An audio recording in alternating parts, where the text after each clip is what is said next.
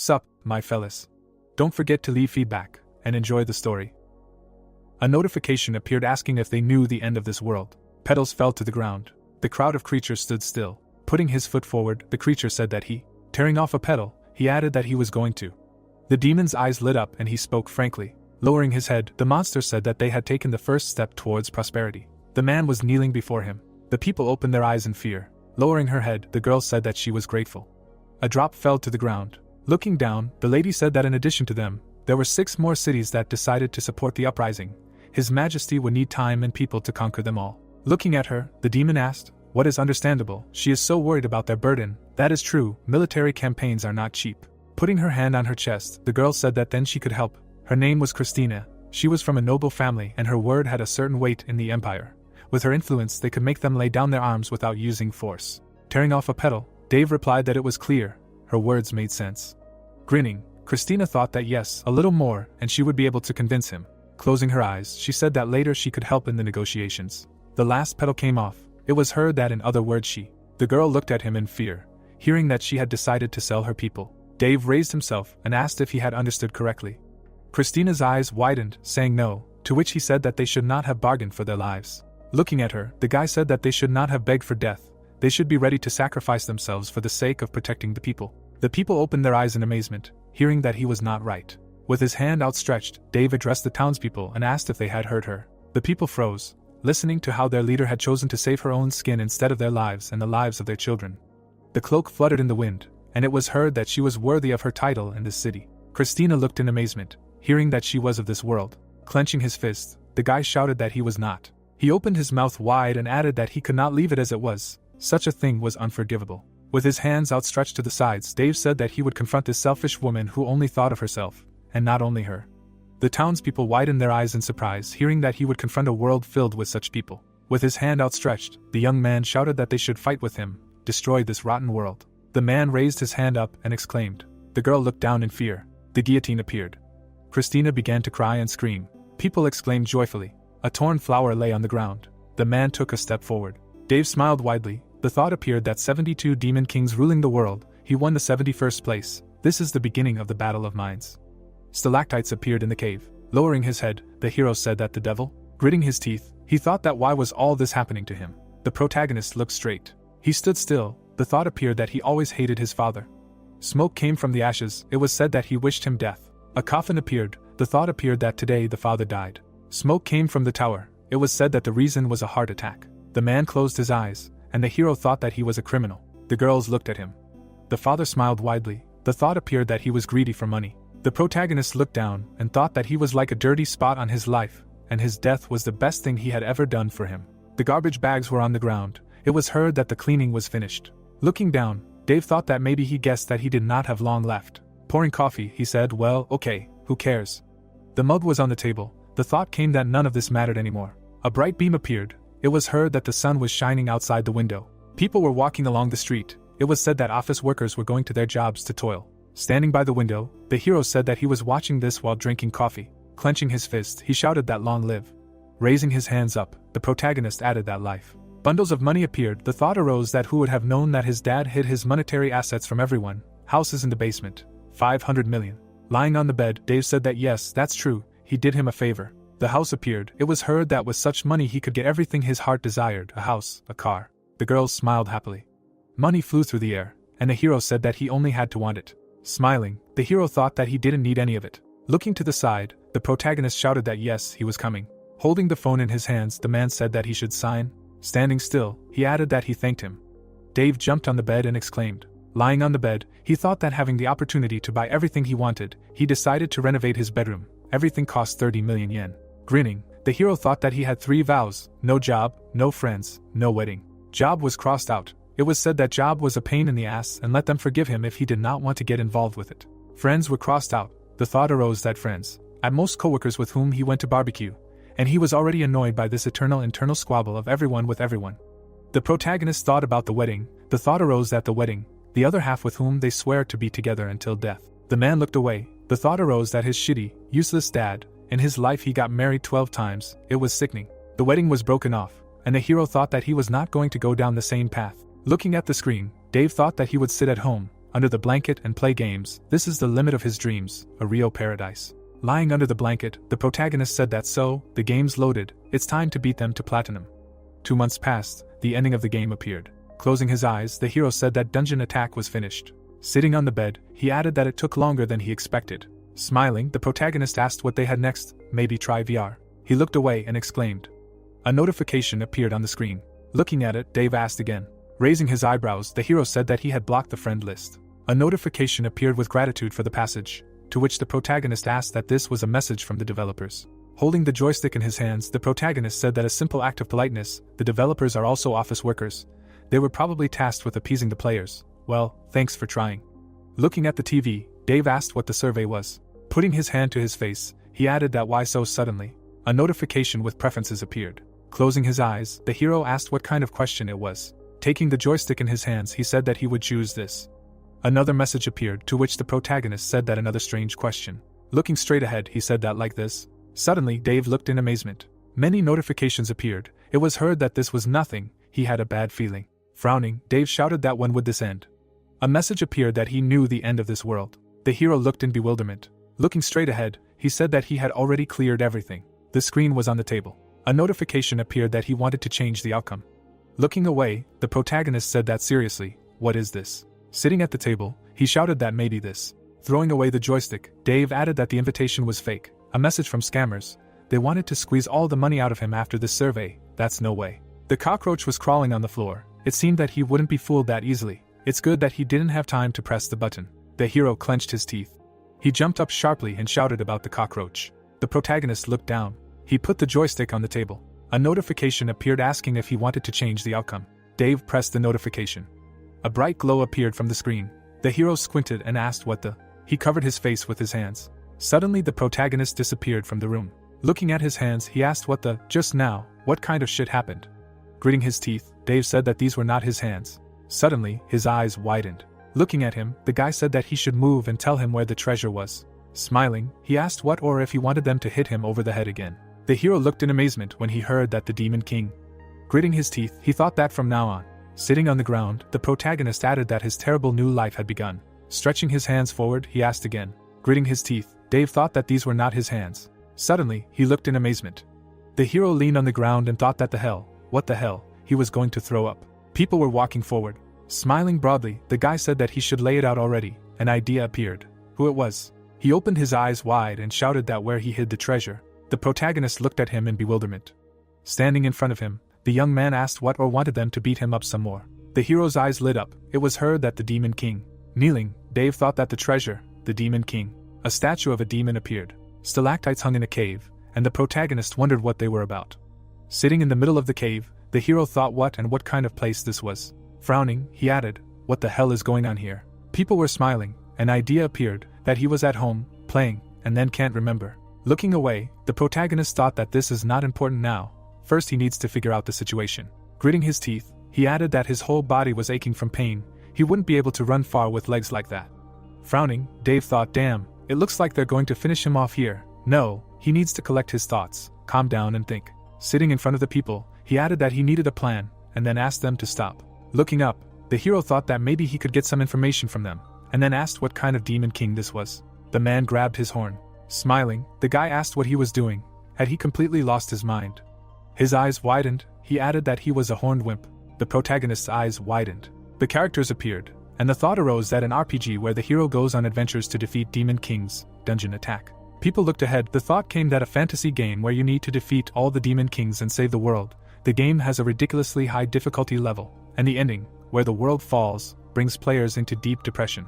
The man rushed towards the monster.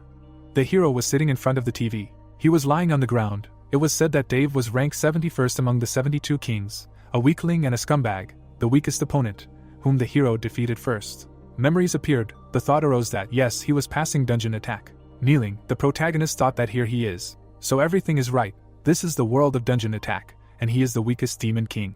Dave, wide-eyed, wondered if this was possible, although it explains a lot. Looking straight ahead, he added that if everything is so, it happens now. The hero looked at the guy. Suddenly, the young man struck him. The protagonist fell to the ground. Looking up, he thought that this was bad. At this rate he was really going to die. Looking to the side, the guy turned around. People exclaimed in amazement. The guys laughed loudly. They started walking forward. The thought that they would kill him appeared. Suddenly a blow flew at him. Closing his eyes, Dave thought that yes, they were making fun of him. Did his dad really curse him for the last time? They were hitting him. The thought arose that only he decided that he could live in peace and comfort. People kicked him. Frowning, the hero thought, and here, damn, he loses consciousness. The man was sitting at the table. The thought arose, who is this? He raised his hands. The thought arose, his shitty father. The father smiled. The thought arose, why is he smiling? The man smiled widely. It was said that it was all his fault. He suffered so much because of him. If you think about it, something like this has happened before. The car was moving forward rapidly. A thought arose that a long time ago he was kidnapped by a man who had a showdown with his shitty father. The man looked in the mirror and thought why this brat was so calm. A thought arose that this was already the third kidnapping. The hero was tied up. Looking out the window, he thought that then he was so tired of everything that he sat calmly and did not worry about anything. A view of an old building opened up. The protagonist was sitting in front of the man. A thought arose that then he decided to bet on it. Holding a gun in his hands, the man said that he should listen carefully. This is not a toy, just let him squeak, and he will kill him. Looking at him, Dave said that he understood. Let him shoot him. A thought arose that he would be able to free himself from his dad. The man looked at him in amazement and asked what he was talking about. He was told that if the gun was real, then he won. The hero took his hand. Looking at the man, he said, come on, he asks, and then thought that if the fake then he lost. From now on, life, stained by the sins of his father. The protagonist held the gun. Sitting on the ground, the kidnapper asked what he was. The policeman took the man away. The thought arose that in the end the kidnapper himself surrendered, and he lost. Dave stood still and thought that, but he understood something. Looking straight ahead, he added that in the end the one with the stronger will survive. So it was, and he had already forgotten about it. Standing in front of him, the man said that this was his last chance. Taking a step forward, he said that the treasure. Smiling, the guy asked where they were. His hand lay on the ground. The thought arose that for sure, at that moment he was already dead. The protagonist grinned slightly. Lightning flew in the air. The thought arose that in this game he could do whatever his heart desired. Gritting his teeth, the guy asked, is that clear? Does he think he can drag the treasure with him to hell? Standing in front of the hero, he added that his patience had run out. Smiling, the bandit asked, is he sure? He never confessed. Opening his eyes wide, the man shouted that he doesn't care. They will find it themselves. Let him kill him. Swinging his weapon, the man said that they will cry about it in the next world. A bright beam appeared. Stretching his hand forward, the hero answered approvingly. It stopped his huge hammer. The guy opened his eyes in bewilderment. The protagonist gritted his teeth and thought that he would do anything. Dave took his hand. His eyes lit up and he thought that anything would do to survive. Flowers stood on the table. The thought appeared that he had gotten rid of the curse that was his father. The hero looked at the glass and thought that he was finally free. Looking at the glow, he added that, or rather he thought so. The protagonist looked at his hands. The thought arose that he was suddenly sucked into the world of the game, and what's worse, he clenched his teeth tightly. It was said that he woke up in the body of the weakest demon king. The guy smiled widely. The thought arose that a group of adventurers stood in front of him. The young man held a hammer in his hands. It was said that the situation could not be worse. A little more, and he would be killed. Standing in front of people, the hero thought that hell no, he barely had time to taste freedom. Breathing heavily, the protagonist said that fine, he will show them. Frowning, he added where the treasure was, and then thought that he would survive at any cost. With his eyes wide open, the guy shouted that he really understood, and then thought that they would get what they wanted, and his head would be taken to the boss. Gritting his teeth, Dave thought that he just had no idea where they were, and even if he guessed. Raising his head, he added that they would kill him right away without blinking an eye. He needed to somehow talk to them in order to buy time. Standing on one knee, the hero said that he admitted defeat. Clenching his fist, he added that the treasures. A huge hall appeared. It was heard that they were in the chambers of the Demon King. The people frowned. Hearing that, however, they were hidden behind a secret magical door. They stood still. The man gritted his teeth, hearing that he was the only one who could remove the spell. Lowering his head, the hero said that it was him. Frowning, he wondered what they would say to this. Suddenly, the protagonist looked in amazement. A bright beam appeared in front of him. The guy stuck his sword in front of him. Lowering his gaze, he said that he should listen here. If he was hanging noodles on their ears, then he was dead. Looking at him, Dave replied that he understood. The young man stretched his arms out to the sides and shouted that they heard him. The treasures were in the Demon King's chambers. A cave appeared, and he heard that great they would go. Gritting his teeth, the hero thought that he was imagining things. People exclaimed joyfully, and the thought appeared that there was one less problem. Standing on one knee, the protagonist thought that now the real fight would begin. A cave appeared, and the thought appeared that they would not kill him right now. The bones were lying on the ground, and the thought appeared that he had time until they got to the place. People were moving forward, and it was said that it was necessary to quickly figure out what to do next. Dave frowned. Looking to the side, the guy shouted that he should move there, to which the hero apologized. Looking at him, he added that he was trying to stall for time, he wanted to die. Taking a step forward, the protagonist thought that at this rate he was doomed anyway.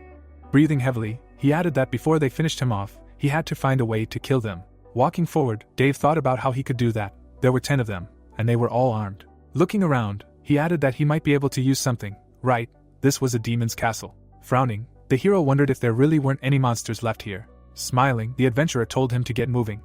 Looking away, he thought that once they had the treasure in their hands, he would be finished. Following him, the protagonist thought about the remains of monsters all around. Judging by the look, they have been lying here for a long time. What to do, apparently. People walked forward. The thought came that they would have to rely only on their own strength. How much longer they had to go to the Demon King's chambers. Gritting his teeth, Dave thought, damn, if only this were a real game. Suddenly, he looked in amazement and added that for sure.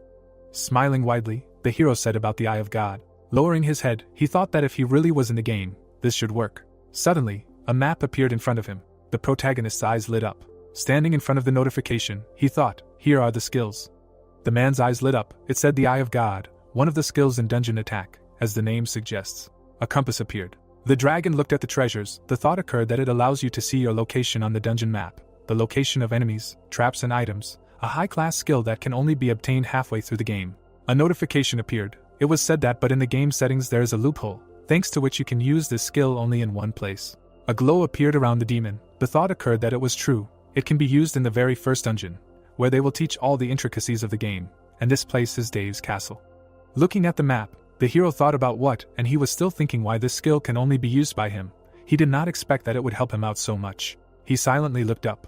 Looking at the notification, the protagonist thought that he knew it. There is no army. With wide eyes, he added that for. A message appeared about the current number of troops in the castle. Dave looked at it in amazement. A notification with a contract appeared. The hero smiled broadly and thought that the Demon King has a skill for summoning monsters. He frowned and looked down. A message about a wallet appeared. The thought that only 100 Libra appeared. Closing his eyes, the protagonist thought, what the hell was he doing here, the damn Demon King? Putting his hand to his face, he said that there were 10 opponents. He could hire 8 goblins in total. They would not last long against them. Looking at the map, Dave thought that he could summon golems and catch them off guard. There was no guarantee that the golems would hold out. There was very little time left until the chambers. The hero silently looked at the notification. A dungeon map appeared. A message with a contract from Hades appeared. With wide eyes, the protagonist thought what if. Frowning, he added that the probability of success was 60%, too low to risk his life. People were moving forward. The thought appeared that no, there was no time left for another plan.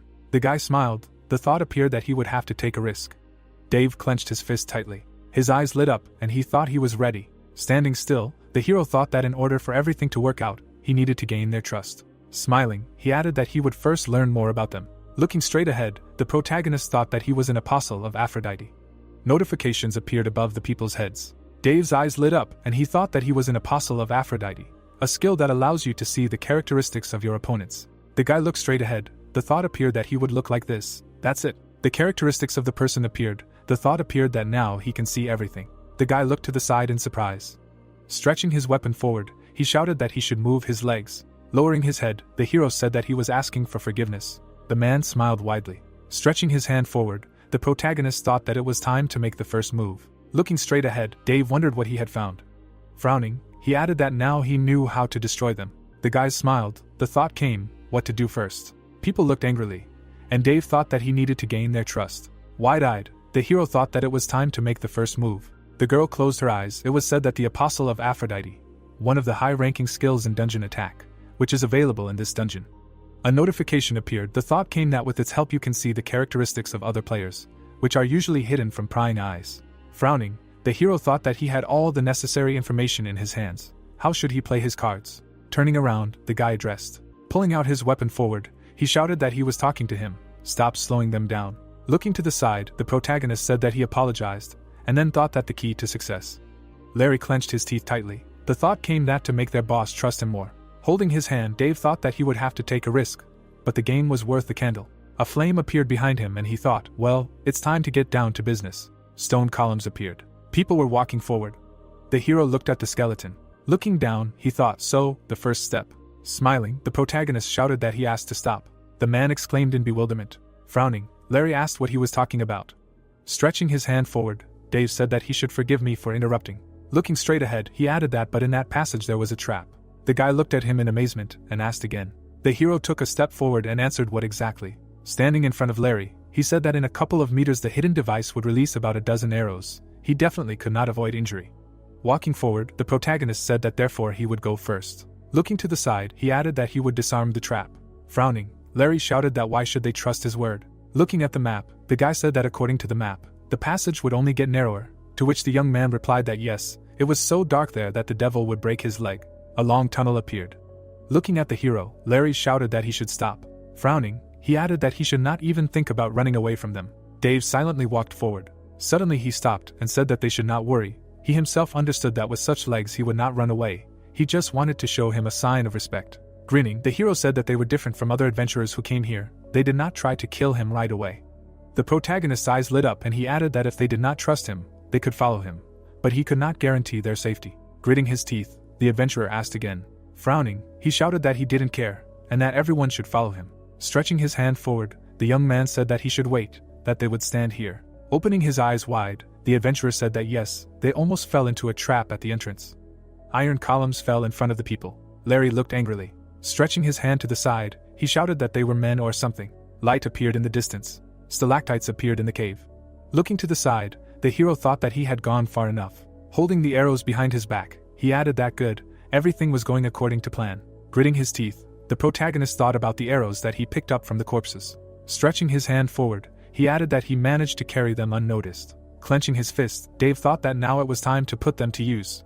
He gritted his teeth and thought about it. Suddenly, the hero swung an arrow. The people froze in amazement. The guy looked to the side and asked what they heard, the voice of the Demon King. Larry looked furiously and shouted what was going on. He gritted his teeth when he heard that it was too early, and that he should not come any closer. The young man looked at him in fear and asked what they should do. Turning around, the guy shouted that everyone should be ready, and that anyone who chickened out would be killed on the spot. The adventurers froze in fear. They began to move forward. The flame illuminated their path. Looking straight ahead, Larry asked where he was. Traces of blood appeared, and someone asked again. Frozen, the guy said that there was a trace. The man was holding a torch in his hands.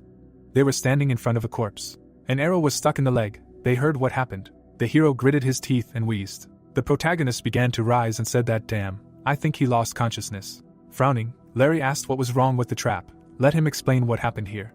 Sitting in front of him, Dave replied that he should be calm. The traps were disarmed. The guys looked at each other. Raising his hand, the young man asked why the hell he saved them. He could have kept quiet about the trap. Putting his hand on his chest, the hero replied that as he had already said. Looking straight ahead, he added that they were different from other adventurers. They gave him a chance to survive. Closing his eyes, the protagonist said that he was impressed by this act. That's the whole reason. Looking down, he added that of course he was careless. Grabbing the arrow, Dave said that but it would not be a problem. Smiling, he added that it was time for them to move on. Smiling widely, Larry thought that he was serious. The hero smiled. Looking at him, a notification about the adventurer's sympathy level appeared. The characteristics window appeared. The protagonist's eyes widened as he thought about it. A multitude of notifications appeared. People smiled. The thought arose that this was great. This was what he needed. They began to sympathize with him.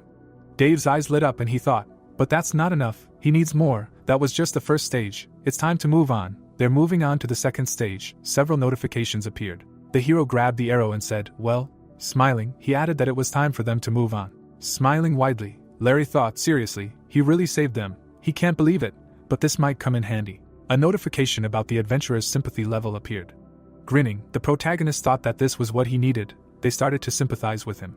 The characteristics window appeared. The thought arose, great, let them continue in the same spirit. Looking straight ahead, Dave thought, the game is just beginning. Raising himself, he said, well, let's move on. Looking at him, the young man said that he was a strange guy, and then thought that perhaps he could be useful. Standing still, the hero heard that with such a wound he would only slow everyone down. It seemed he would have to help him. Looking to the side, Larry said that they should help the Demon King go. Looking at the hero, the guy said that he should hold on like this. The protagonist looked at him in amazement and thanked him. Frowning, Larry asked what he was so surprised about. He was the first to help them. Let him consider this a return favor. The torches were raised up. It was heard that and now they will go. They need to speed up. Dave grinned and thought that it was great. Everything was going as it should, however. The young man looked down. A thought appeared that it would not be easy to get along with their boss. Looking down, the hero thought that it was not enough. Raising his hands, he added that he needed more. People walked forward. A thought appeared that now the second stage began. They stopped in front of the entrance. It was heard that they were in place, the entrance to his castle. Larry looked at him happily and said that it was a nice door. He thought it was smaller. Great, they open it. He opened the door. Smiling, the guy thought that they had finally gotten there. Looking to the side, he said, "Come on, let him get the treasure." A drop fell to the ground. The hero began to cry. The young man looked at him in bewilderment. The guys froze in amazement. Looking to the side, the man asked what happened, why he was crying, to which the protagonist apologized. Putting his hand to his face, the protagonist said that he could not hold back. This place reminded him of his comrades, or rather, his family. Larry looked at him in surprise and asked if demon kings also had families. The guy widened his eyes, hearing that of course. Lowering his head, Dave said that a long time ago. Looking straight ahead, he added that even he had one. The hero stretched his hand forward. The palace appeared. It was heard that there were people whom he considered his family. The orcs were standing at the entrance. A crowd of knights appeared. The protagonist walked forward. Pointing at him, a soldier shouted that he was here. The knights aimed their weapons. Dave turned around, hearing fire. Arrows flew forward. The hero's eyes widened. The monster was standing behind him. The protagonist looked away in amazement. Looking at him, the orc asked if he was okay. Looking straight ahead, Dave wheezed. Arrows were stuck in the orc. Lowering his head, the monster said that he should save himself. He would deal with them, and he should run away as quickly as possible. The hero looked at him in amazement and asked what he was talking about. He couldn't leave him. Tears were streaming from his eyes. Many arrows were stuck in the orc's back. It was heard that he would be okay. Looking straight ahead, he said that he should leave quickly. The protagonist clenched his teeth. He stood next to the orc. Dave looked at him. He began to slowly walk away. Standing in the middle of the palace, the hero said that they all sacrificed themselves to save him. The guys looked in amazement. It was heard that wow, even so. The adventurers froze, and someone said that he felt sorry for him. Lowering his head, the young man said that he thought the demon kings were terrible. The hero was crying. It was heard that he was mourning his fallen comrades. With wide eyes, the guy said that he thought Dave was a good demon. He froze in amazement. Notifications appeared above the people. Lowering his head, Larry thought that what? His story is different from the one he heard. The girl looked ahead. It was heard that the girl said that the demon king is a heartless bastard. A notification about the characteristics of a person appeared. Smiling broadly, the boy thought that although what difference did it make, he was more interested in whether he could benefit from it. Taking a step forward, the hero addressed. Looking straight ahead, he said that he was sincerely grateful to them for bringing him here. The adventurer looked at him in bewilderment, hearing that after all he was not mistaken. They were not like those adventurers who killed his family. Looking straight ahead, the protagonist said that he believed that even the souls of the dead could rest in peace, seeing their nobility, and therefore. Dave's eyes lit up and he added that his life and the treasures of this castle now belonged to them. Turning his head, the hero said that they had come. Larry froze in anticipation. A huge hall appeared. It was heard that these were the chambers of the Demon King. Stretching his hand to the side, the protagonist said that well, as promised, let him give them the treasures of this castle. Looking to the side, the guy asked what was going on and where they were. Walking forward, Dave answered that as he had already said, the treasures were hidden with magic. Grinning, he added that he would now remove the spell, but would ask them to step back a little. Turning his head, the guy answered approvingly. Standing in front of him, Larry asked if that was enough, to which the hero replied that yes, it was enough. Turning around, he said that it had been a hard journey. They had done a great job. Walking forward, the protagonist thought that everything was going according to plan. A little more, and he would be done with them. Smiling widely, Dave thought that it was time to add the finishing touches. Everything was clear with the stats, and the treasures had never been here, before his rebirth. A notification about the castle appeared. The thought arose that Dave only had 100 Libra left. Grinning, the hero thought that this would be enough to fool them. That was all he needed. Raising his hand, he added that in the world of dungeon attack, his capital appeared, and the protagonist thought that 1 Libra is equal to 15 silver coins. A write-off notification appeared. Putting his hand to his face, Dave thought that according to the laws of the game, all written-off items appear in front of him. Looking at the notification, he added that they would use this, and then, the hero grinned slightly. He raised his hand up.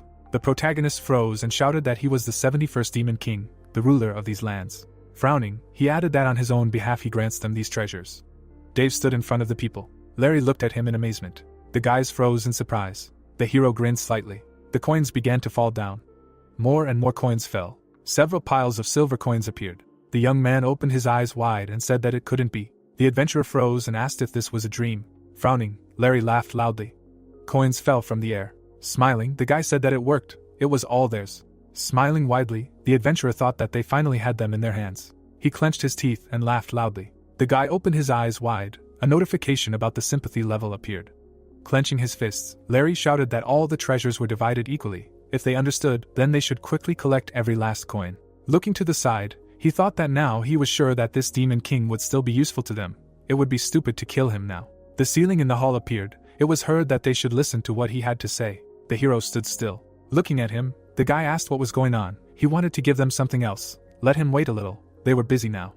Messages appeared above the people. They were collecting coins. Looking at them, the protagonist said that they should forgive him for distracting them, but there was a conversation that could not be postponed. Standing in front of them, he added that 30 more adventurers had just entered the dungeon. The guy smiled widely. They looked away in amazement. Looking down, Dave said that he had used magic to detect the strangers, but had not expected such a result. The young man's eyes widened and he shouted that it couldn't be. How could that be? Larry looked in amazement and thought that for how much he had said, 30 was too many. They would not be able to handle such a number. Looking at the hero, he shouted that he should listen. There must be another way out of this castle, right? Looking down, the hero replied that no, there was only one way out. Raising his hand, the young man shouted that it meant they were trapped. The man looked at him with fear and shouted that they couldn't stand against 30 adventurers. They would be overwhelmed by numbers. Then what should they do? Larry froze in fear. Standing in front of him, the protagonist said that he had an idea. Frowning, he added that if they couldn't escape, they had no choice but to face them. Larry, wide-eyed, asked what he meant. Dave, watching him, asked that he had a map, to which he responded approvingly. A map of the dungeon appeared, and it was heard that unfortunately he could not predict which route they would take. Lowering his head, the hero said that he could become bait. The adventurer asked again, his eyes wide. Gritting his teeth, the protagonist said that yes, judging by their number, this was a military detachment, which meant that they would probably use magic as well. If so, then the first thing they would do was follow his magical trail. A diagram of the dungeon appeared, and it was heard that there were 3 paths from the chambers. Looking straight ahead, Dave said that they would take one, and he would take the other, and then they would be able to escape. The guy's gaze froze and he thought that he was again ready to sacrifice himself for them. Let them wait. Frowning, he asked what, and he wasn't accidentally trying to escape now. Maybe there was no one there. The hero held out his hand and said of course not. He really wanted to lend him a helping hand. Taking a step forward, he added that but he didn't have time to try to convince them now. So, the protagonist smirked slightly. Larry froze in amazement. His eyes widened. Holding his hand out, the boy said that I understand. Well, fine, they'll do as he says. Looking away, he added that but he shouldn't tell them about the bait plan, or the guys will get upset. With his hands outstretched to the sides, the adventurer shouted that they should stop panicking, grab the treasure, and get out of here quickly. Looking at him, Dave thought that thanks to him, he had no doubt. His eyes lit up and he added that he wouldn't believe him. Standing in front of the people, the hero said that 30 adventurers had just entered the dungeon. The young man looked at him in surprise. Looking straight ahead, the protagonist said that he could be the bait. Stone columns appeared. People were holding torches in their hands. Looking to the side, the guy said that the boss had acted bravely after all. Dave frowned. Bags of silver appeared. It was heard that they were grabbing treasures and dumping them quickly. Raising his head up, Larry shouted that they were dividing into 2 groups and moving along different paths to the exit. The young man looked at him in amazement and asked what he was up to, and the other added that he should explain. He didn't understand anything. Holding a map in his hands, the adventurer said that they should shut up and listen. It was a map of the dungeon. The dungeon diagrams appeared. It was heard that there were 3 paths leading from here to the exit. Those who had penetrated here were not fools. They would take the safest path, the same one they had taken. Frowning, Larry shouted that 30 people looked like some kind of combat squad. They were no match for them. Smiling broadly, he said that all they could do was increase their chances of survival. The men looked at him in surprise. Closing his eyes, the adventurer said that if they were lucky, they would all survive, and by splitting up, they would increase their chances of survival, and someone would definitely be able to get out of here. Taking the bag in his hand, he added that one more thing, all the treasures would be his for now. Frowning, the man asked what he meant by that. Stretching his hand forward, Larry replied that they should calm down. He hadn't said that he was taking them forever. The hero looked straight ahead, hearing that the second squad would get the Demon King. Raising his hand, the adventurer said that yes, they should consider themselves lucky if they survived. The boys looked at him in bewilderment, hearing that not only would they receive a reward, but they would also become real heroes. Holding the bag behind his back, the adventurer said that he assured them that it was worth it. Looking away, he shouted that everyone should shut up. Smiling, the young man added that they would quickly pull themselves together. They wanted to die here like dogs. The adventurers looked at him in fear. The man looked at him in fear, hearing that and what would happen to their families then. They were not the last cowards, so. Looking at him, the people heard that so, he asks. Standing in front of the adventurers, Larry shouted that great, and now let them fight for their lives. The people walked through the cave. Looking straight ahead, the guy thought that they were idiots. It was worth putting pressure on them, as they fell for it. Smiling broadly, he added that at first he thought that they were really finished. Stretching his arms out to the sides, the guy asked that he was not accidentally trying to run away now. Maybe there was no one there. To which the hero replied that he did not have time to try to convince him. So, grinning, the protagonist said that he could send a few people with him to make sure he didn't escape. Looking at the adventurer, Dave said that he would come up with a reason to take all the treasures for himself. One way or another, they would come out on top. His eyes widened and he added that if he told the truth, some of his comrades would die with him, and his share would increase. His gaze froze and the hero added that if he lied, they would simply not let him escape. In any case, they had nothing to lose. Grinning, the adventurer thought, what a demon. Closing his eyes, he added that he was right. If they died, it was no big loss. The main thing was to get out of here himself. Grinning, the hero thought that he already knew what he was thinking. Idiot. A diagram of the dungeon appeared. Looking to the side, the protagonist thought that it was time. Dave looked at the notification. A contract message appeared, and he added that they were all to be killed. The cave suddenly shook. The columns began to shake. Raising his head up, the man asked why everything was shaking. Were they really being attacked? Dave looked in confusion. People froze, screams were heard that the ground was glowing. Smoke flew in the air. People squinted from it. Torches fell to the ground. Looking straight ahead, Jack asked what was going on here. Suddenly the hero grabbed his face. The guy looked away, hearing that he was advising him to keep his mouth shut. Standing behind him, the protagonist added that or it would only get worse. Dave took the weapon from him. Jack's eyes widened, hearing that thanks he owed him. Suddenly the hero swung his sword. People watched the glow. They froze in amazement, and someone asked what was going on. A pentagram appeared in front of them. The boy looked at it in fear and asked what it was. A huge golem stood right in front of them. Its eyes lit up brightly. Looking at it, the man asked what the hell was going on. Rocks started to fall down. The adventurer's eyes widened and he screamed to escape. Boulders started to fall to the ground. The man covered his face from the smoke. The adventurer was pinned under a rock. The golem raised its hand up. The boy, holding the weapon in his hand, screamed for it to let go. His sword shattered on the creature. Looking straight ahead, the boy said no. The giant swung its fist. The man looked up in fear. Blood splashed out. The adventurer froze in front of the golem. He looked at the pool of blood in fear. The man froze in fear. Suddenly, the hero was behind him. Looking to the side, the boy asked what he knew. His eyes widened and he added that they needed to escape. Blood was dripping from the sword. The protagonist stabbed the man through, to which he asked why. Dave stood still. Smiling, he said that it was obvious. Raising his hand, the hero said that because of him. His eyes lit up and he added that the Demon King. The people walked forward. It was heard what kind of shaking that was. Looking to the side, Larry wondered if the second group encountered that squad. If so, then the Demon King did not rip him off. Looking straight ahead, he added that he really helped him out. The hero stood in front of the people. The man gritted his teeth and asked what he was doing here. The protagonist silently looked at him. Stretching his hands forward, the adventurer said that he understood, so they managed to get around the invaders. Well, and where are the rest? Holding the weapon in his hands, Dave said that the people he sent with him. Looking straight ahead, he added that they were all dead. Smiling widely, Larry asked why he was here then. If this was a joke, then he didn't find it funny. Wiping the blood off his sword, the hero replied that he had already figured it out, or simply didn't want to accept reality.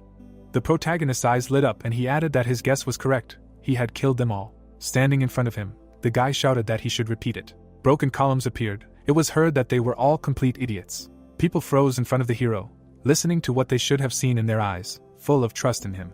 Larry looked furiously and said that he had used them. Many notifications appeared. The thought appeared that yes, that's it. Let him get angry. Smiling, the protagonist said that he was so lucky that they seemed dumber than a monkey. He was very grateful to them for that. He screamed with wide eyes that they really believed that the Demon King would side with the humans, and then thought to let them be furious. The adventurer clenched his teeth in rage. He frowned and screamed. The humans rushed forward when he heard the command to kill him. Dave stood still. His eyes were bright. The golem's eyes suddenly lit up. He punched.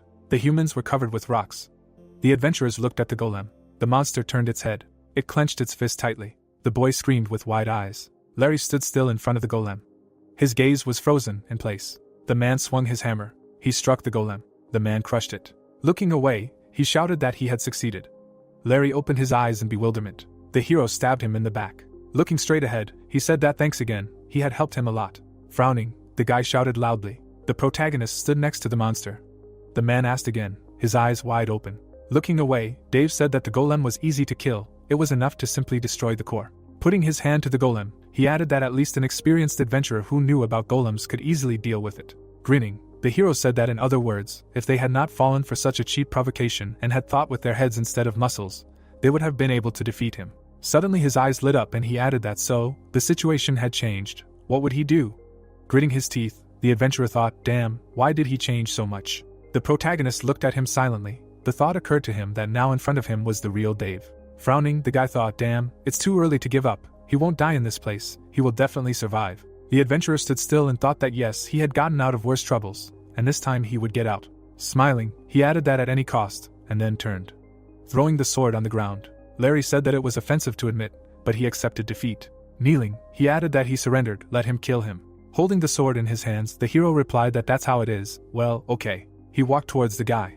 Lowering his head, the young man laughed. Smiling, he thought that he was a fool, he was caught. Looking up, Larry thought that who was he to try to kill him. Holding the blade behind his back, he added that he would die today. A notification appeared in front of the protagonist. He looked away. It was about Hades' contract. Dave walked forward, the thought appeared that like this, closer. As soon as he was very close. Looking down, the guy thought that he would take out the dagger and kill him. The hero took a step forward, the thought appeared that great, 3 more steps too. Frowning, Larry thought that he was a corpse. The protagonist suddenly stopped. The adventurer looked at him in bewilderment and thought why did he suddenly stop? Standing in front of him, Dave turned. A notification appeared above him. It was heard that everything was written on his face. Pulling the sword forward, the hero laughed. Opening his eyes wide, he said that this time he really was finished. The man looked scared and thought that it was the end. Suddenly his eyes filled with rage, and he added that it was a lie, this will not happen. Larry raised his weapon and shouted that he would not lose. He opened his eyes wide and exclaimed. The guy rushed towards the hero. He frowned angrily. Suddenly, the adventurer fell to the ground. The young man looked away in amazement. Slime appeared on his legs. Gritting his teeth, Larry asked what the hell, where did it come from? The protagonist stood behind him. Looking away, the man exclaimed. The golem suddenly grabbed his arm. The adventurer winced in pain. Looking at the notice, Dave said that everything went exactly according to plan. Looking at the contract, he added that it was good that he left money for the slime. He couldn't even believe that everything went so smoothly. Holding the weapon in his hands, the hero asked how it felt when someone he considered a weakling ground him into dust. His eyes lit up and he added that he thought it was like to experience such a death. Looking up, Larry screamed and wondered where he had gone wrong. Memories appeared. A thought arose that at that moment when he decided to hold off on killing him. No. Larry looked at the girl. A thought arose that or when he took the castle map from that woman. The guy smiled broadly. It was said that no, the main mistake was the challenge thrown to Dave. Now he realized that he should never have gone against him, because he was the king of demons.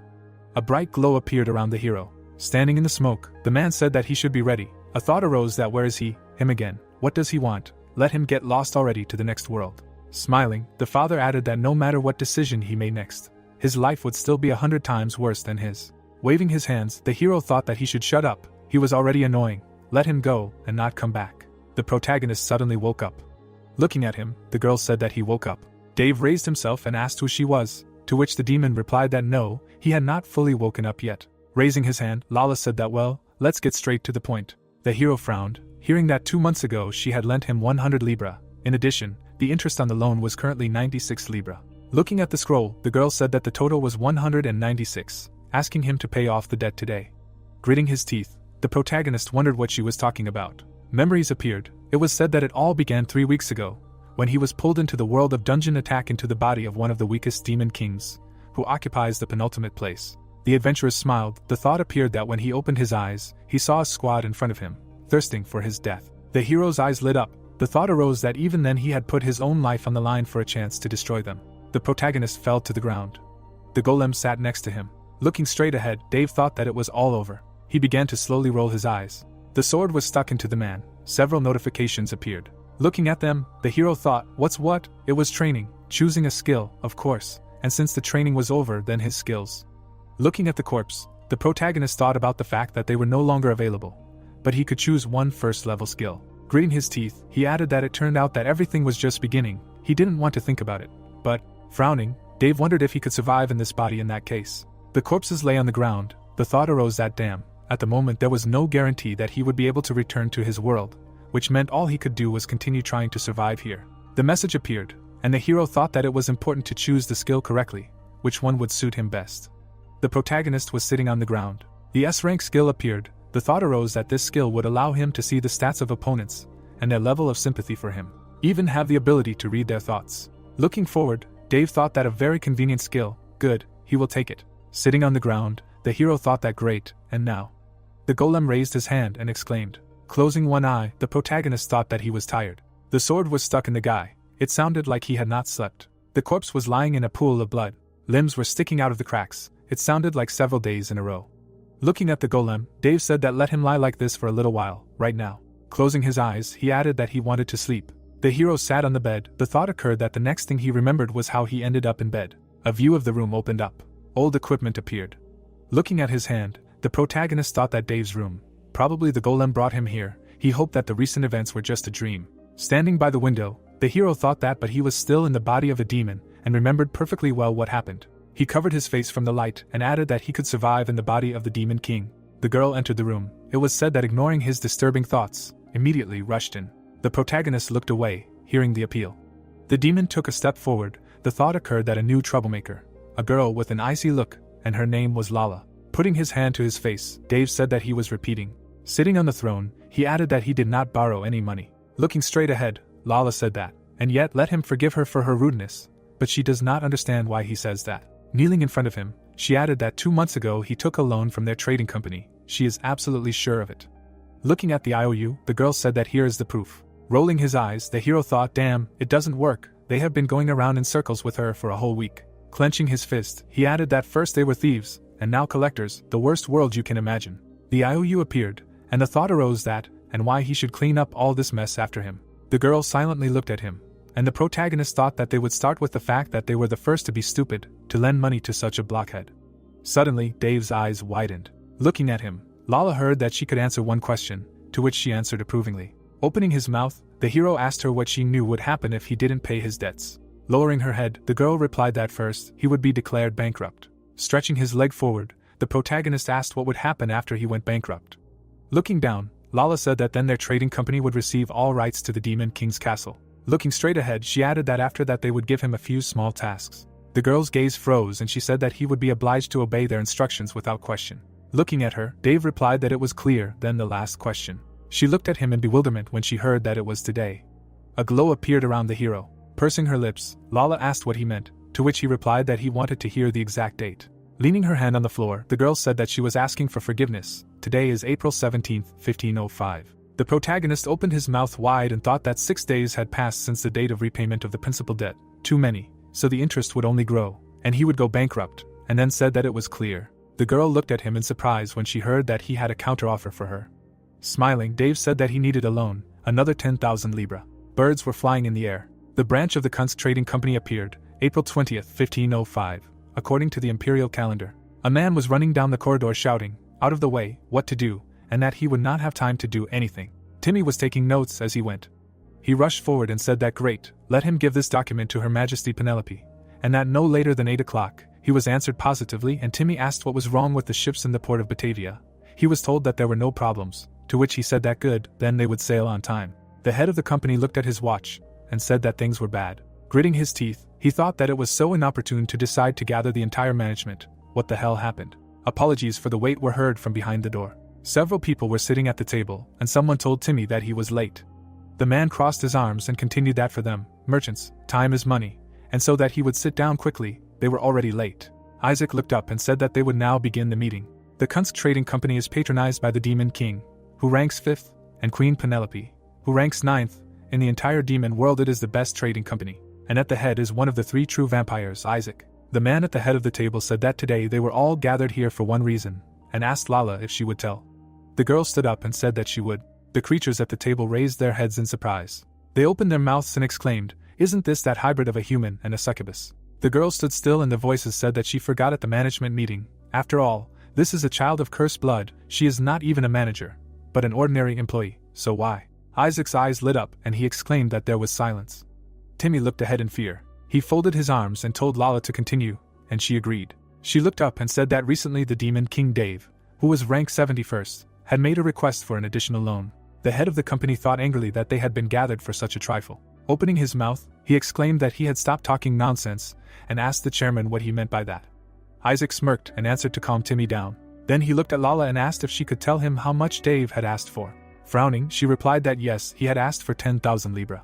The creature's mouths dropped in shock. Looking up, the goblin thought that she had said 10,000 libra, which was equivalent to the budget of a small country. He placed his hands on the table and exclaimed that the fool had seriously said that. Lala looked down and agreed. The girl sat in front of the throne and asked him what he was saying. The protagonist asked with a smile if she had heard him correctly, and that he said he wanted to borrow 10,000 libra. Lala pursed her lips and said that she didn't understand since he already owed them 196 libra. Dave extended his hand and said that was why he was taking out a bigger loan. The girl opened her eyes and said that she really didn't understand what he meant. The hero smiled and offered to tell him frankly why their company had lent him money since everyone knew him as a talentless demon king. Dave asked, sitting on the throne, if he hadn't, and the girl remained silent. Then she looked down and said that no, she didn't think so. The protagonist grinned and said that it was okay. He didn't think they expected him to repay the loan from the start. He walked away from his throne saying that they wanted to declare him bankrupt and make him a leash dog for the company. The man approached Lala. She looked at him, and it seemed that this was their true goal. Looking at her, Dave asked if he was wrong. The girl pursed her lips and answered that he was wrong. The roof of the building appeared and the hero asked to let him rephrase the question. Lowering his eyebrows, the protagonist said that it was the trading company that ordered her to gain his trust and lend him money. Lala opened her mouth and answered that no, it was her own initiative. The hero laughed and said that it was clear. The thought arose that this woman was lying and not blushing, interesting, and continued to say that they needed to return to the main topic. Standing in front of the girl, Dave said that she was asking why he needed 10,000 libra and what he would answer. He frowned and said that it meant that he agreed to be their little dog for the rest of his life. A smirk appeared on his face and he said that in return he only asked for 10,000 libra, which he said was a cheap deal. Looking at her, he continued to say that besides, it was a very good deal for her. Lala lowered her head while the hero said that she could become famous as the one who single-handedly managed to turn the Demon King into a minion of a trading company. Success was guaranteed for her. Dave took her chin and asked what she would say. Looking into her eyes, he asked if she agreed or not, and what she would do. The girl grabbed his hand. She abruptly removed his hand from her face, then replied that it was okay. Timmy furiously screamed that 10,000 libra. He couldn't even return 100 libra. No way, this was clearly some kind of trap. Isaac grimaced and replied that it was a fair point, and told Lala that it was her word. Standing still, the girl responded. The protagonist in her thoughts laughed, and said that if such a question arose, she could answer like this. Lala stood straight and said that Dave had gone mad. He was now suffering from the plague of this world. Without a special cure he would die. The girl opened her mouth and continued that besides, he was doing this for the sake of his beloved. Timmy asked again with displeasure about his beloved, to which the girl replied that yes, and that she would dare to say that he meant her. Standing straight, Lala said that after all, she was the beloved of the Demon King Dave. The creatures at the table exclaimed in shock. Did she understand what she had just said? They shouted in surprise, what a treacherous woman, even the Demon King himself. Suddenly Lala's eyes widened and she said that she had gotten close to Dave on her own initiative for this moment. The monsters cried out furiously that the despicable half-breed had decided to lay hands on the Demon King, and that someone would throw this harlot out of here. Standing next to Isaac, the girls said that it was all for the sake of him becoming the dog of their great company. The chandelier shook with loud laughter. The man stood up from the throne and shouted what they would say, this hybrid of a human and a succubus. Timmy watched in fear as Isaac said that he had just recently joined their company, but she was ready to even sacrifice her innocence to get rid of the fate of scum. Lala frowned and the man said that she was now the lover of the Demon King. Isaac's eyes shone. He laughed and said that it was wonderful, simply amazing.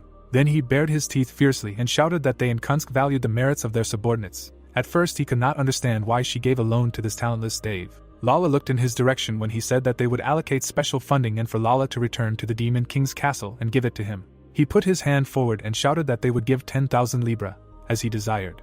The trading city of Kairos appeared and someone asked Mrs. Lala what brought her here. The girl showed a plant and said that she wanted them to collect all the grass of this kind that they could find on the continent. The man asked in confusion if she was sure and that she would have to hire thousands of people. Their wages would cost her 8,000 libra. And what kind of grass was this? It looked like an ordinary weed. Narrowing her eyes, Lala replied that he should not care. This was the order of the Demon King Dave, and asked her to start work immediately. The girl turned and walked away. The men grinned as they looked at her. Lala walked past the crowded street. A smirk appeared on their faces and it was heard that she was running errands for the most talentless Demon King. Was he seriously considering spending all his money on weeds? They laughed and said that it looked like Dave had gone completely crazy, and that was true. They said that she had also become his mistress. It was not for nothing that she was called a mudblood. Well, that was it. Now Dave was definitely finished. Dave's castle appeared. The girl approached the protagonist and called him. He looked at her with displeasure. Lala said that the order had been carried out. She stood in front of the hero and said that they had done everything as they had asked. There was not a blade of grass left on the entire continent. The grass had been put away in pre-prepared storage facilities. The protagonist picked up the book and replied that it was clear she had done a good job. The girl's hands were behind her back and she asked if he would let her know what they had planned. The protagonist grinned in the girl's thoughts and said that he wanted to take out a loan of 10,000 libra. Lala looked at him and said that he needed such a large amount of money because of the upcoming epidemic, and in the end he buys useless weeds. Dave grinned and asked what she thought. The girl's eyes lit up and she asked to let her be frank, and that she saw absolutely no logic in his actions. The protagonist rolled his eyes and replied that he saw no logic, so oh well. Looking at her, he suggested that they first celebrate her success and raise a toast. Lala looked down and said that it was not worth it. The hero narrowed his eyes and asked what was wrong. Maybe she thought he put something in there. The girl opened her mouth and said no, and apologized for her rudeness. Dave handed her the glass, saying that he was joking, and so that she would not frown like that, and that they would try again. She did a good job. The girl picked up the glass while the hero was saying that they should drink to their future. Lala took a sip. She drank it down. Then she wiped her mouth and asked what it was. The protagonist grabbed his head and shook. Dave laughed and said that it was the fruits of her labor, a decoction of herbs she had collected, which she thought tasted good. The girl narrowed her eyes and asked if he was joking. The fireplace appeared and the hero replied that he was not joking. The trading company must already know. He extended his hand forward and continued to say why he took 10,000 libra. They thought he had gone crazy and was making medicine for a non-existent disease. Dave grinned and said that if you think about it, there was some truth in it. Lala looked at him silently. The hero sat on the throne and said that now to the main thing. Does she know what day it is today? The girl frowned and replied that yes, the 20th of June, 1505 according to the imperial calendar, and that today was some special date. Dave put his hand to his face and replied that I understand, so it was time. He had a pen in his hand and the hero said her name.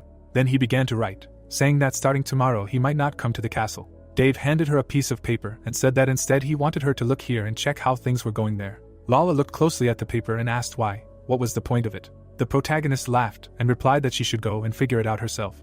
She looked at him while Dave said that he knew she had had a hard time lately. Taking breaks and relaxing was also important. Hot springs for travelers appeared. The girl took off her shirt. She raised her hands and thought that she would not understand this guy. What the hell he was planning. Lala entered the bathhouse.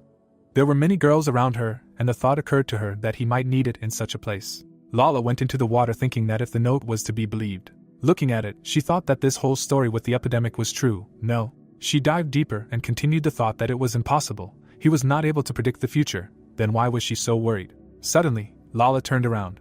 She ran forward screaming what happened. She was told that she suddenly fell. The girl was lying unconscious on the ground. Lala began to shake her and scream if she could hear her. What was wrong with her? What had happened? Just let her not pass out. The girl closed her eyes and said that it hurt. Lala asked where it hurt and what hurt. She touched her forehead and she was told that her whole body hurt. The girl said that she had a fever. Let her be patient. Now they would take her to the hospital. A moment later, Lala's eyes widened. A spot started to appear on the girl's neck. Dave's note popped into her head, and she thought it was a black spot. She opened her mouth in shock. Lala was sitting next to the unconscious girl. Then she turned around. Someone was shouting that a person had fallen here and here too. Lala thought what the hell was going on here. The hospital sign appeared. The girl was covered in black spots. Lala was sitting on a bench while someone was telling them to quickly place those who were still alive in wards. This was already the 30th patient. God, what was this? The girl opened her eyes in shock and thought that this was impossible. There had to be a reasonable explanation. A man appeared next to her and asked if she was okay and that everyone who had been at the hot springs had died except her. The corpses were lying on the couches and she was told that she was better. Spots started to appear on the man's neck and he said that he should leave this city as soon as possible. Lala looked down. She looked at her hands. Then she remembered taking a sip from the glass. In her memory, she wiped her mouth and asked what it was. Dave smirked and said it was the fruit of her labor, a decoction of herbs she had collected, and she thought it tasted good. Lala looked ahead and thought she didn't believe it, but it all fit, it did. Frowning, she thought that Dave really did. The protagonist looked out the window, and she realized that he had foreseen the epidemic. The system announced that it was July 16th and the year 1505 according to the imperial calendar, and that the plot was in a place called a trading company. The fairy flaps her wings. She leaves sparkles in the air. The goblin is perplexed by the fact that someone is apologizing for disturbing him. Timmy shakes his head, saying that he has a meeting with Her Highness Penelope and calls for him to disappear and everyone else, and immediately apologizes for his rudeness to His Highness. Someone hits his hand with a brush and replies that everything is fine and that most likely the matter is urgent. The red-haired one smiles contentedly and asks him not to worry, because she will wait. Timmy looks at her in bewilderment and notes that he is sincerely sorry for his behavior, to which she asks him to tell her what he has. The fairy pulls out a scroll and agrees, saying that the head office recently contacted them. The goblin reads the letter and thinks that if there is some nonsense in it, then it is just a corpse. The green one is horrified. He reads and notes that there can't be anything like that, because the letter says about an outbreak of an infectious disease and that this disease has spread throughout the kingdom and its first outbreak is indicated, and a note that in the coming days the disease will reach neighboring countries and that the mortality rate is about 80%. Penelope asks with interest what is going on there. He grits his teeth and refuses to accept what is happening. He reads on about how information has appeared that the Demon King has a cure for the aforementioned infection and that, on his orders. A certain specialist named Lori has organized the collection of all the necessary herbs for the cure across the continent, and that the current value of Dave's property is estimated at approximately 1.2 to 3 million gold, and that an emergency meeting of the board of directors has been scheduled. The girl holds out her hand, asking what it is and asking to see for herself, to which he agrees. The red-haired girl is horrified. She reads the letter. The goblin is perplexed and asks her a question. She looks at him contentedly and notes that it is interesting. Someone is standing outside the window. Dave smirks and you understand that a storm is approaching. He is standing near the window. The guy turns around and notices that someone returned to him much faster than he thought and asks what was there and whether she managed to relax. The girl looks displeased. He squeezes his fingers and asks what's wrong with her because she looks pale and assumes that she didn't like the hot springs. The blue-eyed girl frowns and asks if he knew everything. The brunette smiles and asks again what she means. Lala asks him not to dodge the question with displeasure and notes that she is talking about an epidemic. She lowers her eyebrows and continues that the herb that he told her to collect turned out to be a miracle cure. Against the backdrop of the towers, he asks again what she is getting at. He turns completely to her. He bares his teeth. Lightning strikes. He spreads his arms and asks if there was a time when he warned her about something like this. Lala is taken aback. Dave's eyes shine and the voice explains that the girl is right and that this guy knew everything from the very beginning, specifically what kind of future awaits them. In the background of the guy, the voice continues that in this game the action takes place in the period of 1915 and that it was then that the plague engulfed the entire world and thereby plunged it into darkness. The infected raise their hands and the voice says that if you believe the plot of the game itself, the outbreak of the epidemic happened right at those very hot springs, in the summer of 1505, and that only a year later someone will find out that the black grass has miraculous properties and is a good cure for the plague. Against the background of such grass, he explains that until that moment this plant was considered just an ordinary weed. Dave puts his hand to his mouth and thinks that he ended up in exactly that period of time, and that knowledge about this era turned out to be incredibly useful for him. Lala hands him an IOU, saying that this is evidence. The guy then read it, and realized that it was in this very IOU that he noticed the date he needed. The blue-eyed girl frowns and the guy thinks that without her he would not have coped with the task. He frowns at her, and asks what she thinks, and what the trading company says about this. The girl's eyes shine with the words that the company is now a real chaos, and that it looks more like a hive, all the bees in which are furious. But there is one but specifically, that all the management called for an emergency meeting on this matter. Dave takes a couple of steps and notes that everything is clear and asks her one question about why she is still standing here and not running there with all her might. He looks at her furiously and clarifies why she came to him instead. He shows his fangs and asks permission to guess and suggests that it is now that it is dangerous for her to return there. He extends his hand and continues that the trading company probably thinks that it was impossible to predict the beginning of the epidemic. Dave leans his forehead against her with the words that means that someone deliberately released this disease into the world and wonders who did it, and for what purpose at all, and that they also have an answer, and that she is right in thinking that they will think specifically about her. Lala clenches her fists, and the guy continues that it was she, in their opinion, who subdued the stupid demon king and became his lover and reminds them that she herself told them that she could make him her obedient dog for the good of the company. Blue Eyes is taken aback and he continues that it turns out to be such a coincidence that she ended up at the right time and in the right place, exactly where the plague began, and that she had previously searched the entire continent in search of that very miracle herb. Lala is horrified, while he says that all this smacks of betrayal on her part. Dave looks madly and insists that since she came to him and not to the company, then she herself must understand all this perfectly well. Blue Eyes backs away. She imagines people's faces and thinks that from the very moment she was born, she was treated like trash. She looks at them indifferently, and continues that she had to work tirelessly in order to achieve her current position and prove to everyone what she is worth. Lala stares in horror and thinks that now all her efforts were in vain and everything she had strived for all her life collapsed in an instant. Dave is standing in front of her and the girl wonders who he is and realizes that she has a feeling as if the demon in front of her is far from the one she knew before. The brunette is furious, and she reasons that what if it is not him in front of her at all. Against the background of the chandelier, he answers that she now has only one path. The red-eyed man smirks, saying that she should bow before him, and what if she does? He squeezes his fingers and explains that in this case he gives her real power, and that all the medicine will be transferred under her personal control. She, dumbfounded, asks what he means. Dave spreads his hands and explains that this world was destined to face this epidemic, and that as a result of it many will die, and that among them will also be women and children, rich and poor, and that thus death will spare no one. Blue-eyed frowns as she listens about those who considered her a mudblood, including those who will die, and that they will desperately look for a way to survive. Lala is surprised to hear that they will come to her and want to make a deal with her. He smiles, saying that she is half human and half demon at the same time, and that she is the one they considered scum, and that she will hold the lives of hundreds of thousands of people in her own hands. Red-eyed looks closely and asks if she wants to have such power, and asks her decision on this matter. Lala looks in horror and understands that she cannot agree to this, because she understands this. But still there are reasons to agree, and she does not understand why her heart is beating so fast now. There is a purple curtain behind the curtains. She does not give an answer. The girl kneels and agrees. Blue-Eyed looks down and officially declares that she is handing over her life to him, and that from now on she will faithfully serve the Demon King. She kisses his glove. Dave looks at her with satisfaction and says that in exchange for her sincere confession, he guarantees her a seat in the front row. Something hot is on the table. Lala is sitting at the table.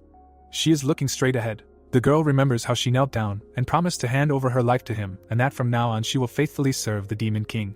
Someone knocks on the door a week after the incident, and someone says that she brought him lunch. Lala is standing near the door. The door opens and the girl apologizes for disturbing her. The blue-eyed girl looks at him with displeasure and reasons that it has been exactly since the Demon King became her master. A pile of books is lying on the floor. He is sitting in a chair incorrectly. The girl caught him sleeping and continues that from that moment on, he has always either read the books that were in the castle or slept. The book fell on the floor. Lala is standing next to him and reasons that she does not understand him at all. The brunette lay down differently, while she continues that she wonders what is in the head of the Demon King. She remembers standing in front of him 6 months ago, and that he contacted him with a desire to get a promotion in his company, and then told him that she was glad to meet him and that she was a representative of a trading company. Dave ordered her to be silent. He looks at her madly and retorts that he is not interested in the name of some mudblood, that he is busy, and asks to talk more to the point. The girl imagined him and remembers that he turned out to be such a scumbag and that everything was as she expected, that as soon as she showed him the money, he immediately pounced on them. Then someone came to them and she reasons that she only had to tell the right people that treasures appeared in the Demon King's castle, and someone says that this means that he now has a map. The blonde smiles and asks if this is a map to the Demon King's castle. The blue-eyed girl smirks and remembers that his words then hurt her, and that she wanted to make him howl in pain. Lala stands next to the owner, and thinks that nevertheless this Demon King is beyond her understanding. She frowns and continues that now the lives of the entire population of the continent are exclusively in his hands. The brunette is sleeping and she asks how he is able to sleep peacefully in such a situation. The girl crossed her arms over her chest and notes that several countries have already sent letters with an offer to purchase herbs. The blue-eyed girl looks away with the thought that in fact it is very difficult for her to believe that the trading company will remain silent in such a situation. The goblin stands behind the door and asks someone to let him in. He recognized him by his voice and gave permission. There is a head of a demonic goat on the wall. There is a statue on the table, and the scene transfers to the office of the trading company. Timmy looks forward and addresses someone. He looks at the candles and notices that he is here. The candle lights up and he asks him to sit down. The goblin sits on the throne. Isaac asks what the situation is. Timmy looks at him in confusion and replies that the situation is currently worse than ever, and that the epidemic is still spreading and that it is only a matter of time before the miracle just takes over the entire continent. Isaac looks at him and says that he understands him, and that if he believes his company's calculations, then about 30% of the population will die. Green looks at him in horror and asks again about 30%, because most likely he just didn't make a very good joke. Red-Eyed frowns and asks if he ever joked at all. The candles sway and he replies that such a thing never happened. Blonde looks forward and Green hears that the LODs have also suspended trading operations with his company today. Timmy's eyebrows rise in horror. He hits the table and screams that it is all because of that mudblood. Isaac sits quietly and hears the question about where she is now. The blonde folds his arms and replies that they still haven't been able to contact her, and that he has one guess. He wiggles his mustache and explains that she most likely planned to betray them from the very beginning. He recalls the letter and continues that he judges solely by the fact that she was at the site of the outbreak of the epidemic, and before that she spent several weeks in a row collecting herbs that are needed to create a cure for this very disease. The candles shake and the green one laughs and retorts that no one could have predicted the onset of the plague, and that even God cannot do such a thing. Isaac shines his eyes and explains that all this leads them to the fact that this epidemic was not accidental and that it was obviously created on purpose. The goblin thinks about his words. He looks in horror and is perplexed, because someone could not have intentionally done such a thing, and wonders who is behind all this. The blonde listens to his reasoning that it is clear to him that the girl released the disease into the world, but she could not have pulled off something so large-scale alone. Timmy frowns and realizes that she and Dave are involved in this together. Isaac sits and retorts that this can't be, because even if he was capable of such a thing, he would never have stooped to such an insignificant state of affairs. He brings his hand to his face and continues that most likely he is just a small screw, the same as the blue-eyed girl. The goblin opens his mouth and asks who could have arranged something like this and clarifies whether someone could really be capable of starting an entire epidemic. He frowns and realizes that he has one demon in mind for such a matter. The goblin asks if he is thinking about the same one he is, to which he receives a positive answer with the explanation that this is one of the greatest lords of this continent, and that he is an immoral black magician, and that only he is capable of doing something so large-scale, and that he is the god of black magic and diseases, and he understands that he is talking about Barbados, who is also the 8th in the demon rankings. Green frowns and realizes that if Barbados is involved, then anything is possible. He imagines her saying that she hates humans more than anyone else, and that he has started wars and destroyed many countries. Goblin sweats and thinks that the plague will mainly affect humans, not demons, and that in the worst case, they will simply die out. Isaac looks at him and reasons that this is all in the spirit of the demon kings. Green frowns and fumes that if this is Barbados' doing, then he does not understand what to do. He looks at the ceiling and says that his company has built strong friendships with many demon kings, and that is why they have risen so high. Green extends his hand and reasons that if they have to go against one of them, then they need to carefully prepare for such a thing and find strong evidence against him. Isaac's eyes shine and asks again about the evidence, and whether he thinks that they don't have enough evidence anyway, because Lala and Dave will tell them everything themselves. He sits down more comfortably and asks him not to worry because he has already taken all the necessary measures on this matter. Gray-haired laughs and notes that they will still greatly regret crossing his path. Goblin is horrified. Blue-haired turns to Isaac. He laughs and clarifies if this is an answer. The letter lights up. Isaac laughs madly. He smiles and asks Timmy to go to Penelope and give her their request. He looks at him and explains that she is the only one who can fight equally with Barbados, to which he receives in response that it will be done. Timmy imagines them and remembers that these two demons are like cat and dog and that Her Highness Penelope will agree to help them. Isaac's eyes shine and asks if these brats dare to oppose him. The throne glows black and the goblin is indignant. He falls apart and says he can't wait. The goblin is scared while he continues that he can't wait to finish them all off one by one. He stabs someone in the neck saying that he is starting his business with Lala. Isaac drinks the blood and says that it will become part of his collection of living dolls. Lala runs to Dave and calls him with a request to wake up because they are in big trouble. The brunette opens one eye and asks her again. She hands him a piece of paper saying that he has received an invitation. His eyes shine and ask if this is an invitation and where it is. The girl looks at it and explains that it is for a meeting and that she has never heard of it being organized so quickly. Isaac laughs evilly and announces a gathering of the demon kings who rule this world and that they will all be in one place. Lala looks at him and declares that Valpurgis night will take place. Someone sings about how they are sailing through a magical sky to a dreamland. A man in a hat asks his sister to tell her something, namely who their next client is. The blonde grins and says that the next one is the demon king named Dave. She smiles and notes that it is true, it will be him, who fell in love with a half-demon half-human. The green-haired girl raises her hand up, saying that forbidden love is so romantic and that she is sure that this demon is a real gentleman. The blonde calls on the others not to invent unnecessary things for themselves. They look at the castle and she continues that they will be there very soon. Someone in the cave asks His Majesty to hurry. Lala insists with displeasure. Dave opens one eye and asks her not to make noise and asks her to tell him why he needs to go there. The brunette covers his face from the sun and asks again what this Valpurgis night is. Blue Eyes looks at him with displeasure and reminds him that he is the demon king and does not understand why he asks her such things. Lala frowns even more and asks if it is true that he has never participated in this meeting. Dave spreads his hands and replies that he has never been there. Lala looks at him and decides to explain to him that this is a very important event, where all the demon kings and their closest subordinates gather, and that together they solve problems of a global scale for the sake of maintaining universal order, and that the meeting is held rather irregularly, but almost all the demon kings are invited to it. The brunette scratches his ear and notes that in this case this event does not concern him at all. Blue Eyes looks at him and insists. She goes to him and explains that the topic of this meeting is the plague and that they have chosen this place as a meeting. The girl shines her eyes and says that one of the branches of the trading company is located there, from which anyone can draw one conclusion. Dave hears that the company itself initiated this meeting and that at the moment it has a monopoly on the miracle cure for the plague and that if he does not show up this time, it will be bad. Dave looks at her with displeasure and she continues that it does not matter what the reason for his absence is, they will still come for him. Red Eye puts his hand to his chin and thinks that he is just dealing with one problem when another one immediately appears. The demon looks ahead and notes that one thing is clear for sure, that the situation cannot be brought to the point where the trading company uses force against them. Blue Eyes stands opposite and hears that he agrees and that they will go to this Valpurgis night. He smirks at the thought that the negotiations give him at least some guarantee for a peaceful solution to this situation, and that in the event of a bad outcome, everything will be really bad. Lala turns around and he understands that in this case he has her. Dave smirks and understands that after all, he did one thing for a reason. The brunette put his hands in his pockets and notes that this thing is a big waste. He goes, saying that he has something to tell her. The demon looks at her and asks how they are going to get there. The red-eyed man frowns and notes that it will be very profitable for the company if he does not show up and that they will probably put spokes in their wheels along the way. She takes out her watch and agrees with him and states that she took this into account and prepared transport and escorts for them in advance. The blue-eyed woman looks at him and continues that they should show up any minute. Someone sings that they are floating through the magical sky to the land of dreams and count to 3, after which they suggest singing one spell together. The witch smiles and says that they soar up and fly and will take him wherever he wants. Dave is taken aback. He looks at them in horror. The blonde smiles.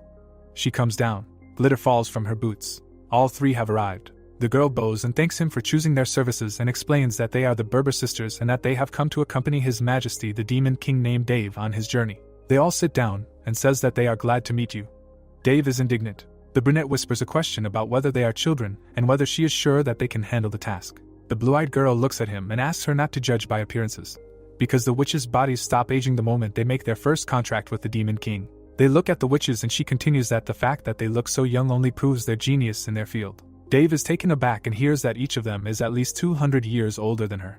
The brunette replies that he understands everything and notes that such behavior on his part was rude. He extends his hand and asks the sisters to raise their heads. The red-eyed one puts his hand on his chest, saying that he is grateful to them for accepting their request and that he hopes that his flight will be safe with him. The witches sheepishly answer that they agree. Lala watches closely. Dave asks her what happened, to which he does not receive a clear answer. The blonde casts a spell and notes that it is time to get down to business. A throne on a broom appears in front of them, and she calls him to come on board. The brunette tiredly clarified whether everything will go well, to which he receives in response that he should not worry so much. The blonde sits in front of him and says that she asks for his attention and that she thanks him for choosing the sisters' services and that it is a great honor for them all and that the weather around is clear, and therefore they are catching a tailwind and hope that they will be able to enjoy the flight to their destination. The statue holds its hand up. The scene moves to Hermes Square. Dave looks at the witch and states that nevertheless, sitting still for 6 hours is still torture for him, to which she says that she thanks him for his patience. Red-eyed smiles and remembers that he did not praise them for trying hard and asks if he should treat them to dinner. The witches look pleased and ask again if this is true, because they will be very grateful to him for it. The blonde raises a finger and says that she knows of a very popular restaurant nearby, to which she receives approval to take him where he needs to go. Lala frowns and tries to make him memorable. Dave looked at her with displeasure and asked what was wrong and whether she was tired from the road and noted that if he didn't eat now, he simply wouldn't live to see the meeting. The blue-eyed girl looked sternly. The Demon King leaned over and asked what was wrong and suggested that she was simply afraid that the company would attack them and retorted that she should relax because no fool would attack the Demon King in the city center. The pink-haired girl thought about it and agreed. The monsters were sitting and drinking. Other creatures were doing the same. The brunette walked and noted that this place was quite lively, to which the witch agreed with him and explained that this was the only area where everyone was served, regardless of the class and race of the visitors. She pointed and continued that they were already close and called them to follow her. The brunette thanked her. He turned around. Someone was beating up a man and shouting that he was doing this, and the second one was asking him for forgiveness. The man grins and shouts that this is not alcohol, but rare crap and that it is simply impossible to sit on these chairs and notes that he can't even serve guests normally and asks if he should pay him for such service. Dave watches as he kicks the man and shouts that it is easier for him to get rid of old people like that gentleman, to which he asks to forgive him. The red-eyed man turns to Lala. Dave looks angrily and clarifies what kind of trash this is. The blonde kicks him and the girl explains that in front of them is the 72nd Demon King. Dave lowers his eyelids and notes that in this world there are only 72 demons, and that he himself is the 71st. The brunette takes the swill from the child, saying that he was very interested in finding out what the 72nd is and that now everything is clear to him. The demon drinks. He raises his glass. Lala frowns and calls out to him. The brunette throws the glass on the ground and explains that this journey turned out to be much more interesting for him than he expected. Against the background of the game's splash screen, someone starts telling about it. Demons are standing nearby and the voice continues that this world is ruled by 72 demon kings and that this is a fantasy game, and that you need to defeat all the other demon kings. The building is on fire and the voice says that you need to kill, for example, the demon that destroyed the village of the game's protagonist when he was still a small child, and notes that when he grew up, he gained the desire to take revenge on all the demon kings and began to explore the world with his comrades on the way to achieving his goal, and that the action of the game itself takes place in 1515 according to the imperial calendar. Dave looks away and notes that he got to this world in 1505, which is 10 years before the start of the main plot, and that here he is known as the 71st demon named Dave. The demon following him smiles and the guy reasons that the demon who destroyed the village of the protagonist, and thereby gave birth to a great warrior, is the same 72nd demon king. The creatures look on discontentedly while he insults him, and the victim screams and asks him to forgive and spare. The goblin looks on in horror and hears that he has shut him up.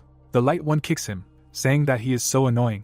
Dave smiles and thinks that he is completely sure that he will soon attack the village of the game's protagonist. The demon screams insults.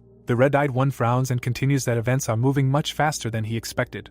He takes a glass and notes that everything is clear to him. The demon drinks and decides that if so, why not immediately nip the root of the problem in the bud. The brunette raises his glass. Lala is displeased with his behavior. The demon drops the glass on the ground and explains that this journey turned out to be much more interesting for him than he expected. The wine spreads under the shards. The blonde turns around at the sound. The red-eyed one stares at him contentedly. The 72nd one turns around displeased. He looks at him and asks why he is staring at him like that. Dave smiles. The second one gets angry. The blonde one goes to him and asks why the hell he is grinning like that. The 71st demon turns to the girl. He lowers his eyelids and asks if he has any patrons for the potential opponent. Lala calmly replies that as far as she knows, he does not have any and that he spends most of his time in gambling houses nearby. She looks at him and continues that this demon is known for using his status to torture people with impunity, and that even the demon kings themselves consider him a shameful stain on their reputation. Dave smiles and says that he understands everything. The blonde one goes to him. He looks at them and wonders why they are standing like statues.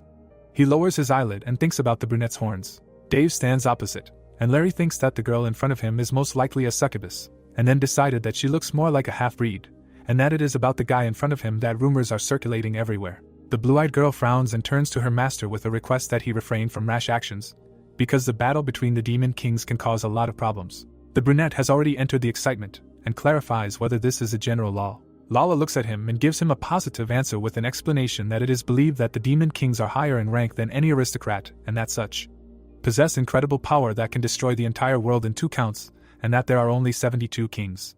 The kings stand against the backdrop of fire, and she continues that due to a number of circumstances, instead of the laws of the empire, such individuals follow a common law that ensures their own safety, as well as the protection of their businesses. She frowns, saying that any fights between demon kings are strictly prohibited in such a set of rules and that she is sure that he himself should know this. Lala looks with glassy eyes that he is like a child at such a moment. If he gives in to emotions and is the first to get into a fight, then he will inevitably face punishment.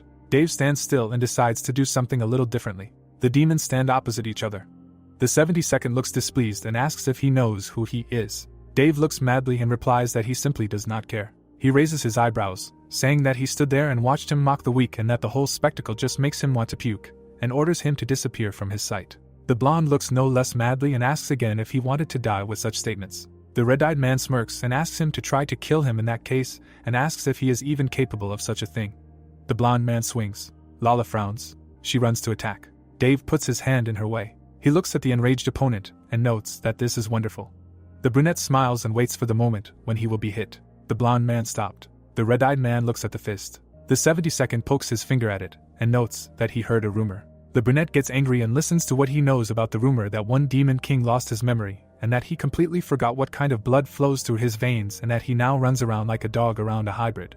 The blue-eyed girl tensed up while he added that he also made her his lover. 72nd puts his hand on his shoulder and continues that he did not expect such a turn of events, that he would meet him in such a place. The blonde looks at him madly and calls him by his full name.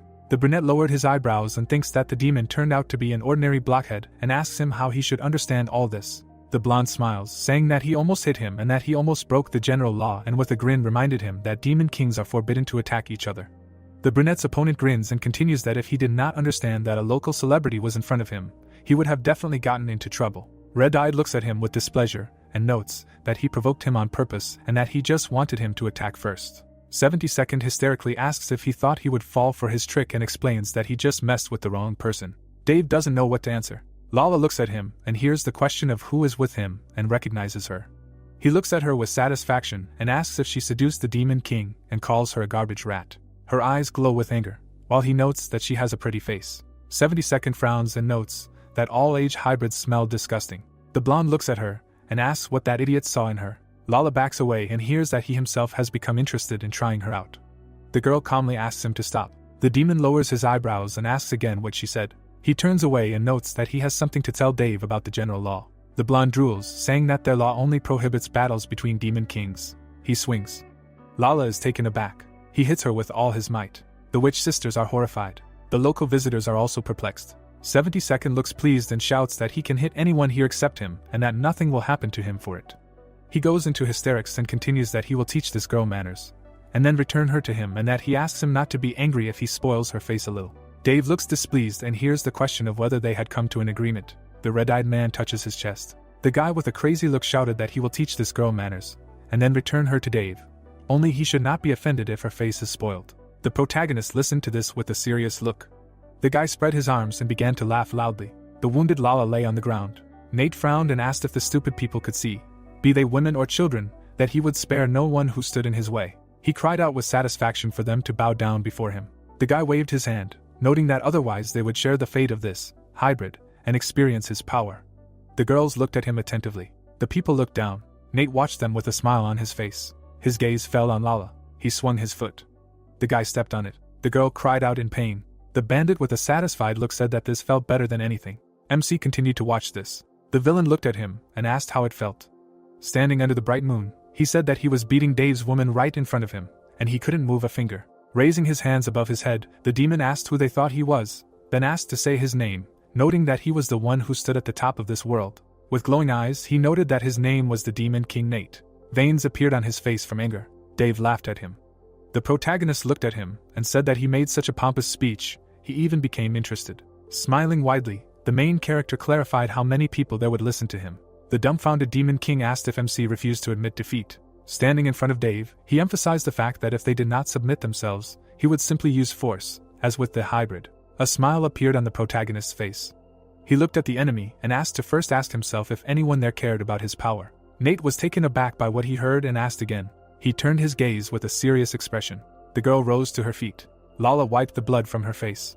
The demon was furious. He said with a furious look that she could lie there and not twitch, but she wanted to die. She continued to look at him. The angry guy asked what kind of look that was. Nate punched her in the face and said that she was too arrogant for a hybrid. The Demon King was surprised. Lala remained standing. She looked at the monster again. The guy raised his fist and screamed so that the insect would not get too cocky. The monster hit her again. Clara was shocked by what she saw. Dave touched her chin and watched what was happening with a satisfied look. Nate ran at the girl. While the guy reasoned that Lala was a hybrid, and therefore she grew up in the slums since childhood, she was used to beatings. Nate struck again. She flew to the side from the blow, while MC thought that the demon's fists were not scary for her. The enraged guy was preparing for another attack. Continuing to beat Lala, he noted that he was the Demon King. In this world he was the king. He grabbed the girl by the collar. The protagonist reached out for the dagger, saying that he would lend it to her for a while. Lala's legs buckled. Clenching his hand into a fist, the Demon King wondered what was wrong with this girl. He did not understand why she was still standing. Looking at Lala's face, he mentally asked why this hybrid was looking down on him. His eyes began to glow brightly, after which he came to the conclusion that he would kill her. Nate turned his gaze to the voice that called out to him. MC swung the blade. A cut appeared on the demon's face. The girls were shocked by what they saw. The main character stood over the enemy. With a smirk on his face, he said that Nate did not even understand who he could raise his hand to and who he could not, so he did not need these useless eyes. Lala stood in front of him and said that he would now be considered the initiator. Dave approached her. Hugging the girl, the protagonist said that she held out well. Lala was embarrassed by what had happened. The guy with glowing eyes said that he was grateful to her with all his heart. He took her hand. Smiling, MC said that he wanted to do it in a more formal setting. Now she was so shining that he could not resist. The girl lowered her gaze. A ring appeared on her ring finger. Grabbing her hand, the protagonist asked her not to say anything, to be silent and watch. Raising her hand, he loudly addressed the inhabitants of Nibelheim. Opening his mouth wide, Dave cried out that he was the 71st Demon King, and next to him was his beloved. Lala was shocked by what she heard. The residents listened with a surprised look, that even if they were from different worlds, it didn't matter to them. Even if he was forbidden to be with her, he would love her. People were shocked. Looking at the wounded Nate, MC added that he had started to mock his beloved for no reason, after which he asked to say if he could turn a blind eye to such things. Furious, MC said that Nate should disappear, because such things were simply unacceptable even for the Demon King. The girl hugged the guy to her chest. Enraged, Dave raised his hand. The villagers opened their mouths in surprise. The witches were puzzled. A drop of sweat was running down Beatrice's face while she thought that he really went against the rules and attacked the Demon King for the sake of his beloved. Looking at Lala, the guy asked her to look back. Smiling, the guy added that it was quite a sight. Looking at the villagers, the main character asked how much longer they would turn a blind eye to the actions of this unscrupulous Demon King. Looking at the wounded man, the protagonist clarified whether they were really satisfied with everything. The surprised villagers continued to listen to him. A dark aura enveloped Dave. He asked with a mad look if Nate deserved punishment, if there was justice in this world. Holding his face, the guy clarified what his opponent said. He asked again about punishment with an enraged look. Pointing his finger at the protagonist, he said that he was the only one who was wrong. He had fallen for this small fry. Spreading his arms, the demon noted that the main character had broken the general law and attacked him. Blood was flowing from his eyes. Raising his hands above his head, he screamed for someone to grab Dave. The residents listened with a displeased look that MC had broken the law of the Demon Kings. Looking at the people, Nate emphasized the fact that if they disobeyed, he would kill them. The guy with a satisfied look said that the guy was a good guy. He had no right to interfere. MC approached him. Standing above him, he asked why the guy was still so arrogant, after which he assumed that he did not get it. The monster was shocked by what he heard. Raising his hand above his head, the main character addressed the residents of Nibelheim. He opened his mouth wide and said that on behalf of the Demon King, he found Nate guilty. The guy was shocked by what he heard. The villagers were surprised. MC, with a satisfied look, noted that they should decide what punishment he would bear. He put his hand on his chest. Dave, with a serious look, said that they, the Demon Kings, exist to this day thanks to people. The man began to cry after these words. The people looked at the main character, who said that Nate was just lucky to be born a Demon King, and he imagined himself to be God knows what. Opening his mouth, he added that, in addition, instead of fulfilling his duties as a Demon King, he hangs out in bars and casinos and even dares to raise his hand against the weak. The protagonist was the center of attention. Waving his hand, he asked what kind of Demon King is this if he does not even know how to behave. The people frowned at the words that someone like Nate has no place in their beautiful world. The dumbfounded monster listened to the question of whether it is really worth leaving someone like him alive, for the sake of their lands and for the sake of their future. Dave said with a satisfied look that it was time for the heroes of Nibelheim to act.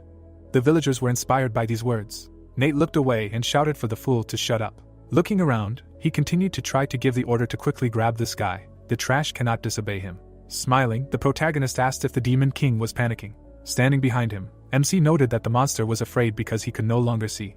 The frightened monster asked to be silent. Closing his eyes, the main character said that he understood everything. Now the villain would never understand who would kill him.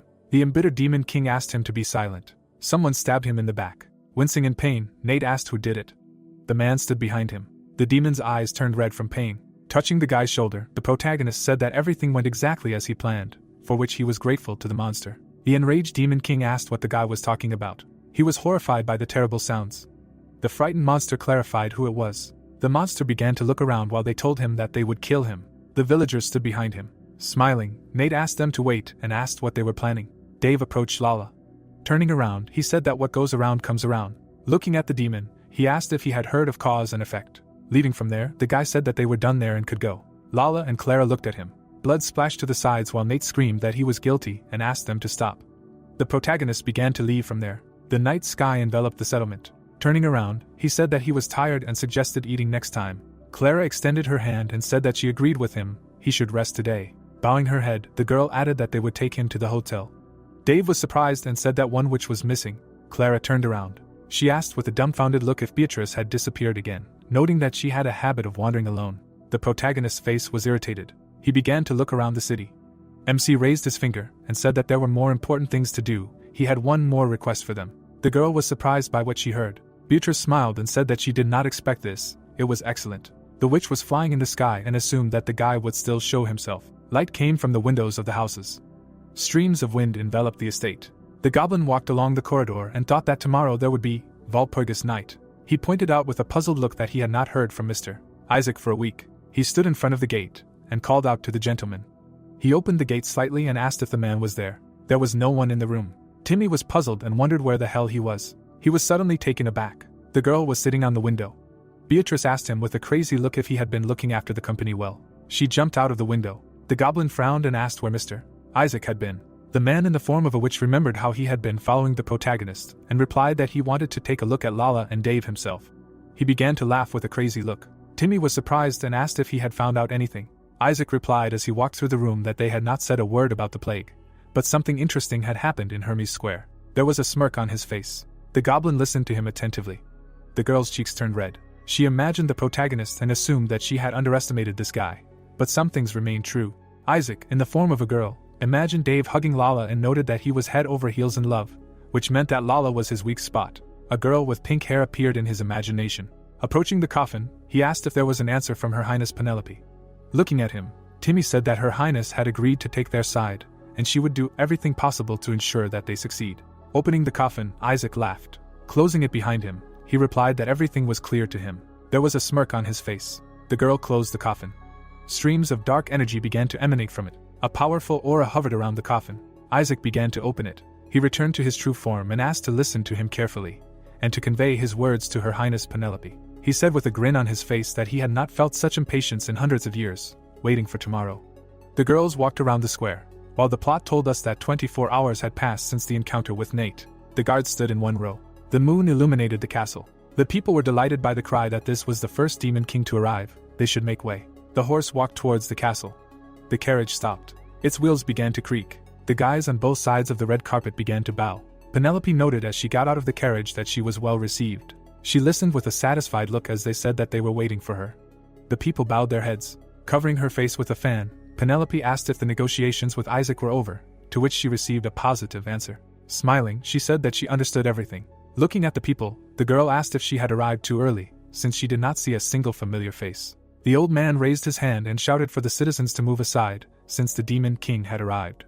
Penelope silently shifted her gaze. The horse began to neigh loudly. The horses suddenly reared up. The people were shocked by what had happened. The horses stomped loudly on the ground. Dust rose. The girl kicked down the door of the carriage. She said with burning eyes that she was already tired of sitting. Going down to the path, the girl asked where the smell was coming from, since it smelled like an old sow, after which we were introduced to the Black Mage, the god of diseases, Barbatos. Veins appeared on her face from anger. The enraged girl looked at Penelope. She also paid attention to her. Smiling, Barbatos noted that this was their noble. Penelope frowned. The demon stood in front of her and said that nothing had changed. She still had the same disgusting taste. Smiling, Barbatos said that she had heard that she had a good time with the centaur. Looking at Penelope, she added that she could not imagine that she would behave so vulgarly in such a place, after which she asked if she would finally calm down and start behaving like an adult. The girl smiled and said that with a body like that, Barbatos would never have an adult life. Frowning, she listened as he told her that she was destined to remain a child forever, but her inferiority complex should not become someone else's problem. Furious, Barbatos said that she would cut off her sagging pieces of fat right there and then. They stood opposite each other. Another carriage pulled up. The old man raised his hand and shouted that the demon king had arrived. The girl turned around and asked who it was.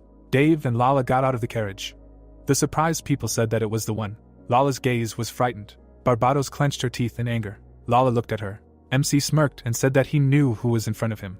He assumed with satisfaction that the participants of the show also knew who they were. Barbatos and Penelope looked at him with displeasure. The guy touched his chin and noted that he had to go. We were shown the estate 30 minutes before arriving at Walpurgis Night. The carriage was driving down the street where Lala was saying that she still couldn't go with him. Sitting opposite, Dave asked her if she was too nervous. Sighing, the main character said that there would probably be a ball before the meeting itself. Stretching out his hand, he asked what he should do without a partner, and whether she wanted him to go there alone. The girl's face was calm. Turning away, the protagonist asked if she was still angry about what happened yesterday. He remembered how he stood in front of the townspeople and shouted that this was his love. The embarrassed girl lowered her gaze. Dave looked out the window. Raising her hands, the girl replied that it was not about that. Only the demon kings and some of the upper-class demons could take part in Walpurgis Night. Looking at her lover, she said that it was simply impossible for someone like her to participate in such an event. Holding his chin, Dave asked if she was still worried about it. Crossing his legs, he said that Lala was now officially his fiancée, so it was only natural that she would accompany him. Right now they were the most talked about couple. Smiling, the protagonist noted that people wanted to see them together, and they should give it to them. Lala looked down and remained silent. The confused girl wondered what he was planning, since she did not understand him at all. Looking out the window, she wondered in her mind if the story with the mistress was not just for the sake of getting alone without unnecessary suspicion. Looking at the building, she emphasized the fact that the outcome of this meeting could start a war. Any little thing that happened there could be a death sentence for a dozen countries and hundreds of thousands of people. Lala folded her arms and added that especially considering that the topic of the meeting was epidemic, and now yesterday's incident would be added to that. She looked at the groom. Looking at his face, the girl mentally asked why he could still remain so calm. Looking at the castle, Dave said that they had arrived. Frowning, the guy looked at her. Dumbfounded, Lala looked out the window. A smirk appeared on his face. He began to get out of the carriage. Stretching out his hand, the main character asked why not show them how close they were right away. MC looked at her and asked if they were coming. Lala was surprised. Passing by him, the girl refused him. The protagonist, with a satisfied look, said that he would not get bored with her. He watched her go. Frowning, the girl said that she was in front of him. Penelope and Barbatos turned their attention to him. They silently examined the new arrivals. Taking a step forward, the guy said that he knew who was in front of him. He approached the girls. Putting his hand on his chest, the main character said that these were Her Highness Penelope and Her Highness Barbatos.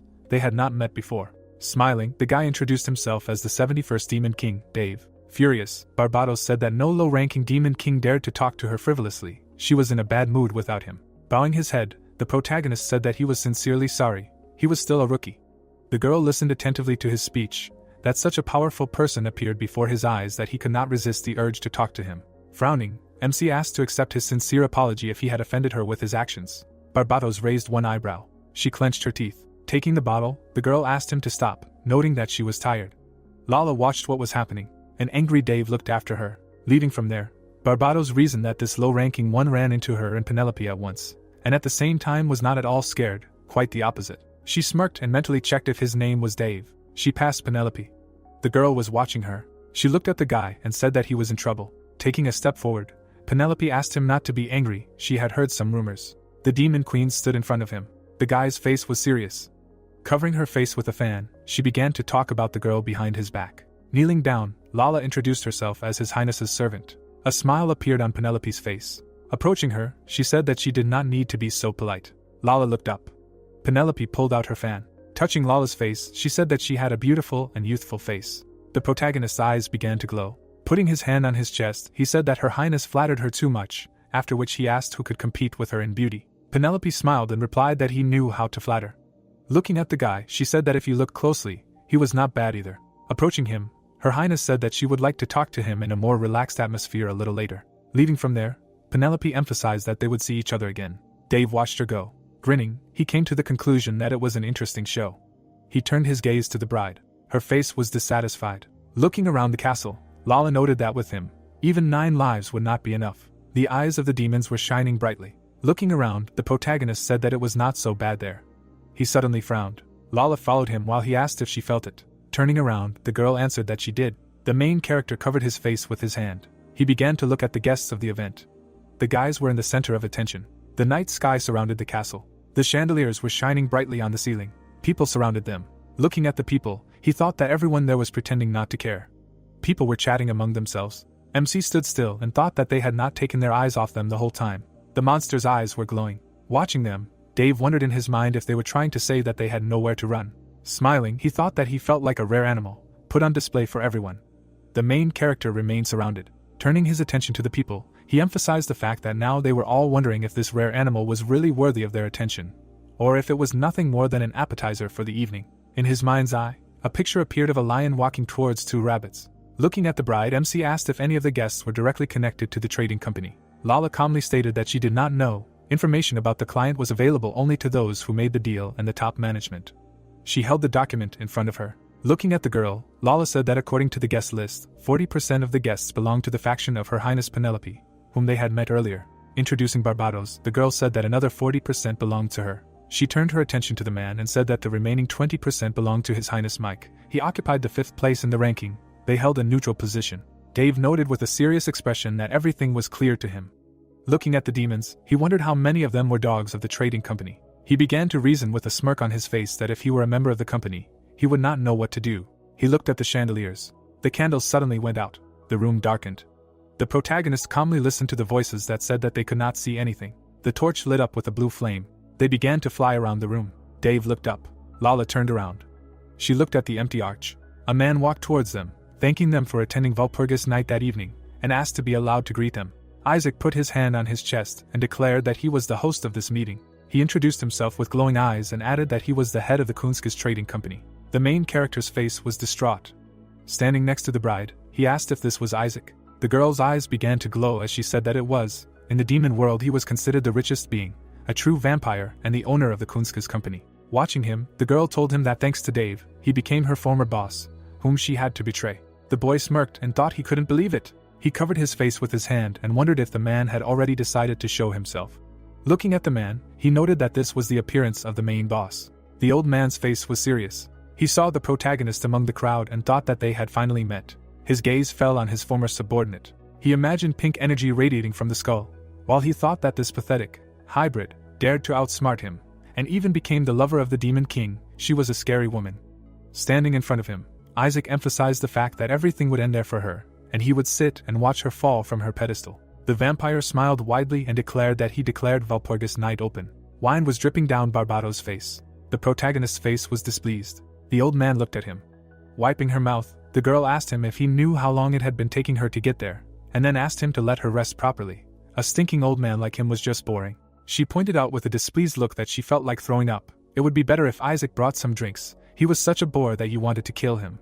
Smiling, Dave thought that Barbados had taken up the matter. Extending his hand, the vampire said that he understood Her Highness's feelings. But then the girl loudly asked if he would contradict her. Bowing his head, the old man replied that he would not dare. He shifted his gaze. Taking a step forward, Penelope said that she should assess the situation before speaking. She said with a saddened look that she was ashamed to think that they were of the same race. Isaac had specially prepared this place for them. Sticking out her tongue to catch the last drop of wine, Barbados asked if it was her again. She threw the bottle at the girl's feet. The bottle broke. Penelope's gaze was calm. Barbados pointed at her and asked her to go home to her centaur and stop getting in people's way. Standing in front of her, the girl said that it was sad. She not only looked like a child, she had a child's brain too. She smiled and noted that among adults there was such a thing as etiquette, although she was not given to know about it. Veins appeared on the demon's face. Penelope touched her lips with her fingers, asking if she was angry. Barbados's eyes began to glow. A pink aura enveloped them. They paid attention to the voice that ordered them to stop. Mike stood between them and noted that this concerned both of them. His face was serious. The girls suddenly turned away from each other. Looking at the vampire, Mike apologized, noting that he could begin. Smiling, Isaac thought that His Highness Mike did as he expected. All the actors were in their places. The protagonist's hands began to tremble. There was a smirk on his face. The boys began to exchange glances. The main character's face was satisfied. Isaac smirked. Penelope's face was satisfied. Barbados looked at them. Mike heard the vampire ask to start the Walpurgis night meeting with a serious expression. Lala looked at her companion. The protagonist's face was dissatisfied. Dave stood in front of a crowd of demons. Beads of sweat were running down his face. His hands began to tremble. The puzzled girl turned to him. He stood still. Looking at the monsters, he thought that this was the real power of the Demon King. Looking at them, Dave noted that under such circumstances, he, who was at the very bottom of the food chain, would be torn apart in an instant. He pointed out with a satisfied expression that if he made a mistake, in Isaac's place, he would first of all enlist the support of one, if not all, of the higher demon kings. A blue aura rose from the demons. MC imagined the evil smiles behind the old man's back and assumed that all the participants of the meeting were already on Isaac's side. All they had to do was take the seats prepared for them and enjoy the spectacle. A picture of a butterfly stuck in a web appeared in the main character's imagination. Frowning, the guy noted that something seemed wrong there. The vampire shifted his gaze. He was standing opposite Penelope. Holding a fan in her hand, she said that before they started discussing what to do with the infection, she would like to raise one more topic. The man opened his mouth slightly. Stretching out his hand, he asked what had happened. Mike watched them silently. The girl's gaze was cunning. Standing surrounded by people, she assumed that no one ATM knew about this yet. Her Highness covered her face with a fan and said that this morning her men had found the body of the 72nd Demon King Nate. It was torn to pieces. It was a horrific sight. The people present were shocked by what she heard. Opening her mouth, she said that she had managed to obtain useful information about this case. Frowning, Penelope noted that it turned out that Nate was murdered. The people were shocked. Isaac pretended to be surprised and asked how this was possible. Lala was taken aback by what she heard. MC frowned. Mike stood in front of her and clarified if this was true. The girl looked away and replied that it was. She had solid evidence. The enraged man asked if she knew who the killer was in that case. The girl spread her arms and said that the killer was the citizens of Nibrahim. The Demon King was shocked by what she heard. Looking away, Penelope added that, however, it turned out that their actions were cleverly manipulated. The upset girl said that someone had planned Nate's death at the hands of people. Standing in front of the crowd, she said that this someone was now among them. Lala was scared by what she heard. She looked at the protagonist and asked him not to panic. Dave thought with a serious expression that it was obvious that Penelope wanted to crush him in front of the entire company at this meeting. And she had no reason to give such a pompous speech. 9 out of 10 that Penelope was in league with the trading company. Presenting the puzzle, the guy noted that they knew everything about yesterday, after which he wondered when they found out about everything. On the puzzle pieces were various memories. The main character emphasized that he accidentally ended up there when they started watching. Perhaps they were there from the very beginning. His eyes began to glow. Looking at the girl, he came to the conclusion that if this was the case, then there was one ambiguity. Looking at her, he mentally asked where she was looking from. The upset girl shifted her gaze. Dave was shocked by what he heard. Looking at her, the guy thought that everything was clear to him. A smirk appeared on his face. Isaac asked with a serious face who was manipulating people. Holding a fan in her hand, she said that the one who controlled people's hearts and provoked Nate's murder was the 71st Demon King. Her eyes began to glow brightly. She pointed at Dave. Everyone began to look at him. All attention was focused on the protagonist. His eyes began to glow. The surprised spectators began to discuss that they could not believe that the Demon King was killed by the Demon King. Isaac frowned and asked everyone to remain calm. Mike asked to repeat it again with an angry look, noting that if her words were true, it could shake the entire foundation of the demon world. Bowing, the girls swore that her words were true. She frowned and said that she officially accused the Demon King Dave and wanted to hold a meeting on this topic.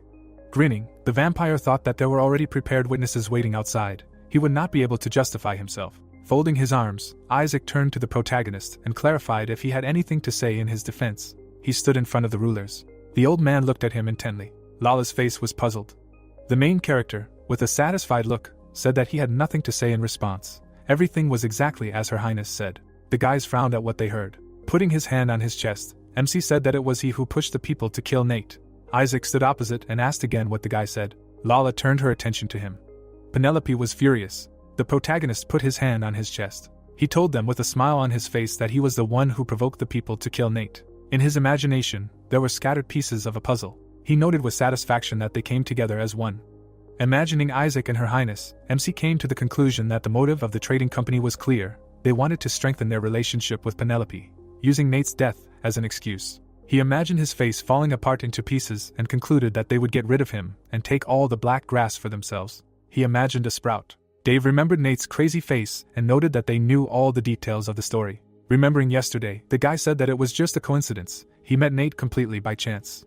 Standing surrounded by people, the protagonist wondered how they found out so quickly, noting that if you think about it, everything becomes clear. The red eyes stared at him as he reasoned that they had been watching him from the beginning. Imagining the witch, the main character came to the conclusion that the spy could only be the one who had disappeared so suddenly yesterday, one of the Berber sisters, Beatrice. Dave frowned and mentally asked why she agreed to spy on him. Penelope's pink aura rose up as the main character asked what all this underhanded play was for, since they had been in cahoots from the start. He thought with a serious expression that it was much easier to use force, especially when their opponent was one of the weaker demon kings, and then asked why they didn't attack and what if they couldn't. Looking at the demon kings, the guy added that they hadn't been lazy and organized this meeting, so they couldn't do without Valpurgis Night. Looking at the girl, he noted that this was the answer. She had told him everything herself. He remembered how they were surrounded and noted that from the moment he arrived there, they hadn't taken their eyes off him. Dave added with a calm face that it seemed to him that they were looking through him, hence the unpleasant feeling.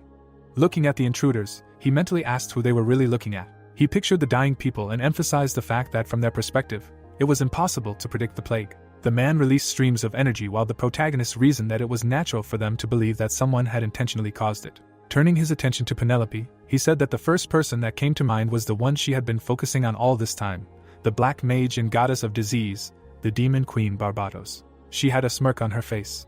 The protagonist stated with a satisfied look that Isaac and Penelope had come to the conclusion that Barbatos was behind the whole plague story, in which case everything would make sense to them. He imagined the girl manipulating a puppet and said that he had become just a puppet to them, and they were watching him to get proof of their connection. He pictured a horde of monsters and emphasized the fact that if they tried to use force, Barbatos would go to war against them. He stood still and noted that this was why they needed to gather as many dignitaries as possible. He imagined himself kneeling and assumed that they must have decided that if they accused him, he would immediately fall down with an apology and reveal all his cards, in a place where all the high nobility of demons were gathered.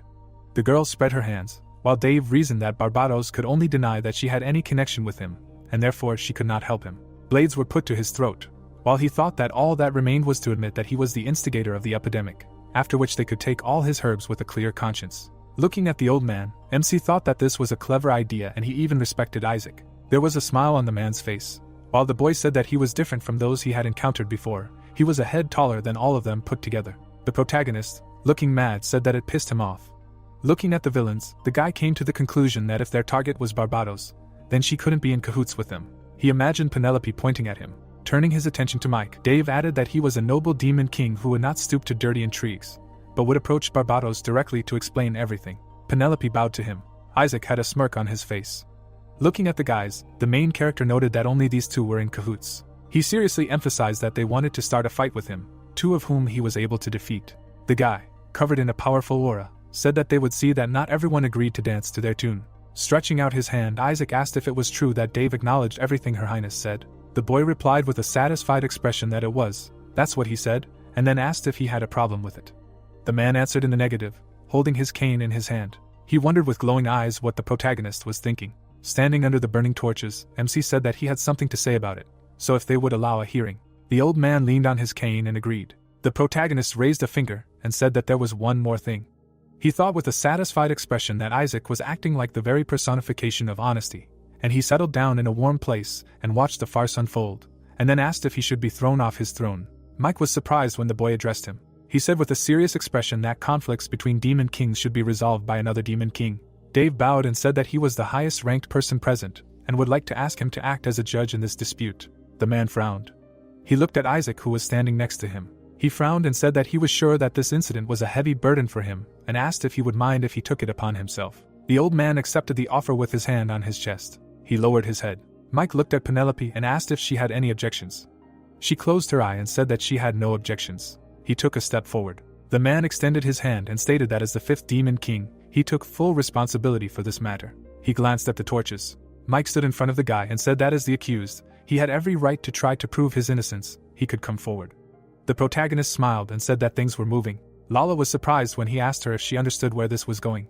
She answered with a serious expression that she understood everything and that he only had to give her an order. Turning around, the protagonist ordered her to watch and wait for his signal. The puzzled girl thought that he was smiling in such a situation.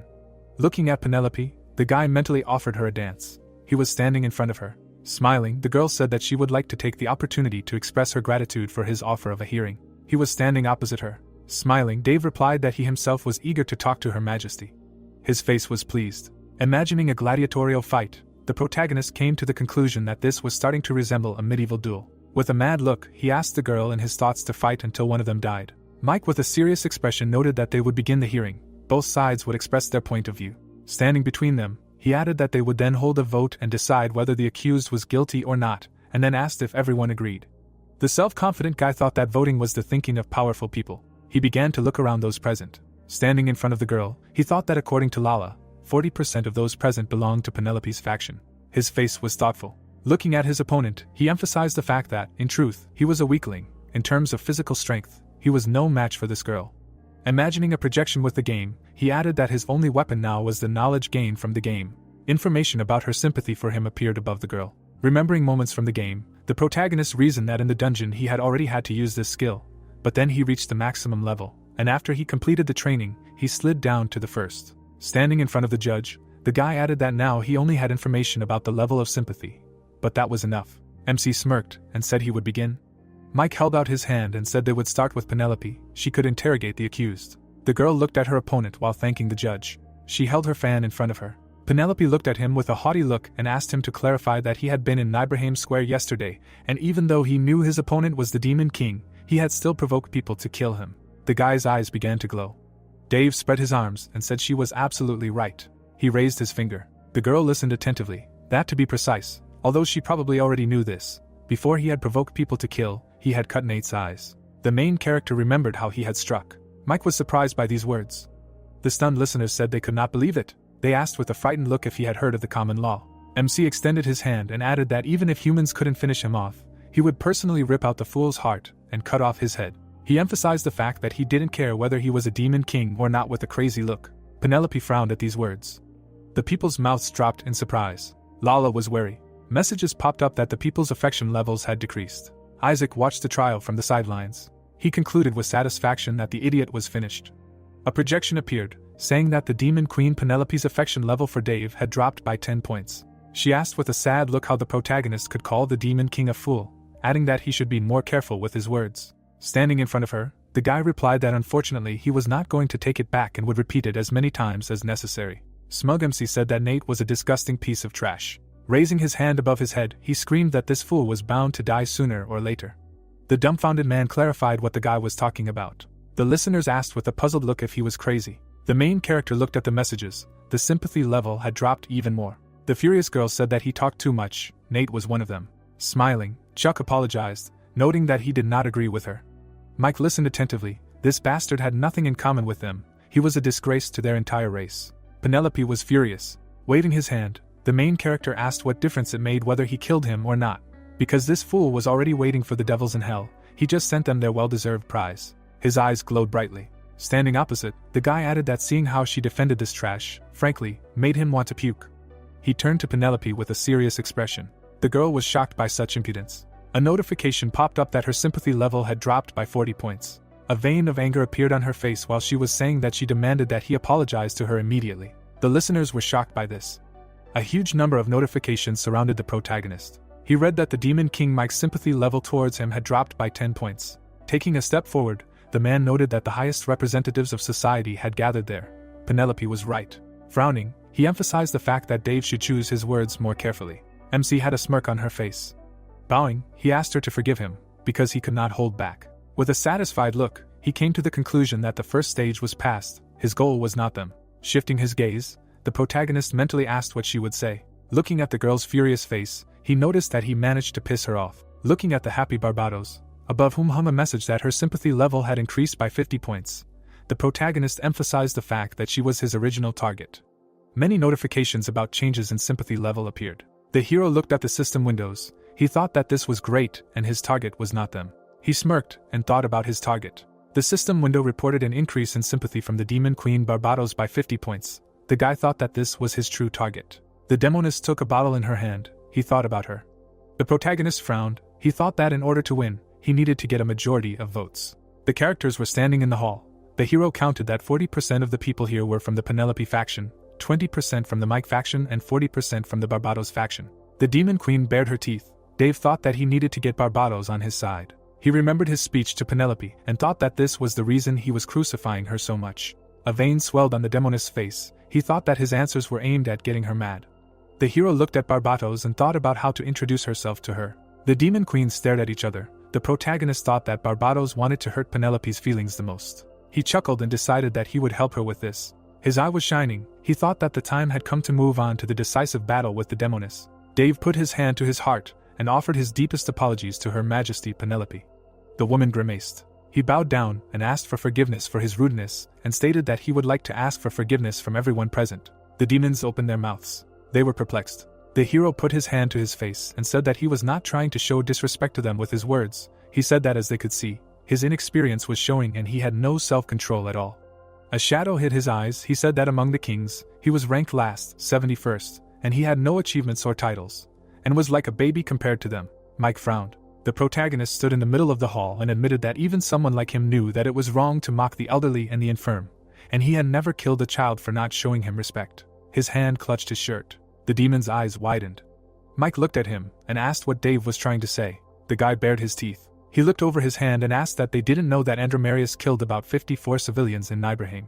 The woman looked away, and the man frowned. The demons' faces reflected shock. The hero held out his palm. He said that there were 12 children among them, and he killed a child who was not even 10 years old. He touched his chest with his palm and said that in a drunken stupor he began to beat his horse with a whip until it died. Dave spread his hands and said that one couple claimed that he raped their daughter, and the poor girl's body was found in the sewers and the parents were inconsolable. He held out his palm in front of him and said that, taking into account non-fatal outcomes, a total of 327 residents of the city suffered at his hands, and these are only known cases. The demons stood in the hall in silence. Penelope parted her lips. Mike frowned and asked if it was true. There was a girl standing behind the hero. He said that it was true and his subordinate personally investigated this case. Lala frowned and parted her mouth. Dave looked back at his subordinate and thought that he had decided to play it safe and sent her to find out more about Nate's meanness in the morning, and he was lucky that he really was an asshole. His lips curled into a grin. He thought that he had embellished a little, and that the dead would not be able to argue with his words anyway. The protagonist looked straight ahead. He said that yesterday he heard a cry for help and rushed to the call, and then he saw the poor old man and Nate. The demons opened their mouths. He said that the demon king shouted at him, which he stared at, after which he approached him and even managed to swing. The listeners looked at him in surprise. A shadow hid Dave's eyes. He said that Nate realized that the hero was also a demon king and began to beat his beloved instead of him. Lala stood among the aristocrats. The protagonist said that it was terrible. She bowed her head and continued to tell that Nate hit his lover in the stomach, and when she tried to get up, he continued to hit her again and again and again. The demons listened to his story. Mike looked away. Dave stood in the middle of the hall. He turned to Her Highness. The demoness' face was sweating. He raised his hand and asked if he could have acted differently in this situation. He looked at Penelope and said that his lover was being brutally beaten right in front of him. He asked if she meant that he should have silently stood and watched. The demoness raised her fan. The hero grinned. He thought about Penelope. The demoness stood with an object in her hand. He mused that in Dungeon Attack, out of all the 72 demon kings, she felt the most sympathy for humans. The queen frowned. He reasoned that perhaps, unlike Isaac, she really cared about the people affected by the plague. Barbados and the protagonist were smirking. He assumed that this was why she wanted to punish him and Barbados because she considered them guilty. He thought that in her eyes they were sinners and her sense of justice was truly admirable. The demoness held a fan to her face. Dave thought that this sympathy turned into weakness. The hero's eyes were shining. He thought that her weapon had become a double-edged sword and now the time had come. The guillotine was glittering. The figure of the demon queen was visible from behind the execution instrument. The protagonist thought that it was time for a public execution. The chain broke. The guy stood with his arms outstretched. He declared that he would say it again. He raised his hand and shouted that Nate had no right to call himself the king of demons, and if he were to leave him alive, the number of victims would only continue to increase. His face was serious. He asked if they should turn a blind eye to such things. The demons listened with wide eyes. The hero said that he had ruined so many innocent lives. Mike looked back. Isaac frowned. The guy asked if they agreed with him. He spread his arms out to the sides and told her to answer him if this demon was worthy of being spared. The demons stood silently. They listened to the protagonist in shock.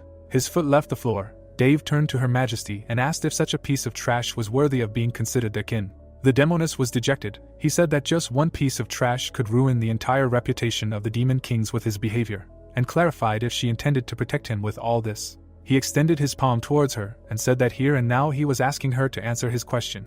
Penelope grimaced and thought about how this happened, and how everything should have been different.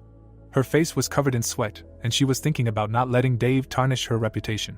Drops rolled down her skin, she muttered. The hero glanced sideways. Mike glanced away. Barbados doubled over with laughter and said that it was true. She applauded and said that the 71 were good. She thanked him for destroying the worm that was disgracing them.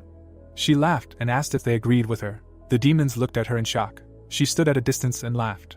Isaac's face was covered in sweat. Lala looked at what was happening and thought about what was happening. The characters were standing surrounded by other demons. Many notifications appeared. Barbatos laughed. The characters looked at the queen, who was doubled over in laughter. Dave glanced sideways at Penelope. Her face expressed confusion. The demon queen applauded and said that he did the right thing by killing him, the 71 demon king Dave. She bared her teeth and said that she herself wanted to finish off this bad demon. She extended her hand and added that he was dodgy and always hid from her. She clapped again and said that finally someone got rid of this piece of excrement, and thanked them from the bottom of her heart. The demons looked at her in shock. She stood with her back to the audience and asked what was wrong with them. She looked back and asked if they wanted to stand up for Nate and ordered them to confess. The demons perked up. They began to applaud. The queen smiled and said that they were great and that today was a sacred day. The people around her watched her with their mouths open. She said that she wondered what would happen if people found out that someone stood up for Nate, and on Valpurgis night at that. She bared her teeth and said that they would all be laughed at immediately. The demons stood with confusion on their faces. Isaac frowned. The people around began to applaud. The characters stood surrounded. Barbados pointed her finger and said that now Nibrahim would probably praise him. She pointed at the hero and said that he protected his beloved despite the prohibitions and got rid of the local troublemaker. Dave frowned. She called him a real hero. The queen laughed and repeated that the demon king is a hero and that's amazing, then turned to Penelope. The girl grimaced. She asked if she agreed with her. She thought in denial. The demons supported Nate's death. She mentally asked them to stop and clarified what they were all applauding. The woman grimaced and thought that this was enough and for them to stop. Sweat covered her face. She mentally denied it and thought that Dave had broken the law and it shouldn't be like this. The characters stood in the hall. A shadow hid Mike's figure. He looked from behind a monocle. The old man extended his palm and ordered to create silence. The hero looked at him. Barbatos grimaced. He stood with his hand outstretched and said that their applause was disrupting their meeting and he would not tolerate it anymore. The demons froze. Barbatos picked at her ear and agreed, saying that it would be as he said, adding that she wanted them to know. She smirked and said that her admiration was sincere. The protagonist took a step. She said that among the lowly demon kings, these nobodies, someone real had finally appeared. She raised her hand and declared that she was not going to disrupt anything. Mike looked at her. He turned to Penelope and assumed that her speech was over. The queen lowered her head. The request to wait was unexpected. Mike looked at her. Penelope looked up. The king stood in front of the demoness and asked what was wrong and if she had anything to add. The girl frowned and declared that she was not finished interrogating Dave yet. The demon looked askance and said that he had known her for 500 years and knew everything about each other. He extended his hand and said that he could not understand how she could protect Nate if she always looked down on people like him. The old man looked at the woman. She frowned and mentally denied. The woman looked back and wondered what was wrong with her face. Barbatos bared her teeth. She looked at her opponent and mentally asked Mike why she was smirking. Dave smiled. Penelope grimaced and thought that weren't they the real evil? The girl was enveloped in an aura. She bowed and turned to His Majesty Mike. The old man looked at her in surprise. She knelt before him and asked him to give her one last chance. Her face was tense. The grandfather narrowed his eyes and agreed, after which he told her to do as she saw fit. The hero raised his hand to his face and mentally laughed. He smirked and mused that he knew she would do this. The protagonist looked back at his subordinate and wondered if it was time. His hand gave him a thumbs up. Lala frowned. She turned and started to walk away. The girl walked past the demons to the door. The hero smiled. He was standing in front of Penelope. The queen with the ornament on her neck addressed the guests of Walpurgis Night and admitted that she had hidden something from them. The demons froze in surprise. The girl with a confident face said that they should know that they had gathered here because of the plague. The listeners opened their mouths in surprise. People were suffering from a disease. She said that it was a virus that appeared suddenly and had already spread across the continent, and there were many dead, and their numbers continued to grow. The queen's eyes shone. She objected and said that the truth was that someone intentionally released this disease into the world. The demons with shock on their faces asked how that was possible. Isaac smirked. Mike frowned. She said that a criminal was behind the spread of the plague. Barbados grimaced. The girl screamed and said that it was him. Penelope pointed with her fan and called the hero's name. The guy smirked. He slightly shook his chin and thought that this was the move she decided to make, and now he understood. He looked around and thought that the demon was just an appetizer. Isaac leaned on his cane. A shadow hid the old man's eyes. The hero thought that now was the time for the main course. Mike looked at the queen and turned to her. He frowned and asked if she had evidence to make such accusations. Her expression was confident. She confirmed.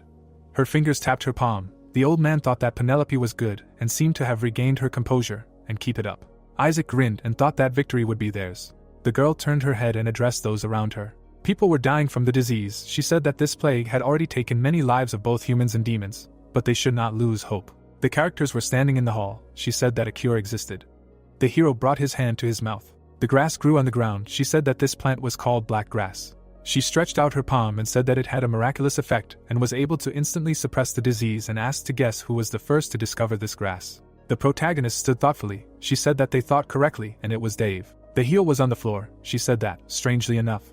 The queen pointed with a fan and said that even before the epidemic itself, he bought up all the available supplies on the continent. The demons talked in surprise. Barbatos grimaced. The aristocrats froze. She said that there was only one thing she did not understand. Mike looked at the speaker. She turned to Dave and said that he not only knew when the epidemic would break out but also knew how to treat it.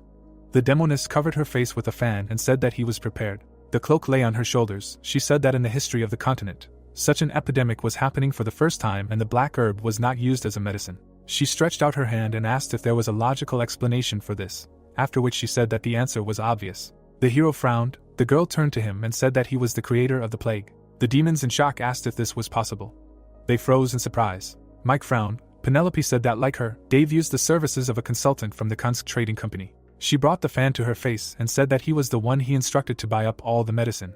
She frowned and asked why he needed so much black grass, after which she said that it was useless to deny it and all the facts were there. The characters stood at a distance from the others. Mike looked at the hero. He frowned. The demon looked at the protagonist and turned to Lord Isaac. The king looked back and asked if Penelope's words were true. The old man bowed and confirmed. He said that everything was as she said. His Majesty Mike.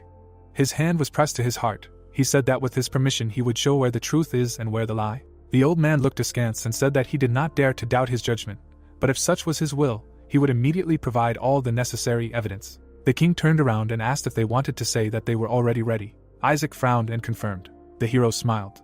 He looked back. The grandfather smiled and wondered what he was looking at. He grinned and thought that he had nowhere to run and he had won. Mike glanced sideways. Penelope frowned. Someone asked for forgiveness for interrupting the sacred Walpurgis night. The soldier stood at the door and shouted that he was truly sorry and asked to make way. The king frowned and asked what was the matter and wondered how he dared to burst in during the meeting. The soldier fell to one knee and asked him to understand, and that the fact was that the branch of the Kunst company had just been attacked by unknown persons. Barbatos grimaced. Isaac frowned. The hero bared his teeth. The old man raised his hand and exclaimed, "How to understand this?" He looked at the soldier, and he said that judging by the information received, the guards heard an explosion and then discovered smoke coming from the upper floors of the main branch. The grandfather's face was covered in sweat. He thought that his entire collection was stored there.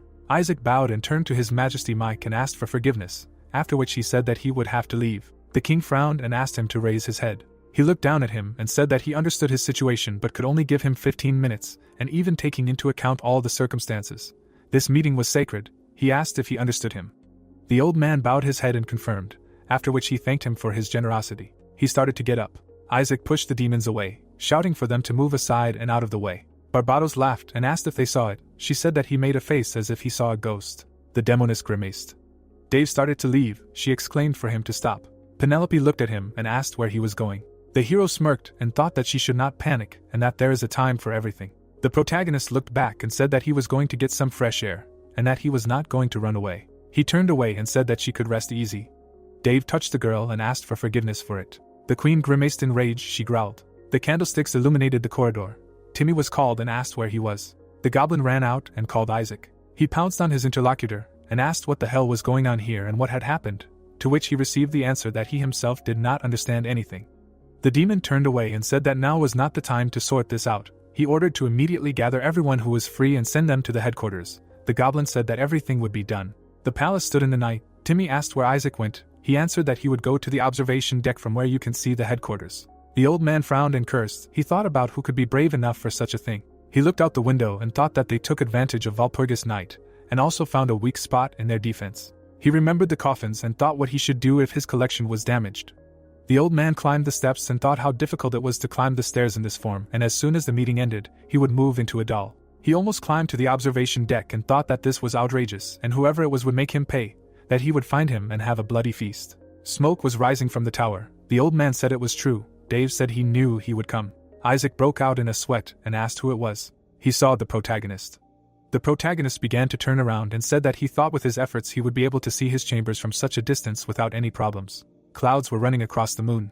The protagonist smirked. The old man thought, what the hell? Isaac frowned and mentally wondered what Dave was doing here. 10 minutes ago, the witch adjusted her hat and asked if there was another signal. In the sky above the main office of the Kunst Company, clouds hover among the tower. The girl sat on a broom and asked her sister if they were really going to do it. Clara frowned and confirmed. She said that this was the request of His Majesty Dave, and besides, she remembered how the gyro stood in front of them. He turned to the girls and said that he had another request. The witch looked at him and said that they were listening. Evening, the windows of the buildings emitted light. Clara frowned and exclaimed. She asked that they needed to attack the company of Kunsk. The hero looked at the girl. She asked if he was serious. His eyes shone. He said that he was absolutely serious. He smiled and added that he also thought that they were interested in this no less than he was. Clara asked what he meant. She opened her mouth. He answered that Beatrice most likely already. The image of the dead girl in Isaac's hands. Clara frowned and said that if His Majesty Dave did not lie, then Isaac must pay for his crimes. Lily held her hat and asked how they would know if he was lying or not. The castle towered over the city. She replied that sooner or later the truth would be revealed and there was no need to be afraid. The witch sat on a broom and explained that although Dave was ranked 71st, he was still the Demon King, which meant his request was undeniable, and if his words were to be believed, they would soon be able to find Beatrice. Fireworks soared over the castle. Lily shouted to her sister to look and said that this was a signal. Lala stood on the balcony with her hand outstretched. Her eyes were shining. Clara stood on the broom and said that they remembered what to do. A pentagram appeared over the building. Her gaze emitted light. She ordered to begin. Smoke rose from the castle in the distance. Isaac frowned. The characters stood opposite each other. Dave smiled. The old man opened his mouth and thought about how the man knew he was coming. He assumed it was his doing. The old man looked around and wondered if Barbados was here too. The hero was standing by the railing. Isaac thought she was at a meeting and tried to calm down, thinking that it was just a pathetic game. The protagonist walked. He asked if he was worried and said that he shouldn't because it was just the two of them here. He stood opposite the old man. They looked at each other. Dave said that they had something to talk about and said his name. He looked down at his interlocutor. The old man was covered in sweat. His hands were lying on his cane. He was thinking about what he was planning and what they should talk about. The old man raised his palm and said that he didn't want to think so and asked if the hero had attacked his company. Dave grinned and answered that he was and that he had given the order. Isaac frowned and asked again. He thought how bad he was. The protagonist raised his palm and calmed him down. He said that he just needed a reason to talk to him. He put his hand to his chest and added that he never intended to destroy Kunsk.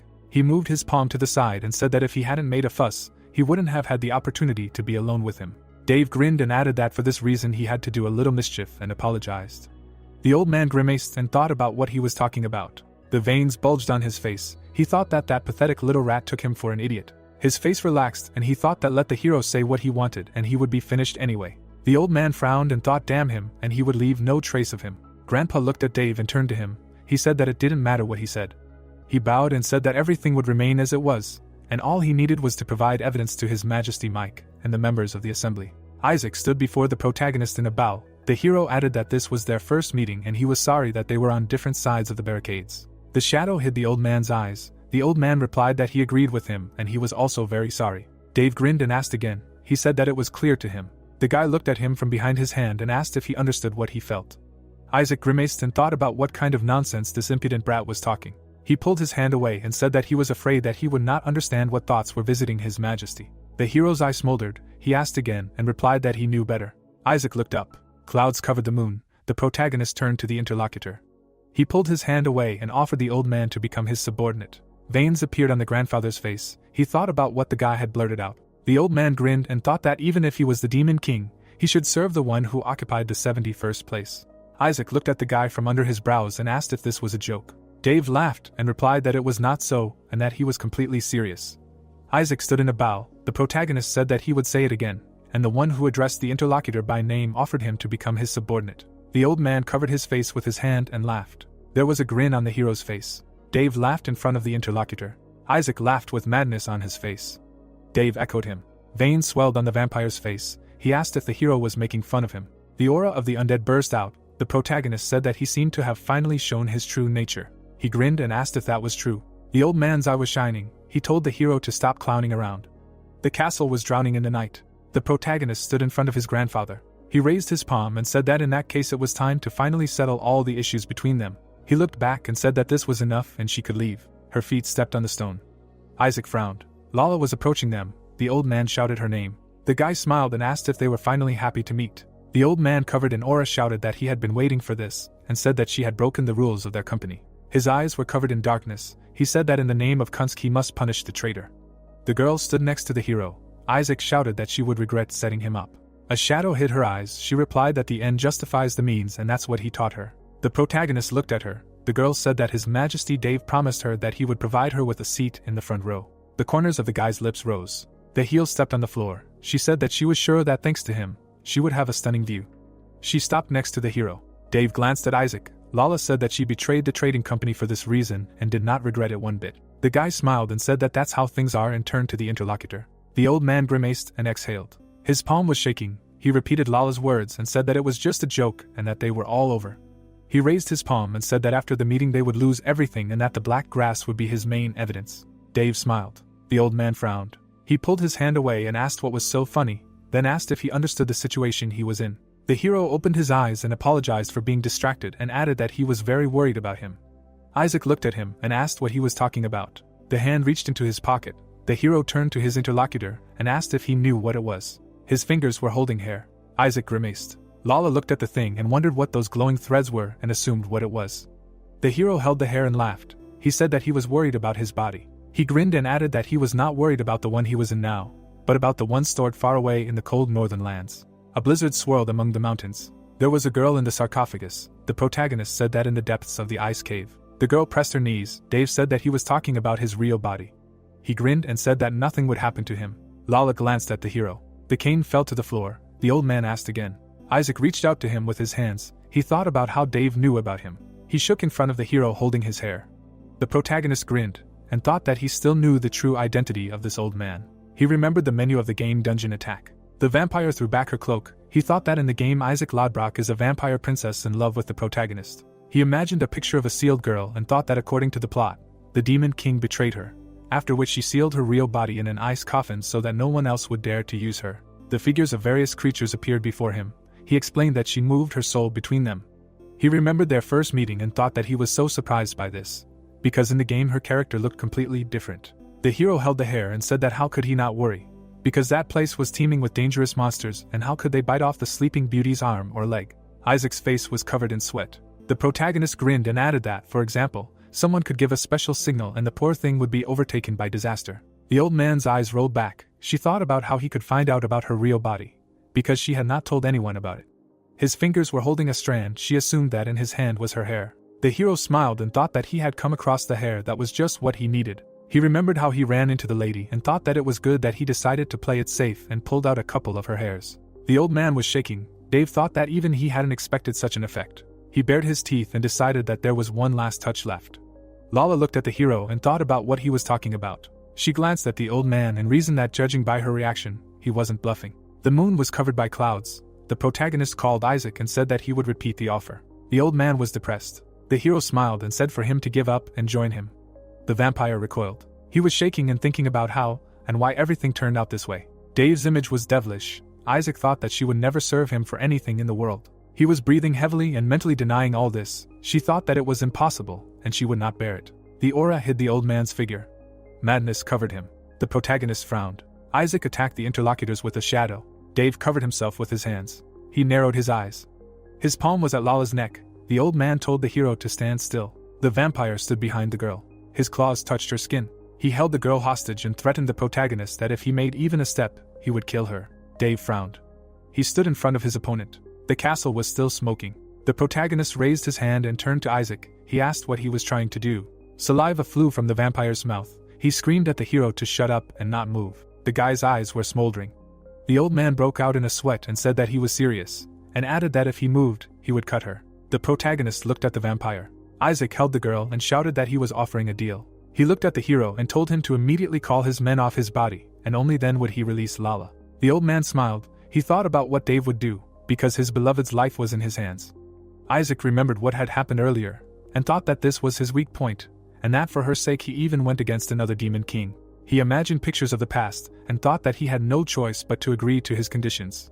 The vampire was breathing heavily. He thought that he wanted to finish her off right away, but in that case his real body could suffer. He remembered the moment of activating the magic and thought that he did not want to admit it, but he had just released it almost completely, and would not last long, and this meant that he had no choice. The capillaries spread in his eye. He reasoned that when he returned to his real body, he would definitely kill Dave. A shadow hid the protagonist's eyes. Isaac thought that he should quickly recall his people. The old man smiled. The hero replied that it was good. He thought that it was excellent. The vampire was confused. Dave said that if he wanted to kill her, then go ahead. His face was covered in sweat. He asked what he was. The protagonist smiled and asked if she had heard. He said that he didn't care if Lala died or not.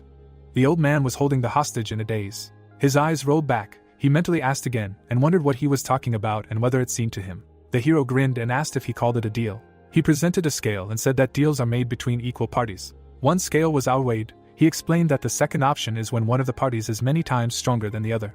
His eye emitted light. He said that he did not know that the head of Kunsk did not know such basics. The old man panicked and shouted at him to shut up. He added that he would really kill her. Dave shouted for him to kill her. He extended his hand and asked Lala if she agreed to this. The hero looked at the girl. She looked at him. His palm was pressed to her neck. She said that she agreed. Her face was confident when she said that she was ready to sacrifice her life. The old man looked at the girl and thought what was wrong with them. The protagonist began to walk. He told the interlocutor to listen to him. He said that she had miscalculated from the very beginning by suggesting the emergence of an epidemic. Isaac was confused. The hero added that he thought that Barbados created it. Shoes stepped on stone. Dave reasoned that Lala helped, and he was just a flunky. Sweat flowed down the old man's face. He groaned. Isaac trembled and exhaled. The hero asked if it finally came to that. He raised his palm and said that it was true. All this time he was the main initiator, and he made the wrong conclusions. The palm released the girl. The hero said that he could not believe that his insignificant thirst for revenge had clouded his brain so much. Isaac fell to his knees. He was trembling and thinking, who the hell is this Dave? He bowed before the hero and thought that he could not defeat him, and was the true demon king Dave in front of him. Tears were gathering in the old man's eyes. She looked up at the devilish figure of the enemy. The character stood near the kneeling vampire. The hero suggested that he not be afraid. He smirked and said that he would work for him, but this would not affect his activities in any way. Dave sat down and said that he would only have to occasionally carry out his orders. The protagonist parted his hair and said that he had no right to refuse, otherwise who knows. He raised his finger up and ordered him to listen to his first order. Dave leaned towards the vampire and whispered something. The old man's face twisted. He muttered. The moon was hiding in the clouds. The protagonist said that it seemed like it was time for them to go back. He looked back and added that he had nothing to do with the plague. They walked away from the kneeling old man. The hero said that he was counting on him. The fire illuminated the hall. Mike looked at his watch. He squinted and said that the time had come. His foot stepped on the tiles. The vampire stood with a cane. Barbatos grimaced. Penelope tensed. The king turned to Isaac and asked how things were going. He said that he would like to continue Walpurgis night. The old man's face was sullen. He agreed with the lord and added that the problem was settled. The demon queen clapped her hands and asked what was wrong with him. She asked if he was unwell. She asked if he had lost his last strength along with the castle. The demoness showed her tongue. The king ordered her to calm down. The old man frowned and said that it remained to wait for Dave. The guy with Lala made their way through the participants. He said that he was here. Penelope grimaced. The protagonist grinned.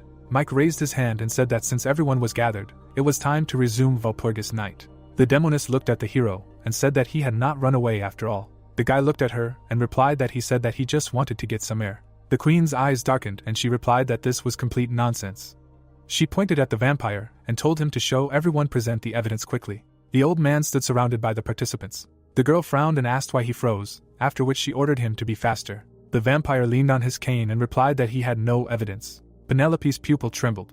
The demons froze in amazement. The demoness began to sweat and asked what he had just said. The old man's face was depressed. He said that he had no evidence to begin with, and all the words of Her Majesty Penelope were lies. The participants opened their mouths. Barbatos grinned. Mike narrowed his eyes. The hero bared his teeth. Penelope broke her fan in rage. Magic burst out of the queen. She asked what he had just said and asked him to repeat it. The protagonist grinned. The old man opened his mouth slightly. Barbatos bared her teeth. A drop of sweat ran down Lala's cheek. Isaac was covered in sweat. He repeated that he had no proof. Veins bulged on the queen's face. She said that if he wanted to die so much, then she would fulfill his wish right now. A kick smashed the tiles. The demons froze. Mike stopped the queen. The meeting participants were surprised. The old man extended his hand and shouted for her to calm down and not to violate the sacrament of Walpurgis Night. The girl clenched her teeth. She raised her hands and demanded to call Timmy because he was her personal consultant in the company. She again said to bring him to her. Barbatos frowned. The goblin responded. Dave glanced to the side. Penelope looked back. The consultant stood in front of the meeting members. The vampire with a depressed face called him. The protagonist touched his chin and wondered who this little goblin was and how he could help her in such a situation. His eye darkened, thinking that it was all over for Penelope and Isaac. The goblin looked at the vampire. The old man looked away. The monster's forehead began to sweat, thinking about Mr. Isaac. The queen jumped up and shouted that Timmy himself told her that Dave was to blame for the spread of the mines. She frowned and added that there was no doubt about it. The goblin stood in front of the demons. He said that everything was true. Everything was as Her Majesty Penelope said. The demons froze. Timmy frowned and said that he claimed that Dave was behind the outbreak, but he admitted that he made it all up. Mike narrowed his eyes. Isaac broke out in a sweat.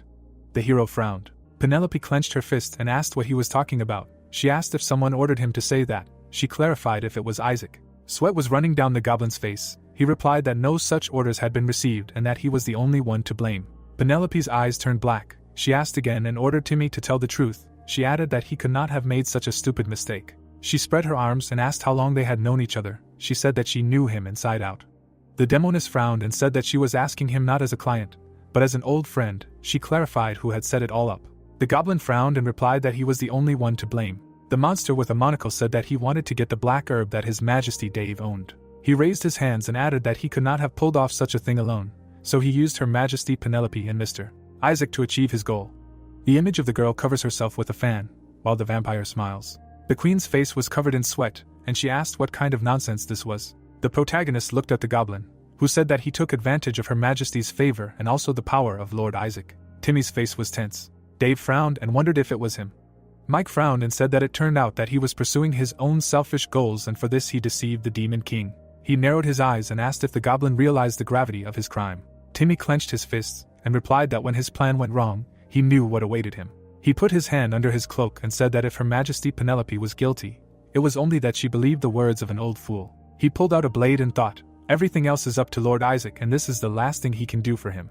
He put the knife to his throat and shouted that for the sake of redemption he will sacrifice his life. The hero's pupils shrank in shock. Lala's mouth opened slightly. The vampire shook. Penelope's face was depressed. Blood splashed. She reached for Timmy. The demons froze in shock. The goblin's corpse lay on the floor. The demoness grimaced. She fell to her knee and began to mumble that this couldn't be happening. She began to cry and asked why he did this. The demons gathered around their queen and asked if she was okay. Mike was called out. He frowned and ordered her to be taken away. The old man turned to the hero. Barbatos laughed and asked if she got what she deserved. She said that it was a great sight and asked if they would be able to mock the goblin's corpse again. The girl threw up her hands. Mike ordered her to shut up. The protagonist looked at the corpse and thought that this goblin sacrificed himself and cleared Penelope and Isaac of all charges. He covered the dead man with his cloak and thought that he made them look like victims in the eyes of the others and that this was a commendable determination. The vampire closed his eyes. Dave bowed and thought that he sincerely respected Timmy and his courage. Mike approached the protagonist and said that he assured him that he would make Penelope compensate for all the losses and this matter could be considered closed. The guy looked back and turned to the king. He replied that there was no need for that. The old man's eyes widened. Barbatos grimaced. Lala looked at the hero. He stood up and said that Lady Penelope was just a victim of deception. He looked back and said that Timmy was already dead and he had no right to make others bear responsibility for his actions. The Demon King looked at him and chuckled, after which he said that this was commendable. The system reported a change in the sympathy level. They stood opposite each other. The old man said that he respected his decision, and that the protagonist's generosity would be talked about for a long time. The grandfather took a step and said that there was no need for a vote, and that many events had happened today. Mike raised his hand and said that Valpurgis night was officially over. He spread his arms and shouted that he invited the gentlemen to enjoy the local alcohol until dawn. Barbados raised her head, asked again, and exclaimed how generous it was. She said that she would not refuse and ordered them to drag everything they had. She moved her finger and beckoned Dave to have a drink with her. He made a sober face and thought that it seemed like she would cause him more trouble. The castle shone in the night. Chandeliers illuminated the hall. Demons talked to each other. The vampire carried a goblin in his arms. He was dejected, thinking about Timmy and the fact that they had lost. He walked down the hallway and thought that he was truly sorry and hoped that he would forgive him. He mentally promised to repay this debt one day. Clouds crossed the moon.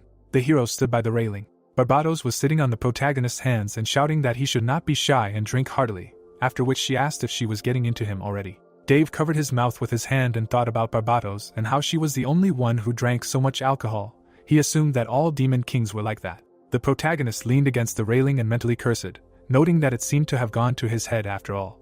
The hero stood against the background of the dome. He thought that a lot had happened since he got into this game. Memories flashed through his head, from the very first to the last day. He thought about his dad and asked him if he could see. Dave grinned and thought that he had managed to arrange a good life for himself in that world. The protagonist turned to Lala. She said that he was here as she thought. He replied that he was as expected of his fiancée. He looked back and said that she knew him very well. The girl looked at him and said that he had acted rashly today, then asked why he had spared Penelope. She frowned and asked if it was better to get rid of the root of the problem, and he had let her escape. The protagonist turned away and asked again. He clarified if she would lecture him again, then added that he was tired and asked for a little rest. The girl's eyes were shining. He looked at her and asked again, then asked her not to look at him like that. He said that Penelope and her friends would not interfere with them. He spread his arms and asked her to listen to him. He said that he was planning to do something that no one in this world had ever dreamed of. He extended his hand to her, and told her not to worry because he would fulfill his promise and an unforgettable world would open up to her. The girl opened her eyes. She looked at the protagonist and agreed. He closed his eyes and said that this was straightforwardness, and that he thought that she would scold him first. The hand grabbed the collar. Lala kissed Dave. Their lips parted. The hero's face turned red and he asked what it was. The girl replied that she knew the real face of His Majesty. The protagonist panicked and asked again. He replied that he made her his bride to achieve his goal. He was red. He convinced her that he was using her for his own interests. He added that he could leave her at any time, as he did during the conversation with Isaac. The shadow hid the girl's eyes. She said that she understood it. Dave's eyes widened. She said that she believed in him, His Majesty. The girl's cheeks turned red. Clouds floated under the moon. The hero said that he understood, and it seemed that he saw her smiling for the first time. Dave hugged Lala. The couple kissed against the backdrop of the night city. The past cannot be fixed. The haze dissipates. The woman raised a knife, screaming about the prostitutes' children and wishing them to die. The girls trembled on the floor. The boy and the man watched the scene. The boy grabbed the man's hand and turned to him. He asked him to break up with her. The man looked ahead and said that he could not leave her, because she was the boy's mother. He asked if he understood him. Dave screamed that she wanted to kill his sisters just because they weren't hers. He added that she would definitely kill them in a little while. The haze covered his father's face. The boy asked him who he would choose, them or her. Tears welled up in the boy's eyes. His dad replied that he would choose his mother because he loved her. The man's eyes narrowed. The boy bit his lip. The man said that he was always thinking about the bad and asked if he couldn't be a little more positive. The boy's fist was shaking. He thought that he shouldn't be talking nonsense. He thought in his mind that he loved her. Tears were running down his cheeks. The boy thought that he would never forgive any of them. Lala slapped Dave. The sun illuminated the statue. People froze in shock. Lala stood in front of the protagonist. She raised her hand and said that she didn't expect His Highness to fall so low. The hero pressed his palm to his cheek. He looked at the girl and said that she raised her hand against the owner, and in front of a whole crowd, he clarified if he understood what he was doing. Lala stood in front of the villagers and answered affirmatively. Dave frowned and said that it was good. The protagonist waved his hand and said that she was fired from this moment. 2 hours later, September 20th, 1505, according to the imperial calendar, the residence of Admiral Nibrahim, the hero crossed his legs and said that this is how they broke up. He tapped his fingers on the armrest and asked why she was here and said her name. Barbatos was sitting on the couch. She raised her glass and said that it was understandable because in the demon world everyone only chattered about how the hottest couple broke up and it was so funny, and that's why she came to find out the details. The protagonist waved his hand and said that they broke up only 2 hours ago, and the rumors have already spread. The guy frowned and added that he was unfortunately not in the mood to discuss this with anyone. The girl tilted her head and said that he was cold, but she was so sweet that she personally came to hear the story of their youngest. The demon grinned and asked again. She raised a glass in front of the hero's silhouette and said that usually mongrels like her are killed even if they just try to touch the demon king. She demanded to tell her what he did. The protagonist frowned and told her not to poke her nose into someone else's love story and leave. The demoness grinned and said that he could not tell because she liked him anyway, and as the eldest she was obliged to take care of their youngest, and added that he should not sulk because there are plenty of women in the world. Her eyes turned black. She added that he would quickly forget this mongrel. Dave covered his mouth with his hand. The demon queen sat opposite the protagonist. She asked if he understood and said that he was still very green. She said that she had lived in this world for 500 years and knew something about love affairs, and if he did as she said, then even the high elves would want to tear a piece of him, and he would not have to strain himself. The protagonist grinned and said that this was interesting. The demoness stuck out her tongue and replied that she would not advise him anything bad and asked him to tell her what had happened. The protagonist thought for a moment and chuckled. The old woman was holding a staff. The demon king said that she had come to him half a month ago. Barbados asked again. He confirmed. He said that the old woman had introduced herself as Lala's mother. The fireplace illuminated the room.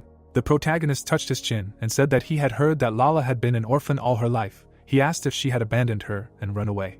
The old woman knelt down and replied that she had been banished immediately after her birth, but not a day had passed when she did not think about her. The old woman cried and said that she had been looking for her all her life, and then she heard rumors. The guy replied that he understood and would allow her to meet Lala. The grandmother smiled and thanked Dave. She said that he was so kind and it was an honor for her. The girl entered the room. She turned to His Highness and said that he had received a letter. The protagonist turned to her and asked if she had arrived. He noticed that she was on time and asked if the girl recognized the old woman. Lala looked at the grandmother reaching out to her. The hero said that he did not expect her to appear either. The old woman was shaking and said Lala's name. The girl shuddered. Tears flowed from the old woman's eyes. Her fist clenched. The protagonist frowned and said that so that's how it is. He stood behind the old woman and addressed her, then said that she definitely said that she was Lala's mother. The woman turned to the guy. He said that lying to the demon king is punishable by death, and since she came here, she must be sure that she was her daughter. She replied that she really was Lala's mother. Dave asked her to tell him something. He leaned over to the old woman and asked why she only rushed to look for her now. She replied that she always wanted to see her. The hero's eyes were shining. She said that she was having a hard time. He asked again and clarified if she meant that she was too busy. The old woman grabbed the staff and answered that Lala was just a child and could have understood everything wrong, but now that was in the past, and he wanted them to become a family again without looking back. He looked down at her. His fist slammed into the old woman's face. Blood splashed everywhere. He looked at her and said that it was not up to her to decide what to do with her past, and asked if she was interested in hearing Lala's opinion. The blow threw the woman back. He stepped on the old woman and asked if she thought that she would meet her daughter, and that she would immediately share her treasures with her. The hero turned to the wall and said that Lala was a dear person to him, and he was not going to forgive those who wanted to harm her. The girl looked at the protagonist, turned to him, and asked him to stop. Dave raised his sword and refused. He said. What was written on her face? He asked if she was angry with her, and added that it was too late. He clarified if the old woman remembered something, or maybe she just decided to profit from her own child. Tears flowed from the eyes of the screaming woman. Lala blocked the old woman and asked him to stop. The old woman crawled away from the demon king. The couple stood opposite each other. The hero asked why she was stopping him and asked if she agreed with him. He asked if she was going to leave alive the man who brazenly ruined her life. The old woman ran to the door. The girl replied that it was not worth his effort. Dave raised his hand and offered to take mercenaries. Lala turned away and interrupted him. She said that he knew nothing about her. The system reported a drop in Lala's sympathy. A new notification shows Lala's current level of sympathy. The hero extended his hand and asked why she was angry. Because he was doing it for her. The girl left the room. He asked her to wait. Barbados frowned. The hero asked what he did wrong in her opinion. She asked if he was completely crazy. The hero spread his hands. She clarified whether he understood what he had done. He sat in a chair and replied that a woman who had ruined her life had come into his arms and he had acted wisely. The demoness stuck out her tongue and said that she expected him to be of some use, but he turned out to be a psycho. The hero frowned. She said that she had only decided that he could be used for more than just pleasure. Barbados held out a glass and asked if he had realized it. She said that he had tried to kill her own mother right before her eyes. The protagonist touched his chin and replied that if a person deserved to die, it was easier to kill him on the spot. The demoness sat with her legs crossed and asked her name. She said that she sympathized with her, and in her place she would have castrated him. There was armor near the fireplace. He asked whose side she was on. She grumbled and asked what happened next. The hero lowered his head and asked again. Barbados sat with her legs crossed and clarified that it happened half a month ago, and that something else happened after that. The protagonist looked down and chuckled. His gaze was on the girl's hips. She called out to him. She frowned and asked where he was staring, after which she added that if he wanted to watch, he should pay. He looked away and replied that he was already tired today, and for such conversations you need the mood. She grimaced. The guy said that he had been dumped 2 hours ago. She replied that he should admire her if he wanted to. He said that he would continue then. He looked straight ahead and said that Lala had brought a letter that time. The girl asked again. He confirmed and said that here it was. The protagonist held out the paper. Barbados narrowed her eyes. The letter said that he was their next target, and that 2,000 soldiers would attack his castle in 10 days. The army was making its way through the gorge. The demoness spilled wine and said that it looked like a threat. The drops fell down. The hero looked at her and corrected her that it was not a threat, but rather a warning. The queen waved her hand and asked again, after which she clarified the difference. He pulled the sheet of paper up and told her to take a closer look. The wine spilled, the letter was tattered. He said that there were only 2 sentences, but many important details. Barbados poured wine and asked again. The first sentence was highlighted. He said that firstly, you are the next target. The hero held the paper in his hand. He explained that this could be interpreted as a statement that he is not his enemy. The protagonist frowned and thought that this letter was written too softly for a threat, and something was wrong here. He wondered who and why sent him this letter. She put the bottle on the table and said that this was an interesting idea, after which she hurried him. The girl held the glass at arm's length. He explained that the author of the letter was clearly someone from the upper class, because there was not a single mistake, and judging by the set of letters, he could write with both his right and left hands. The demoness laughed and asked that he could understand this too, and said that it was funny. The protagonist raised his palm and explained that a person's lifestyle can be understood from his letters, and the author of our letter clearly holds some high position. The girl beckoned with her finger and asked if it was true, and asked to show her the letter again. The piece of paper flew to her. She glanced at the text and mumbled. The paper hung in front of her. She asked how he could understand it. The hero exhaled and asked what her eyes were for, and told her to look more closely. The number 2000 lit up. He explained that there was a comma between the 2 and the zeros. The girl propped her head up. The guy muttered that it was okay then. He frowned and said that an ordinary person would not waste time on a comma to write a warning, but their author was used to writing commas and numbers. The gold was in a chest. The protagonist gave an example that he often worked with large sums.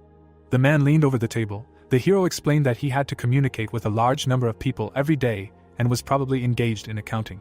The man extended his hand. The protagonist assumed that he personally managed a large territory. Barbados grinned and said that he was cooking a pot. The hero smiled and said that she was too early to admire, and that there were 5 more clues in the letter. He raised his hand and said that he would not say more, because it would be uninteresting if he revealed all the secrets at once.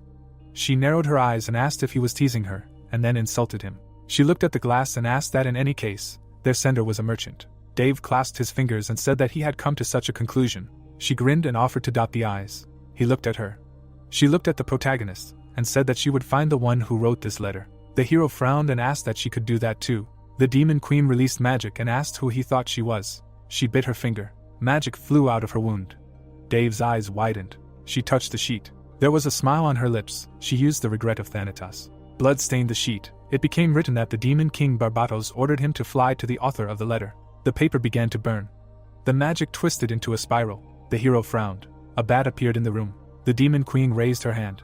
She grabbed the animal and said that he would find the one who wrote the letter. The girl held the bat and added that she would send her a signal right after. The protagonist smiled and said that it was not bad. The hand unclenched. The window opened. The bat flew away towards freedom. Barbados said that she would help him. The hero looked at her and said that he knew about her magnificence, then asked how long it would take to find her. He winked and said that if the incomparable Barbados took on the matter, then he did not think this matter would drag on. The girl grimaced and asked what finally got through to him. She said that if she were not there, he would have been looking for it for months. She spread her hands and said that he should be grateful that she was looking for the author. She pointed her finger at him and said that her magic was working, after which she asked if he was sure of his conclusions, to which she received an answer that they would check. The hero sat on a chair with his legs apart. She asked what he thought the merchant wrote the letter. He smirked and said that this was just an assumption and that he had one friend who was a merchant, so if he was one of them, they would quickly catch him. The demoness looked at him and asked what he would do. Dave raised his finger and asked that didn't he already say that he had a friend who was a merchant. September 5, 1505, Nibrahim Imperial Calendar, Kunska's Trading Company. Isaac stood in front of the hero and said that he did not write this letter. His face was tense. The protagonist sat down on the couch and said that he wanted to believe him. He looked at him from under his brows and added that he had already tried to get rid of him. The vampire leaned on his cane. He denied involvement. He bowed and said that he no longer had any intention of harming His Highness. A shadow hid Dave's eyes. He turned to Isaac and said that he believed in his strength but not in him. The protagonist's eyes were shining. The old man looked at him and asked how he could then earn his trust. The hero sat with his fingers clasped and asked again. He said that he only needed to fulfill a couple more of his requests. The vampire's face was covered in sweat. He asked what he wanted.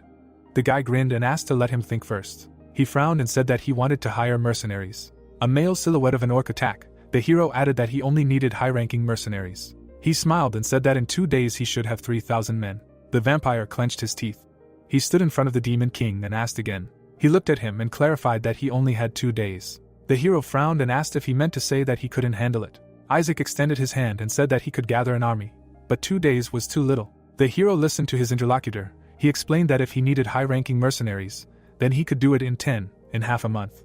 The protagonist grinned and asked what he was talking about, and said that there were a lot of mercenaries wandering around nearby. The vampire opened his mouth in confusion. Dave spread his hands and asked why he was looking at him like that. He advised him to look around. He said that he was talking about the soldiers of Nibelheim. He heard that there were about 4,000 soldiers there. The protagonist smiled and said that he was in fact the ruler of the city, and asked why he could not borrow them for a while. The vampire spread his hands and said that in this case the city's defense would be weakened. The sun was shining on the settlement. Isaac explained that Nibelheim was the main trading city of the demon world. Sweat was running down the vampire's face. He said that if the city fell, it would affect the entire demon world. His eyes were not visible. He said that besides. The hero looked at him and asked again. The old man with a depressed face said that at the moment the problem of the plague has not yet been solved. Isaac looked at the interlocutor. He called him. Dave frowned and said that the vampire's comfort did not concern him in any way, after which he asked what kind of look it was. The old man narrowed his eyes. The guy stood up and said that he had really forgotten. He put his hand in his pocket. The demon took out the hair. He reminded that Isaac's beautiful body was in his power. The girl sat hugging her knees. The old man jumped up. He waved his hands and said that he did everything as he said. He told how he went against Her Highness Penelope. He raised his palm and said that he sacrificed one of the leaders of the Chamber of Commerce and everything to protect him. The feet stepped on the floor. The hero asked not to misunderstand him. He asked that he swore allegiance to him only because of this. The vampire's face showed tension. The protagonist approached the subordinate. He froze with a mask on his face. The guy turned to him and said, "Let's do it again." He spread his arms and said that he just needed to get on all fours. His eyes turned black. He ordered him to kneel in front of him. Sweat covered the vampire's face. He fell to his knees. The old man was shaking. He was kneeling in front of the Demon King. The hero's eye flashed. He ordered him to bow his head.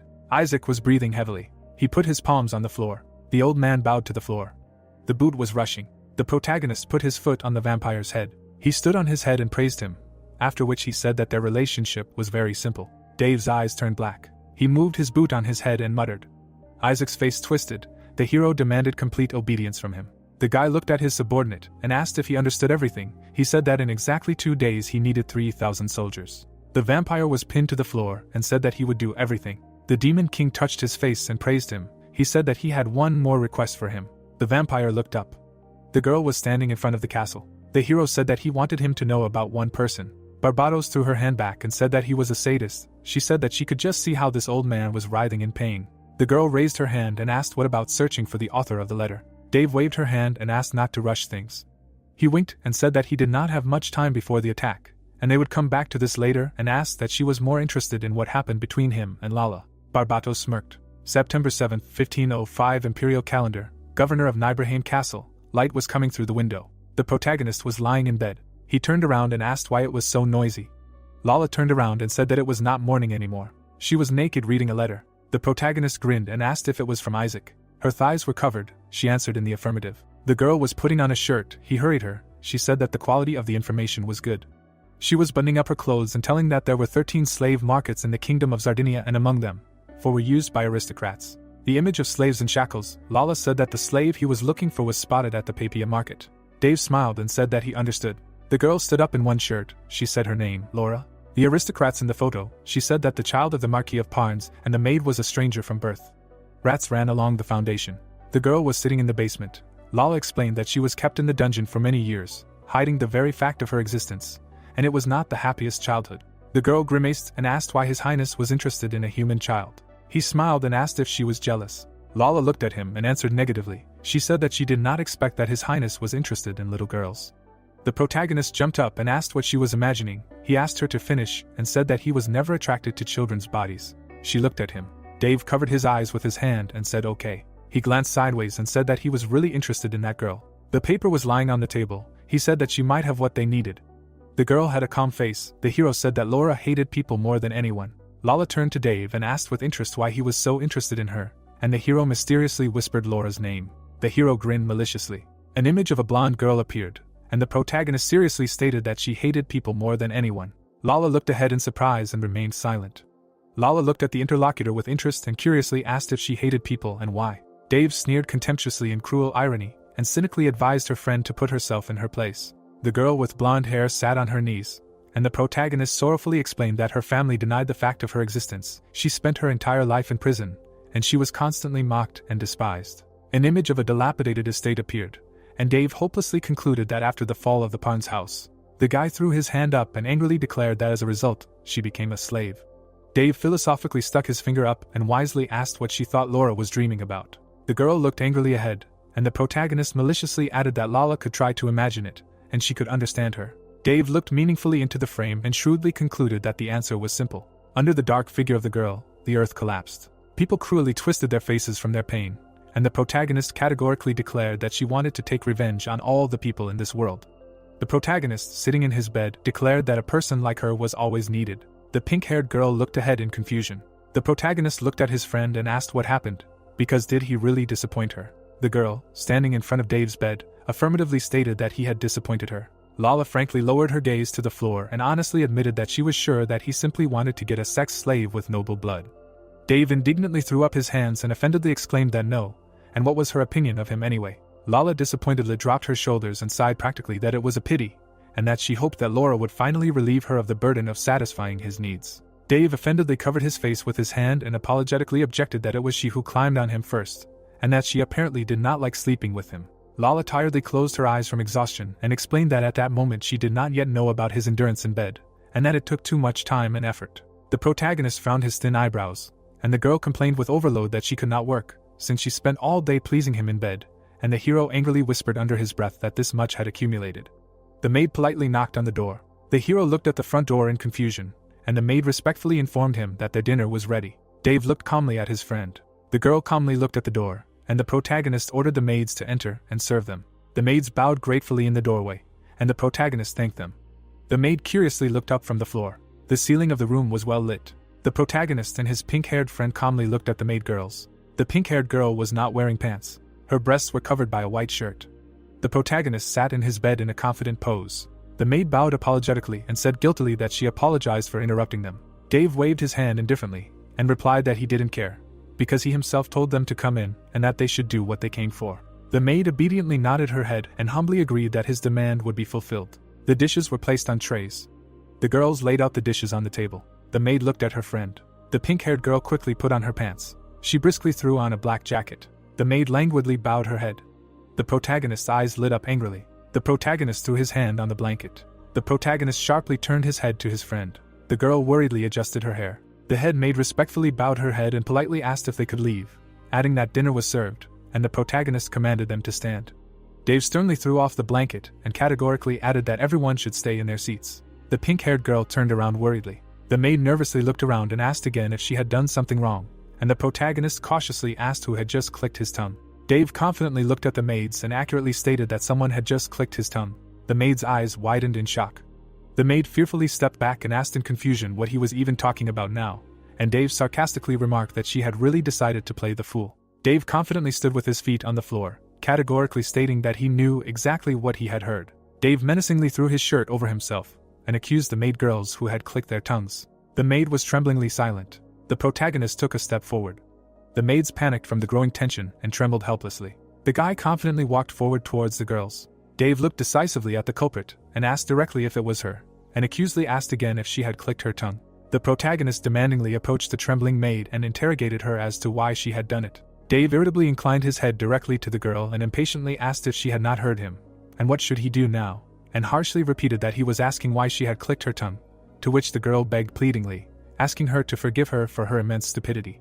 Dave looked soothingly at the trembling with horror servant girl and said that everything was fine, and that he knew that she had not clicked at him, and that it had been Lala, and contemptuously asked if she really thought that a half-breed, who was lower in rank than her, was not worthy of being with the Demon King, and added that he was sincerely sorry. The girls covered their mouths with their hands in shock.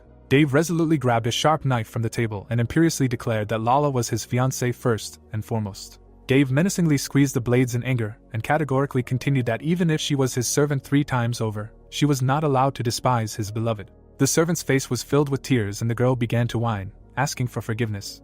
Lala looked at the hero in fear and pleadingly exclaimed that His Highness should not do this to girls. Lala, looking desperately at Dave, asked him to stop. The protagonist furiously turned his head back. The pink-haired girl looked menacingly at the protagonist. Her eyes sparkled brightly.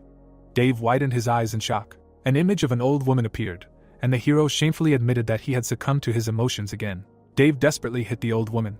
The hero stood in a confident pose and groaned. What was he doing? Lila blocked the protagonist's path. The image of the girl appeared, and the protagonist sadly noted that everything was the same as last time, and a system notification announced that the level of sympathy towards him had decreased by 10 points. The girl was shaking painfully with fear, and the protagonist thought that she had just clicked her tongue. The protagonist angrily clenched his teeth and logically reasoned that it was not worth killing her, and yet, for some reason, he cared about her. The guy unclenched his hand with the weapon and sensibly concluded that Lael would not like it either, and he needed to calm down and think clearly. The girl was shaking with fear, and the hero instructively added whether she understood what she had done wrong. The protagonist turned around and declared that that was enough, and ordered the girls to leave. The maid turned around and announced that they were all sincerely sorry. The protagonist angrily looked after them. The protagonist raised his hand and said that when it came to his beloved, he had no control over himself. But this time everything was different. Lala frowned menacingly with her pink eyebrows. The system impartially recorded the further decline in relations and automatically reported that Lala Lazarite's level of sympathy for Dave had dropped by 7 points, and the hero desperately exclaimed that he had really fallen. The system coldly demonstrated the final result and mechanically stated that Lala Lazarite's current level of sympathy for Dave was 11 points. Lala turned her back to the protagonist in a businesslike manner and practically reported that they would be able to leave right after lunch, and that she would prepare everything necessary for the trip to the slave market. The girl began to leave the room, and the protagonist asked her to wait. Dave painfully extended his hand after her and, in bewilderment and despair, groaned why she had not forgiven him for this, and hopelessly asked what he had done wrong. The sun was heating up the sands. A girl in fancy heels stood in front of the hero. The merchant politely looked at the protagonist and his girlfriend, addressed the hero by name and professionally suggested that they begin. Dave nodded his head indifferently and agreed indifferently. The main one imperiously waved his hand at the merchant, and in a commanding tone ordered that they should begin. The merchant raised her hand up. Magic began to bubble in the water, and a girl named Clara presentationally announced that this was Hermes' equipment. A whirlwind swirled around the heroes. The merchant pointed her finger at the girl and politely said that Mrs. Lala should move a little, and guidingly commanded to move forward. The protagonist watched the magic unfold. A pillar of magic hit the ground. The girl watched silently. Thick smoke enveloped the silhouette, and the girl said that everything was ready. Smoke enveloped Dave's hair, and said that the topic of the day was a mysterious merchant. The protagonist stood before the heroes in a fancy costume. Dave looked critically at his head and appraisingly noted that the horn was indeed gone. Dave raised his hand approvingly and rather praised that it was quite good, and Clara enthusiastically thanked him. Dave looked at his transformed reflection with satisfaction and noted that now no one would even think that he was the Demon King. The merchant raised his index finger in warning and seriously warned that Dave should be careful, and that there was one detail. An image of an antique clock appeared, and the girl importantly explained that after 24 hours the transformation magic would wear off. The merchant pointed his finger meaningfully at the clock and sternly emphasized that in other words, his time was limited. Dave grinned carelessly and waved it off, saying that this was Cinderella magic, and that there should be enough time. Dave turned to his assistant with an imperious air and commanded her to gather her sisters and wait for him to give the signal. The girl respectfully saluted young Dave and obediently agreed to what would be done. Dave mysteriously turned his head to his pink-haired friend. Lala looked into the distance. The girl turned her gaze, and the boy muttered something embarrassed. Dave turned to his companion with a boastful air and smugly remarked that sometimes it was useful to change appearance, and asked if she liked him. Lala looked at the hero with a businesslike air and informed him that before heading deeper into the city, they must find a guide, and he should follow her. Lala conspiratorially approached the disguised king and carefully added that today's business must remain a secret. The protagonist made a displeased face, and the girl said that he should try not to expose his identity as the Demon King. Dave turned around impatiently and irritably agreed that he understood and that they needed to hurry. Dave winced in displeasure at the unnecessary precautions and cursed silently. An image of the recent events appeared and the hero thought that all his troubles were because of that time. The hero raised his knife menacingly. Tears welled up in the maid's eyes. Lala looked menacingly ahead. The protagonist covered his face and thought that his relationship with the girl was only getting worse and asked himself what he had done. Clara looked on in confusion. The heroes walked into the city across a deserted field. September 10th, 1505 according to the imperial calendar, the Kingdom of Sardinia, the Babia slave market. The screen showed a panoramic view of a noisy market and an atmospheric trading square. A man angrily beat the ground with a whip and ordered his slaves to move. The shackled slaves looked down sadly. Many others stood aside from the heroes. The protagonist wondered why there were so many of them already. A hunched goblin accepted a bag of money and said that they could rely on him to show them around Babia, then asked if this was their first time here. The protagonist kept his hands behind his back and said that it was, to which the goblin asked what rank of slaves they wished to purchase. Putting a finger to his chin, the protagonist said that he had not yet decided. An image of slaves appeared on the screen, and the protagonist thought that there were about 4,000 here, a small town with first-class goods. An image of new slaves appeared, and the protagonist added that even the rarest specimens could be found here. He frowned and added that he could not wait to see it. Dave raised his hand and said that he had heard a rumor that the daughter of a missing noble had appeared at the market today, then asked if this was true. The information merchant rubbed his hands together slyly and chuckled. As expected, rumors spread quickly. The information merchant leaned toward the customers with intrigue and mysteriously informed them that this was definitely an unusual curiosity, and that like all rarities, it would be put up for sale at the auction tomorrow. Dave nodded his head approvingly and noted with satisfaction that he knew a lot. The goblin merchant bowed to his esteemed customer and obsequiously replied that he was honored to receive praise from him, but he was unlikely to be able to buy it. The information merchant glanced meaningfully at his competitors and added warningly that according to rumors, it was that man over there who did it. The heroes looked at the crowd of slave traders. The protagonist frowned and asked who it was. A man with an eye patch was standing nearby, and the goblin explained that he was the one who was the head of the slave traders. An image of a young man in a mask appeared, and the goblin added that on the right was the count, who planned to buy that very young lady. The border man frowned rather contentedly and declared that now he understood why nothing would work out, and moving his chin, he added that her buyer had already been determined. The hero grinned maliciously and declared that this was interesting. The protagonist spread his arms wide and asked what to do if he wanted to get close to the slavers, like the nobleman, and inquired what he needed to do so. The goblin shook his head in concern and warned him practically that Dave would not be able to do that, and that the slavers of Babia did not befriend everyone. The girl briskly handed the merchant a bag of coins and thanked him. The informant leaned confidentially towards the interested customers and confidentially informed them that there would be a dinner party that night, and that all the slavers in the city would be there. The protagonist smiled. It was daytime. The sky was gradually turning yellow. Night had fallen. The protagonist approached the establishment, and the informant explained in detail that they needed a bar on the outskirts of the city, and that it was a gambling house run by slavers.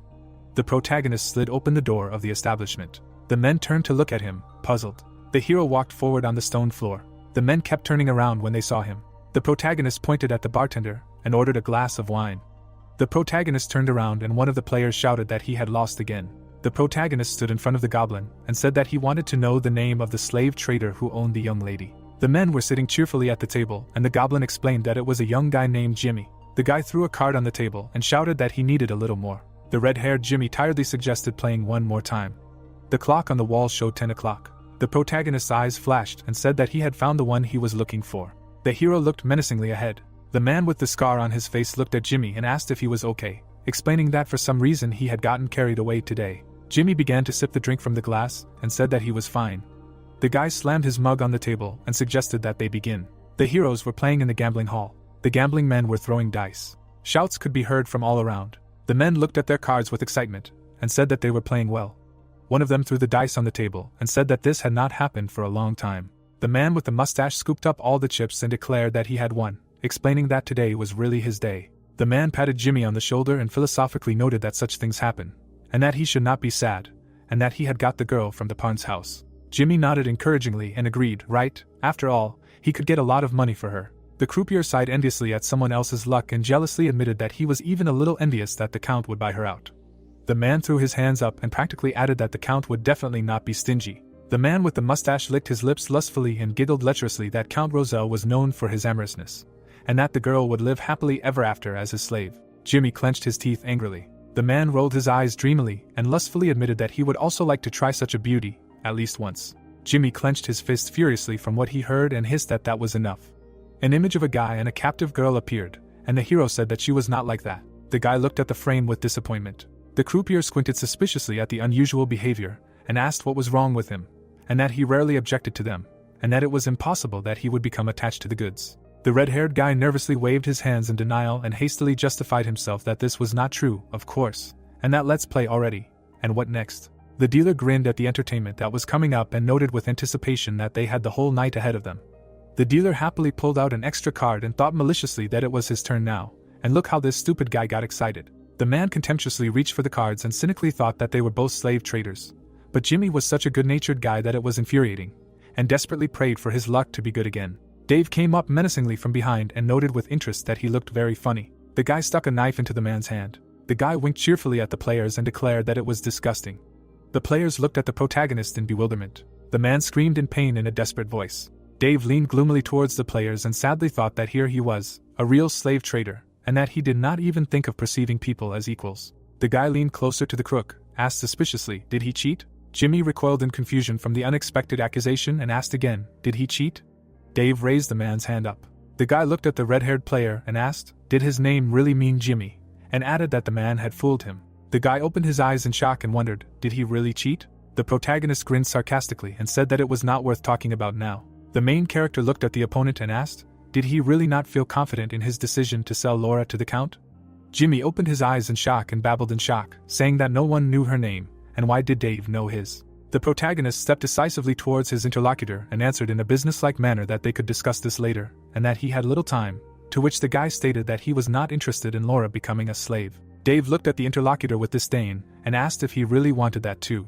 Jimmy stuttered in confusion from the unexpected situation and babbled incoherently, and the man sarcastically noted that he had said that Jimmy was an idiot. The dealer jumped up aggressively from his seat and shouted threateningly that her buyer had already been determined and that the guy would be crazy if he let her escape and that he did not know what happened to traders who broke the rules. The protagonist looked at the guy and said that the choice was his. Jimmy opened his eyes in shock and thought that the choice was his, and the notification said that the merchant's sympathy had increased by as much as 10 points. The guy frowned angrily. Jimmy would stand up straight and say firmly that he had brought her here and that it was up to him to decide what to do with her. It was a full moon and the boy asked if he was still awake. Dave would hand him the bottle and suggest solicitously that he should have a drink and that it would help him calm down, and Jimmy would thank him gratefully and think with amazement that he had thought Dave was scary, but he didn't seem so bad after all, and the system would report impartially that Jimmy's trader liking for Dave had gone up 20 notches. Dave would lean over to his new ally and suggest confidentially that perhaps he could tell him more about her, and that he felt that he and Jimmy would get along. Dave would grin and add comradely that that was what they should drink to, and the boy would sheepishly agree. It was a full moon outside. The moon had set. It was day. Jimmy would turn to his new acquaintance and ask curiously what it meant that Dave was traveling and freeing captive slaves, and Dave would say that he planned to someday completely eradicate slavery from this world. Dave would lean confidentially toward his interlocutor and add sincerely that in order to do this, he first needed to find someone like Jimmy who would support him, and that he was looking for him rather than Laura, and the guy would shrewdly note that he understood this, and the system would automatically report that the level of sympathy Jimmy had for Dave had increased by 10 points. Jimmy would look down sadly and honestly admit that he did not really want to become a slave trader, but his father was in debt, and there was no other work to be found in this city. Jimmy would desperately grab Dave by the sleeve and imploringly beg if he could help her escape. Dave would lean sympathetically toward the suffering youth and ask sympathetically why Jimmy was so eager to help her. Jimmy furrowed his brows and explained painfully that she would not be human here. Jimmy breathed raggedly with excitement and continued that only he knew. The bottle fell to the ground. Jimmy suddenly swayed from nausea and exclaimed in fear that what was happening to him. Jimmy swayed weakly in place and babbled that he seemed to have drunk too much, and the protagonist mentally confirmed that the sleeping pills had worked. Dave patted his sleepy companion on the back and comfortingly said that he thought that only Jimmy could take care of her, and that he understood his feelings. Jimmy looked at the protagonist gratefully with his eyes and asked again if Dave really thought so, and the system coldly stated that the level of sympathy of Jimmy the trader for Dave had increased by 10 points. Dave asked where she was now, and Jimmy, gesturing sleepily in the direction of the dungeon, mumbled incoherently that she was there, in the farthest cell. Jimmy looked at the hero, and Dave solicitously assured him not to worry, and solemnly promised that he would free her. The image began to blur, and the guy groaned that everything was swimming. Jimmy had difficulty focusing his gaze and blurrily said that it was good, but if it was Dave, and the system automatically notified that the level of sympathy of Jimmy the trader to Dave increased by 20 points. Dave stood next to the sleeping body and self-critically wondered if he had ever managed to increase someone's sympathy so easily before. Dave looked philosophically at the sleeping man and wisely concluded that this was why everyone was fooling him, but he respected his feelings. Dave walked down the street and promised that he gave his word that Laura would be happy. Jimmy was sleeping, and the protagonist cynically thought that this time he really had come across a rotten person. Dave glanced at his watch and anxiously noticed that it was already time. The clock hands showed the time. The hero walked forward. Dave majestically approached the dark cell and introduced himself that his name was Dave. The girl was leafing through a book, and the guy imperiously added that he was the 71st Demon King. Dave grinned maliciously and nobly proclaimed that he had come for her. The guy looked at the girl locked in the cage. The moon was shining in the sky. The girl was reading a book and said indifferently that she did not know who he was. Laura raised her head irritably and asked him discontentedly that he should not block her moonlight, since she was reading now. She turned around. Laura was returning to her task with concentration and added that she was reading. The narrator was informatively showing the game interface and educationally explaining that Laura was one of the main characters of the Dungeon Attack game. The girl was standing in the middle of the room. Like the main character, she had the power to change the world. There were chopped bodies on the ground. There was only one difference. The victims of future events desperately stretched out their hands for help and cried out pleadingly that they needed to be saved. The girl raised her hand up. The girl's face was stained with blood. Laura does not bring hope. The girl was holding swords in her hands. She brings despair. An image of the main character appeared. The main character of Dungeon Attack represents the Gatsburg Empire. An image of a girl with a sword appeared. Laura represents the Britain Kingdom. The warriors fought in the battle. They started a great war for domination of the continent, which lasted for many years. The girl looked menacingly at the frame. In that war, Laura killed more people than all the demon kings combined. The protagonist looked at the girl in the cage and concluded that in some sense Laura was the main threat to the protagonist, not the demon kings, and optimistically added that this would only happen in 15 to 20 years. An image of the girl appeared. The current Laura was no more than a 16-year-old girl. Dave looked at her and thought that he should tame her now. Dave confidently looked at the girl and richly declared that he had enough money to outbid any bid at the auction, and there were witches near the market who were just waiting for his order, and that in extreme cases he could simply kidnap her. Dave nobly turned to the girl and said that he wanted to show respect for her feelings. Laura watched the hero with disinterest. The book was open. Dave was honestly leaning towards a potential ally and admitted that he needed a subordinate like her. Laura looked up from her book and stated with interest that she was not a slave. The protagonist nodded his head convincingly and confirmed that this was true and that if he needed a slave, he would have used money or force. But he did not, and if she doubted, she could test him and see if he was worthy of becoming her master. Laura sat on the floor and politely replied that the Demon King, she was grateful for his offer and that her fate was well known to her. Laura calmly rose from the stone floor and added that she was well aware of her fate. The girl looked ahead. An image of slave traders appeared and the guy noted that she would be ransomed tomorrow and that it would be Count Rosal from the Kingdom of Britain. An image of the merchant's disgusting face appeared and the protagonist disgustedly explained that Count Rosal collected noble maidens like her for the purpose of torturing them. Dave threw his hand up and cruelly listed that first there would be torture with wax, then roasting alive, then worse, until it came to amputation of limbs. Laura put her hand to her chin and rationally reasoned that she could still withstand wax and fire, but she did not want to lose a leg or an arm, since it would be more difficult to read. Dave shook his head and asked if she really only cared about reading, and that she was surprisingly calm. Laura modestly shrugged her shoulders and calmly explained that she realized at the age of 6 that she was a genius, and that she did not need to be praised. Dave smiled in surprise at the coincidence, and noted with interest that he also realized that he was a genius at that age, and what a coincidence it was. Laura looked ahead at the hero, and said that she realized this when she saw that at the age of 10 neither her brothers nor sisters understood anything about geometry. Dave nodded sympathetically and shared with understanding that in his case he understood everything when he noticed that his 5-year-old sister could not learn at least 2 foreign languages. Laura stared at the protagonist and arrogantly stated that every time she saw people who could not understand simple truths, she felt sorry for them. Laura cruelly grinned at human stupidity, and cynically added that she did not understand how they even lived with such a tiny brain, and that in their place she would simply commit suicide. The protagonist looked at the girl philosophically and condescendingly concluded that most people were pathetic creatures, and that people like them could only lead them in the right direction. The girl turned to her like-minded person and sympathetically asked if it was not too tiring. The protagonist raised his hand up and realistically answered that such things existed, but they were still a part of this world. The guy scratched his chin pragmatically and continued in a practical manner that sometimes, for the sake of a great goal, you have to sacrifice something. The girl looked calmly at the interlocutor, and he curiously asked again if it was possible to sacrifice just once sometimes. The protagonist leaned over contentedly and answered that this was already quite enough. Dave looked at the girl and solemnly stated that he knew that he and Laura would get along.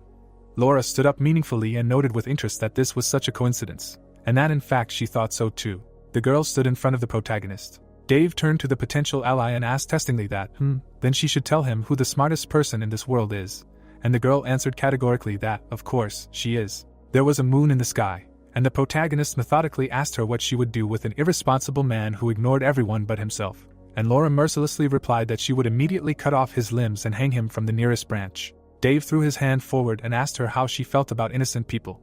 Laura stepped forward in disgust and contemptuously explained that she did not understand how they could live in their stupid little world, and that their purity was so blinding that it seemed to her as if they were not people at all. And the guy asked her what she thought of friendship, to which she selfishly replied that it was something she would only give to those who would not get in her way. Dave grinned madly and asked her what she thought of love, and the girl cruelly concluded that it was a beautiful path to destruction.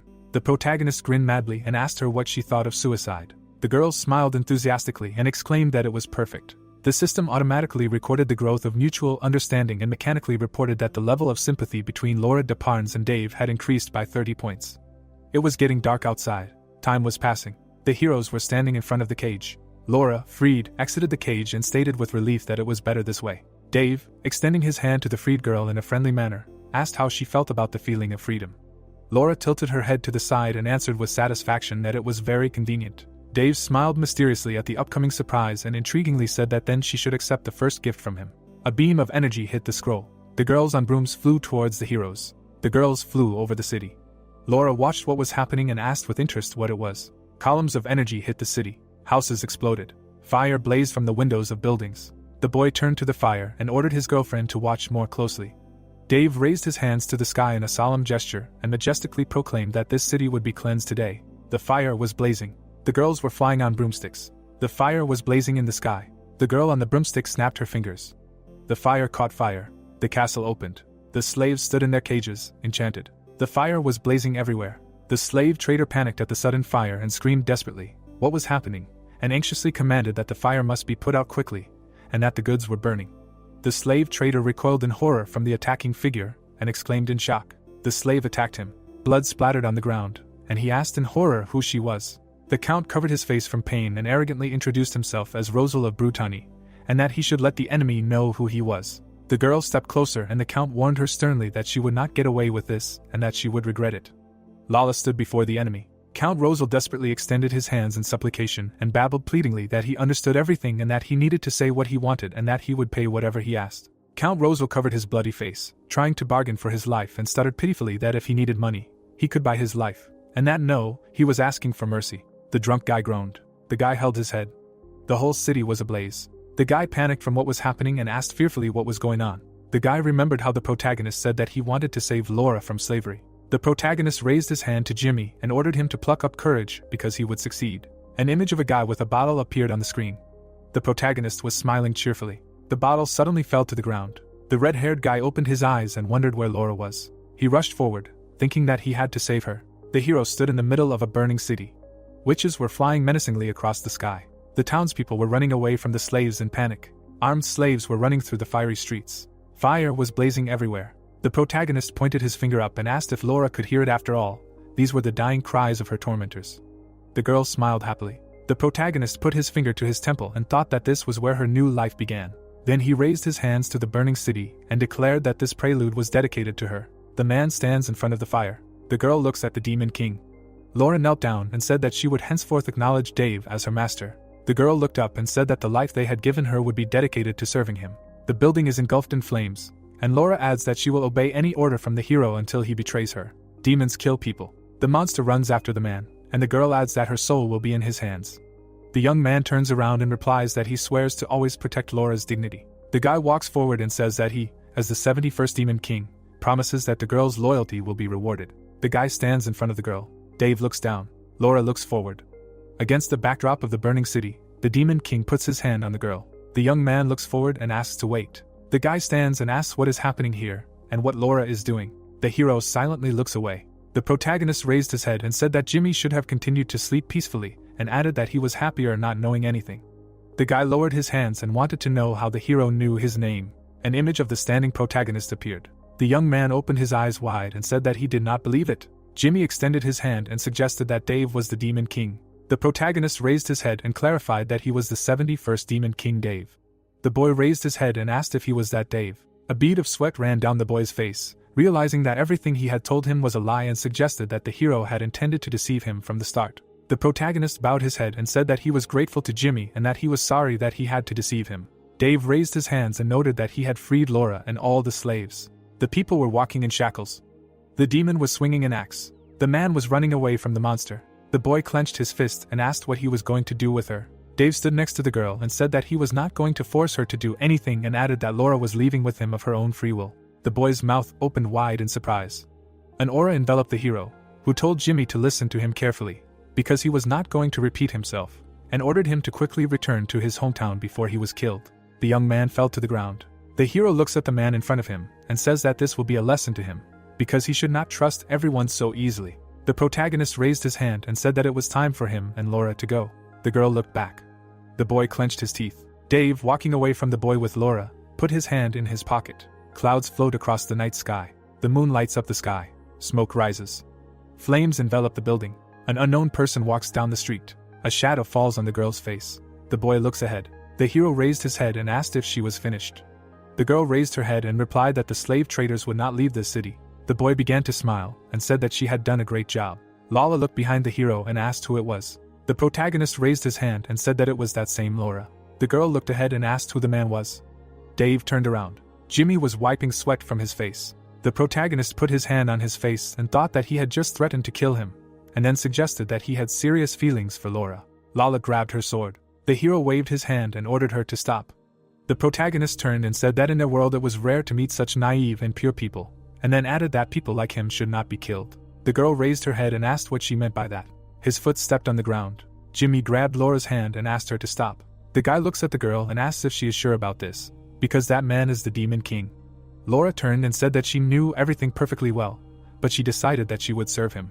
The boy extended his hand and tried to find out why she wanted to serve him, because they could do anything with her. The girl raised her head and asked what could be worse than her current life, and the master would give her a new life. The light illuminates the woman's face, who says that for the first time in her life, she feels her heart flutter. The boy silently looks forward.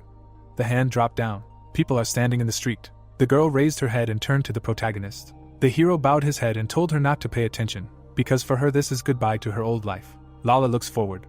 The boy lowered his head and said that he saw Laura smiling for the first time.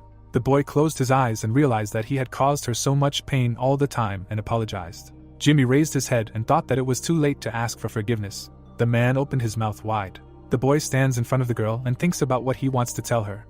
The blade pierces the body of the boy, who does not have time to finish what he said. Jimmy turned his head. The demoness holds a sword in the body of a man. The girl bowed her head. The guy fell to his knees.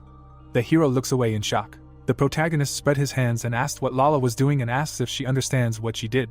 The demoness raised her head and said that she was doing what she had to. The hero looks forward and suggests that she likes senseless killings. Lala walks and says that it is not senseless. The girl looks at the guy and added that the hero ordered her to kill all the slavers and those associated with them. The hand holds the sword, and a female voice says that this is so that no one will know about the protagonist's appearance in the city. Blood gushed onto the ground, and the girl added that she does not understand why they should leave the only witness alive. Lala stands with the sword in her hands and asks if this is really a senseless death. Dave looks forward. Blood flows down the blade. Lala looks down and says that she swore allegiance to someone who was cruel and merciless, adding that he would do everything cleanly and without a single mistake. Lala raised her hand, and the system window reported that Lala's sympathy level had decreased by 5 points. The protagonist bowed his head and asked the girl to stop. Blood flows along the ground. The demoness raised her head and added that it was like a different person in front of her now. A system window appeared, which reported that Lala's sympathy level for the protagonist had decreased by 3 points. The young man raised his head and once again asked the girl to stop. System windows appeared, reporting a drop in Lala's sympathy level. The protagonist approached the demoness and said that she was a devilish woman. The girl stands with a sword in her hands and asks the hero how he perceived her until now. Dave looks at the girl. The protagonist extends his hand and asks Lala why. The hero swings his sword. The girl covers the demon with her hand. Lala turned around. The protagonist is standing with a knife. The maids are looking at the guy. The woman is looking forward, and the hero remembered that when he tried to kill her mother, and when he tried to punish that maid, she stopped him. Dave raised his head and said that he believed that she would understand him. The sword is sticking out of the boy's body, and the demoness replied that he was wrong and that Dave never seemed to understand her. The hand lifted the man's head, and Lala added that he should forever remember the face of this dead man. The guy opened his mouth wide. Lala holds the head and says that the protagonist will have the same fate. The boy frowned. The demoness looked forward and said that if he forgets about his weakness, then one day there will be someone who will take advantage of it. The protagonist grabbed his head and said that it is worse than demons. The girl raised her head and asked how Dave still perceived her. September 20th, 1505 on the imperial calendar, the residence of Admiral Nibrahim. Dave sits on the throne and tries to understand what Lapis wanted from him. Barbados holds a bottle and says that they need to take a break, because they talked for so long that it was already night. The guy looked away. The young man reaches for the cabinet and says that he entrusted this to his subordinate. Dave holds wine in his hands. The woman looks at the bottle with pleasure. The hero began to smile. An image of a hand with a bottle appeared, and the hero added that the hellish mountain, a place where the best wines in the demon world are produced. The volcano erupts, and the protagonist said that the wines made by the MANHWA company are considered the best among them, and the best craftsmen renew the spells cast on the wine every 6 months. The girl jumped up from the couch and asked the hero to shut up, then shouted that it was Nürnberg Rel 1101. The boy tilted his head and realized that it was very expensive, and the woman said that she did not believe the hero, who pretended not to know the price of this wine. Dave looked forward and said that if she listened to him to the end, she could take the first sip. Barbados began to smile, and said that it was easy. The boy leaned over laughing and sarcastically noted that the great and terrible Lady Barbados had stooped to such a low point, to which the girl replied that he should say whatever he wanted and quickly give it to her. The woman drinks wine from a glass and says that it tastes great. The boy sits on the throne and says that the Demon King's castle was about to be attacked. The girl looked away and realized that the letter was real. The young man raised his glass and said that now the climax is coming. September 15, 1505, Imperial Calendar, Demon King Dave's castle. A witch flies on a broom. The door creaked open. A boy sits on a chair and asks the girl across from her if she has settled into the castle. Laura stands in the passage and says that everything is the same everywhere. The girl raised her head and said that she has food and can wash as much as she wants. The boy raised his head and said that this is the most important thing. The witch flew to the window and reported that there's an army 30 kilometers north of them. They are moving in their direction, and their number is 2,000. The demon folded his arms. The sun illuminates the banner. The knight raised his horn. Soldiers are walking with shields. A group of warriors is walking. People are marching. The horse is standing on the ground. The adjutant approached the lord and asked if this building was Dave's castle and if they would find deposits of black grass there. A man sits on a horse and says to address him as a general, because the battle will begin soon. The subordinate raised his head and apologized to the general.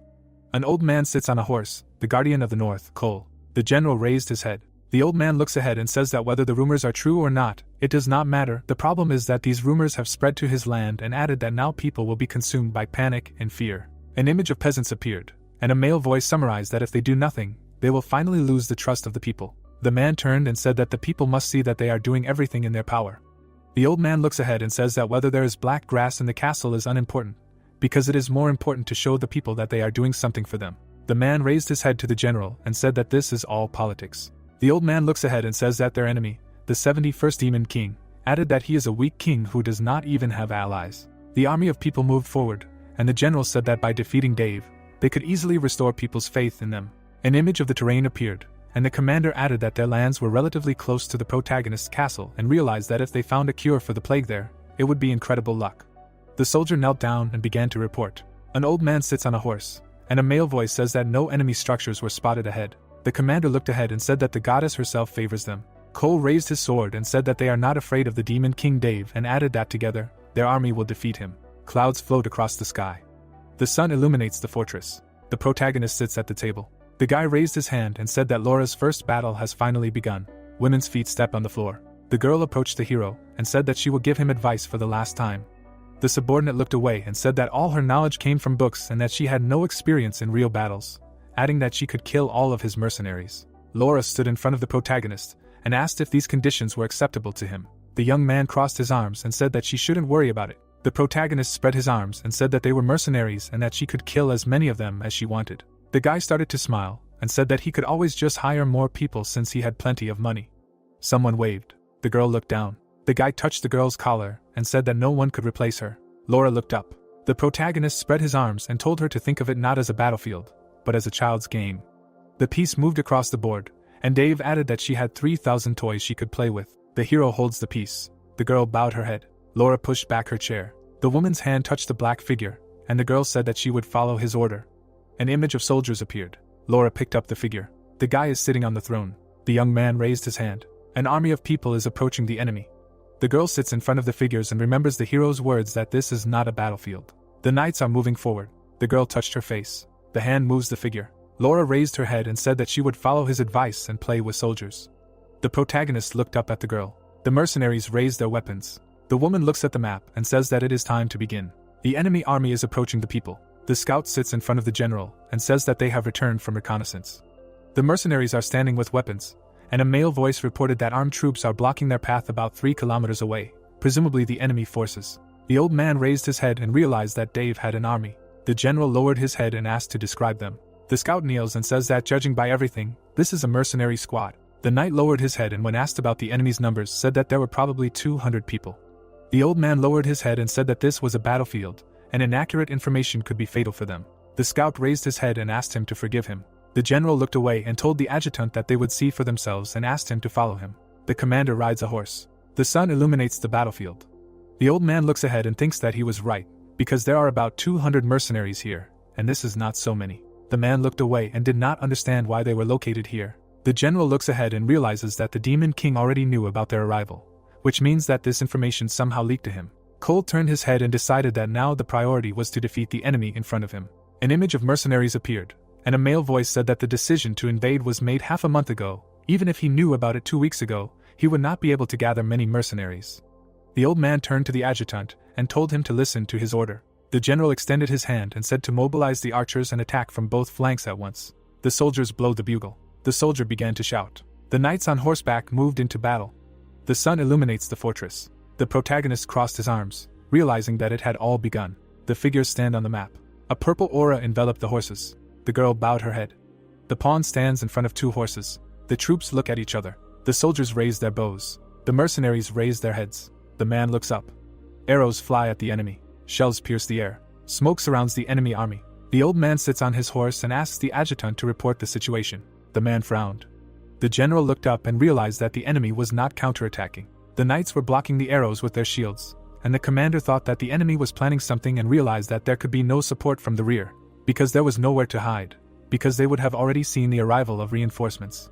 A bead of sweat ran down the man's face, trying to understand what their commander was doing. Arrows rained down on the mercenaries, and Cole noticed that they had not changed formation, were not attacking in response, but were simply taking the blows, and added that even if they were mercenaries, was it worth wasting their lives like that? The adjutant turned and reported that they had managed to disorient them. The old man looked ahead and gave the order for them to continue firing. The man was blowing his bugle. The general sat on his horse and could not find words for what was happening. The soldiers drew their bows. The archers aimed upwards. Arrows pierced the bodies of the enemies. The shell pierces the mercenaries' armor. Blood gushed onto the ground. The horse gallops across the ground. The general looks at the bodies of the defeated enemies.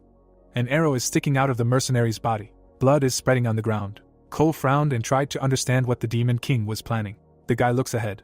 Laura raised her head and said that 1 infantry cannot stand against a squad of archers and added that she will take this into account for the future. The young man stood up. Dave holds the girl by the hair and says that they need to think now. Laura closed her eyes and asked the hero to stop. The young man raised his head and said that he had never seen a worse battle in his life. Laura holds the guy's hand and says that he said that he trusted her, and added that he was to blame for everything.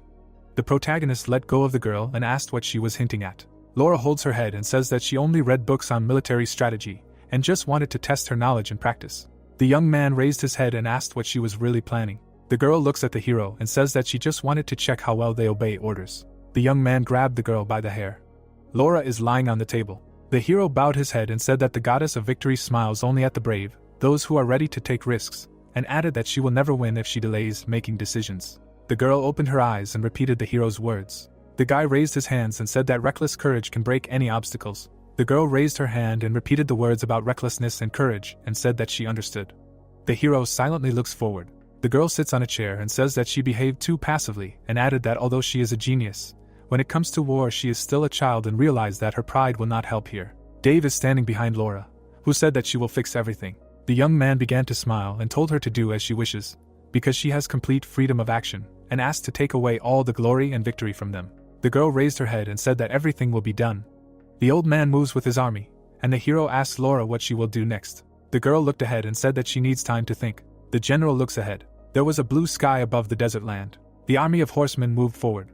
The general looked ahead tensely as he thought about how this was not his first battle, but for the first time, victory came to him strangely easily. He had the reins in his hands as he wondered what this Demon King Dave was planning. A soldier approached Cole, asking what kind of battle this was. The gray-haired man frowned, looking ahead seriously. The warrior in the helmet clenched his fist as he said that this was too cruel, and that he used the mercenaries as human shields, summing up that their lives were wasted in vain. The knight looked at the general in front of him, who told him not to show sympathy to the enemy, adding that he always cared about others more than himself, and that it was a bad habit. Ron put his hand on his chest as he agreed with him, and asked for his forgiveness. The bearded man smiled slightly. Cole looked forward determinedly, his mouth wide open as he said that it was okay and that as a man he respected his position, however they were on a battlefield, and then asked his subordinate to consider that sympathy could be fatal for a warrior. The rider and adjutant were shown in profile as the soldier agreed with him. Cole frowned heavily as he said that they had their own way to find justice, and that Dave should accept his death calmly. Suddenly a knight knelt before him and addressed him, informing him that a messenger from a scouting party had arrived, and the general told him to report. The soldier in the helmet opened his mouth as he told that there was a new mercenary squad ahead. The white-haired man gritted his teeth in anger. The protagonist stood behind the blonde girl. Laura's green eyes were shown up close. The general looked through a telescope. The armored warriors carried blue banners. Cole's face was shown up close as he thought about how there were about 150 of them this time, and that they were the same mercenaries as last time. The opponents were holding bows in their hands to shoot. The white-haired man stared ahead, holding a telescope, as he thought about what to make of this, and that last time they came across an infantry squad, and this group was entirely made up of archers. The helmeted mercenaries were holding their weapons to shoot as the general thought about how he had never seen such a tactic before, and how once the infantry got close enough they would be powerless to resist, and then wondered if they even knew the basics of warfare. Cole covered his mouth as he thought about how that didn't seem to be the case, and how it was probably not intentional. The helmeted knights were standing in a line, as he realized that it looked more like the archery unit was there to help the infantry, assuming they had been delayed by something and weren't in time. The warriors used their shields to shield themselves from the arrows. The defending soldiers drew their spears as the general thought that if that was the case, it would explain why the previous unit hadn't put up much of a fight. The grim face of the white-haired man was shown up close as he realized something. In the distance, an enemy army was visible in front of him, when he remembered that it was just a bunch of mercenaries, and that they had only recently been assembled and could not act together, assuming that there were most likely other groups nearby. The general was shown half-turned, when he realized that he had to make a quick decision then. He opened his mouth very wide, when he ordered the cavalry to charge the enemy and break them without giving them a chance to resist. The riders raised red banners, shouting that they would not take a step back. The horse reared in front of the archers. The warrior in the red cloak held out his hand with the sword to the side. Cole watched the battlefield, when he assumed that it was all over. Next to him stood an adjutant, who turned to the general, saying that the goddess herself must be smiling on them. The white-haired man turned around, when he told his subordinates not to relax, adding that they would celebrate the victory when they returned home. Cole raised his hand in front of his army as he shouted that everything was fine and that they were getting closer to victory, and that they should keep moving and that at this rate they would destroy Dave's castle. The protagonist touched the head of the crying girl who called him master and asked him to stop. Laura grabbed her head in front of him as the Demon King said that he told her to be reckless, of course, but that was different from stupidity, and that they were two different things. The blonde looked at the protagonist with displeasure as she asked him to listen to her. Sweat was pouring down the girl's face as she said that she would not repeat her previous mistake and that she calculated that she could defeat a third of their warriors. The protagonist looked down menacingly as he asked her what she meant. Dave stood behind Laura, who asked him how he was feeling right now. The blonde grinned creepily as she said that playing real soldiers was a lot of fun. The brunette opened his mouth, revealing sharp fangs. The girl looked at her hand as she said that, to be honest, she was surprised herself, and that when the owner told her to treat the soldiers' lives like toys, she wasn't sure if she could do it. Laura opened both her palms in front of her, as she added that she thought she had morals and a sense of ethics, and that she believed that only books could bring true joy. Her hand shook as she wondered how anyone could do something that went against reason, explaining that she didn't believe it could bring any pleasure. The blonde looked ahead in admiration as she admitted that in practice it turned out to be more fun than she imagined. The pleased protagonist touched her shoulder, as he replied that he knew they were made of the same stuff. He held his hands out to the sides as he addressed the girl, asking if she knew what this pleasure was called. The protagonist bent his index finger as he explained that the desire to own and control, as well as the feeling of superiority, could be satisfied in many ways, but there was something more intuitive, more simple. Laura's mouth dropped open, looking ahead. A smirking Dave opened his palm in front of him as he explained that this feeling was called power. The blonde was shown in profile as she asked him again. The creepy master stood in front of her as he answered that everything was correct, and that it was a power capable of turning this world into a bloodbath, and that for him it was one of the reasons to continue to exist in this world. The girl was sitting at the table as she addressed the overlord, asking if power made life more fun. Fighting warriors were shown as the Demon King advised her to think for herself about why there were endless wars in the world. The man with the staff sat on the throne in front of his subjects when the protagonist told him that the answer was obvious, and that power was so sweet that it surpassed human lives, concluding that no one could resist it. Laura looked amazed. The protagonist was in front of her when he asked if it was true that she also wanted more and if manipulating people, controlling their lives and deciding the time of their death did not bring a feeling of superiority over others. The girl rested her hand on the table when she addressed the owner. The blonde blushed, looking forward when she admitted that she had never felt anything like this since she was born. Dave's pupils narrowed greatly when he answered that she was now truly living and then asked about her true feelings. Laura looked ahead with a sweet smile when she said that now she really felt like she was truly living.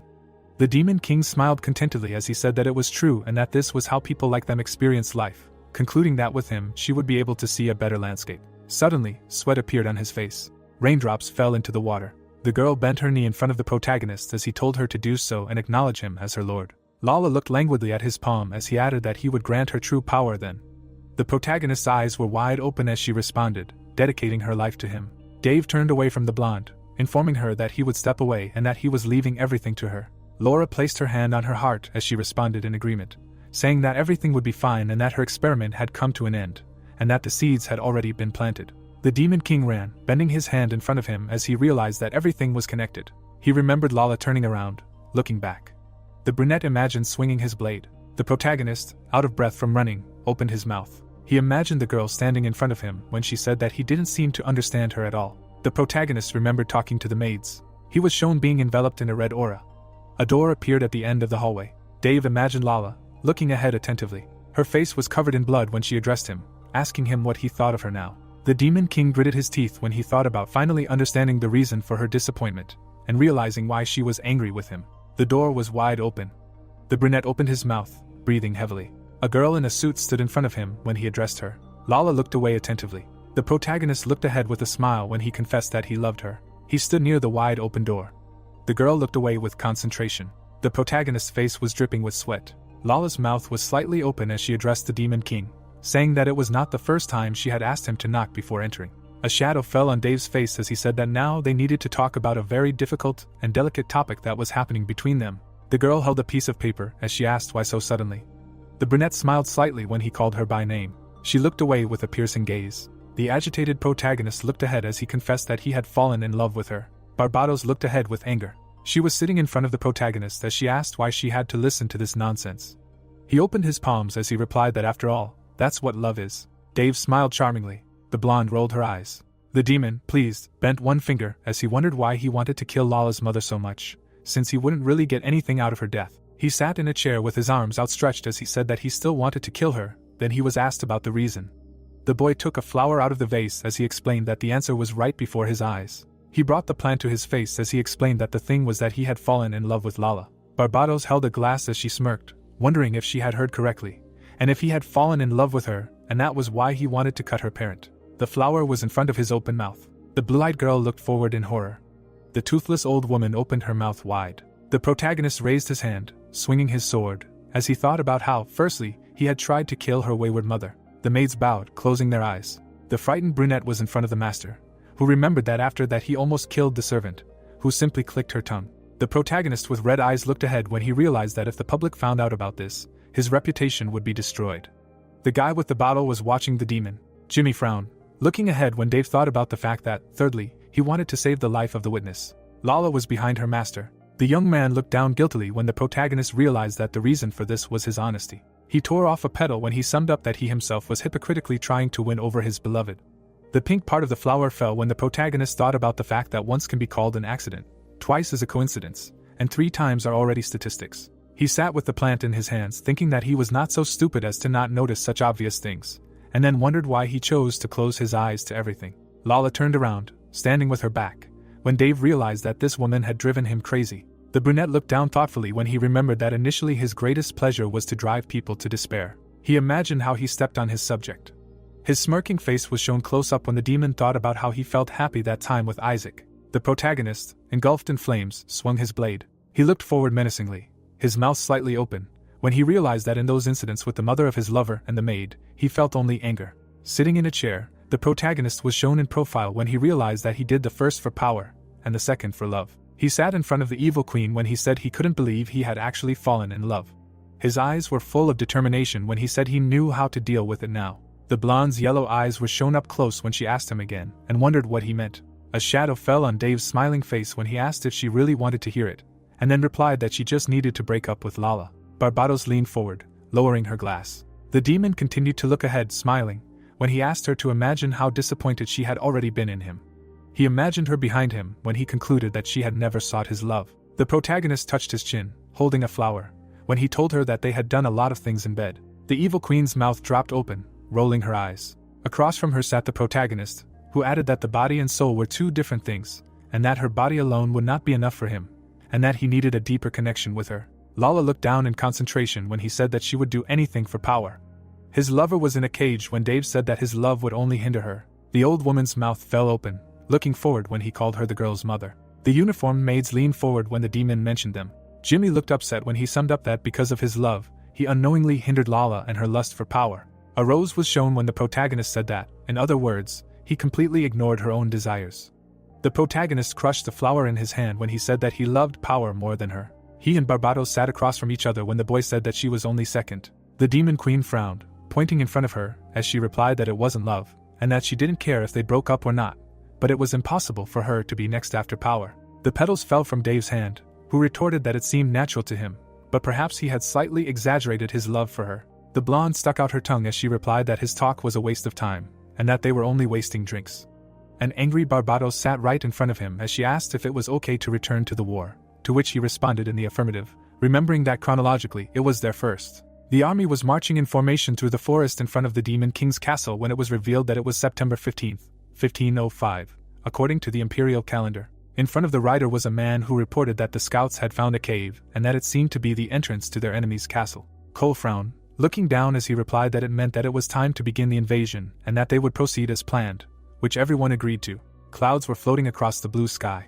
The adjutant held his hands out to the sides as he stood next to the general as he addressed him, saying that he was still curious as to whether or not there really was a supply of black grass. The silver-haired man looked away as he replied that, as he had said before, it was not their priority, and that they were doing this to show the people their support. His brows drew together as he thought about the truth of the matter. The plague had spread heavily across their lands and that they could use some black grass. The castle was illuminated by the sun's rays when someone addressed the general, telling him that they had received a report from the first squad that had entered the cave. The rider and the army were in front of the messenger, who said that it seemed that they had found a warehouse inside with the same plant, and that there were supplies for 6 carts.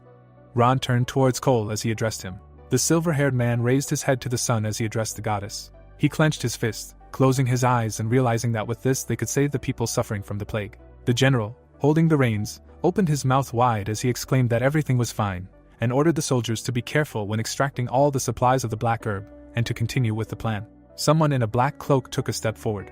The protagonist stopped in the doorway as he addressed Laura, asking about the situation. The blonde's mouth was slightly open as she remained silent. The castle was visible behind the cave as Cole was informed that they had taken out everything that was in there. The silver-haired man frowned heavily as he looked ahead as he replied that it was good and ordered them to listen to his further instructions, to which the others agreed. Ron held his hand out with his mouth wide open as he ordered them to listen to his command, to act quickly and evacuate everyone from the cave.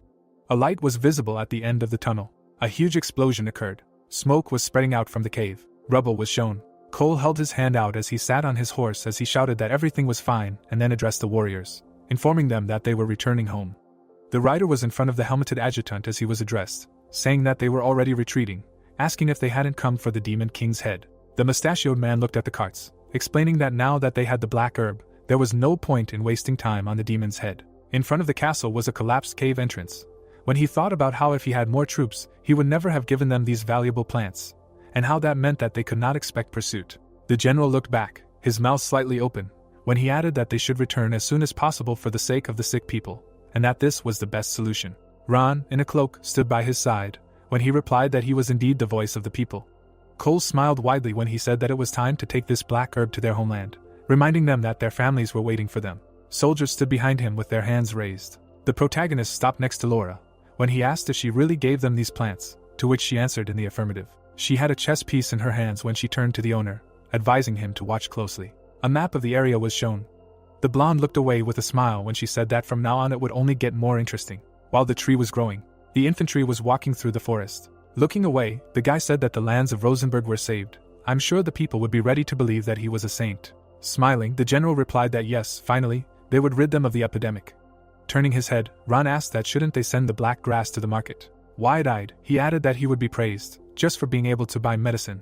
Frowning, Cole replied that no, all the medicinal herbs would be given away to the sick for free. The guy looked at him in amazement, and asked why. Sitting on his horse, the general said that luck had already been on their side twice. Firstly, their lands were located near Dave's possessions.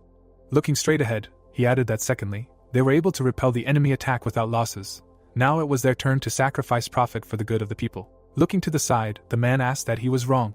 Bowing, Ron replied that he was absolutely right. Asking for forgiveness, he should not have disputed his decision. Looking at the general, he added that he swears to serve him until the end of his days. Cole smiled and asked, by the way, how old will his children be this year? Walking next to him, Ron answered that his daughter will be 6, and his son will be 2 tomorrow. Looking to the side, the man said that I understand, then they need to hurry so that he can meet his family, to which the knight thanked him. Suddenly, the man stopped in front of them and turned. Frowning, Cole said that he should calm down. What is going on? Standing on one knee, the man said that there was a message from reconnaissance. Enemy soldiers are located ahead on the hill behind the forest. His eyes widened and he asked how that was possible. The man stretched his hand out to the side and said calmly, the war wasn't over until they returned to their homeland, so he needed precise information on where they were and how many soldiers they had. Looking at him, the knight replied that he was listening. They were located on a hill just beyond the forest. The girl was holding a chess piece in her hands. She put it on the table. Laura stretched her hand forward. The chess was on the map. The girl smiled sarcastically. The general looked in amazement, hearing that there were 3,000, to which he asked again. The soldiers stood still. A huge army appeared. Cole was looking through the telescope.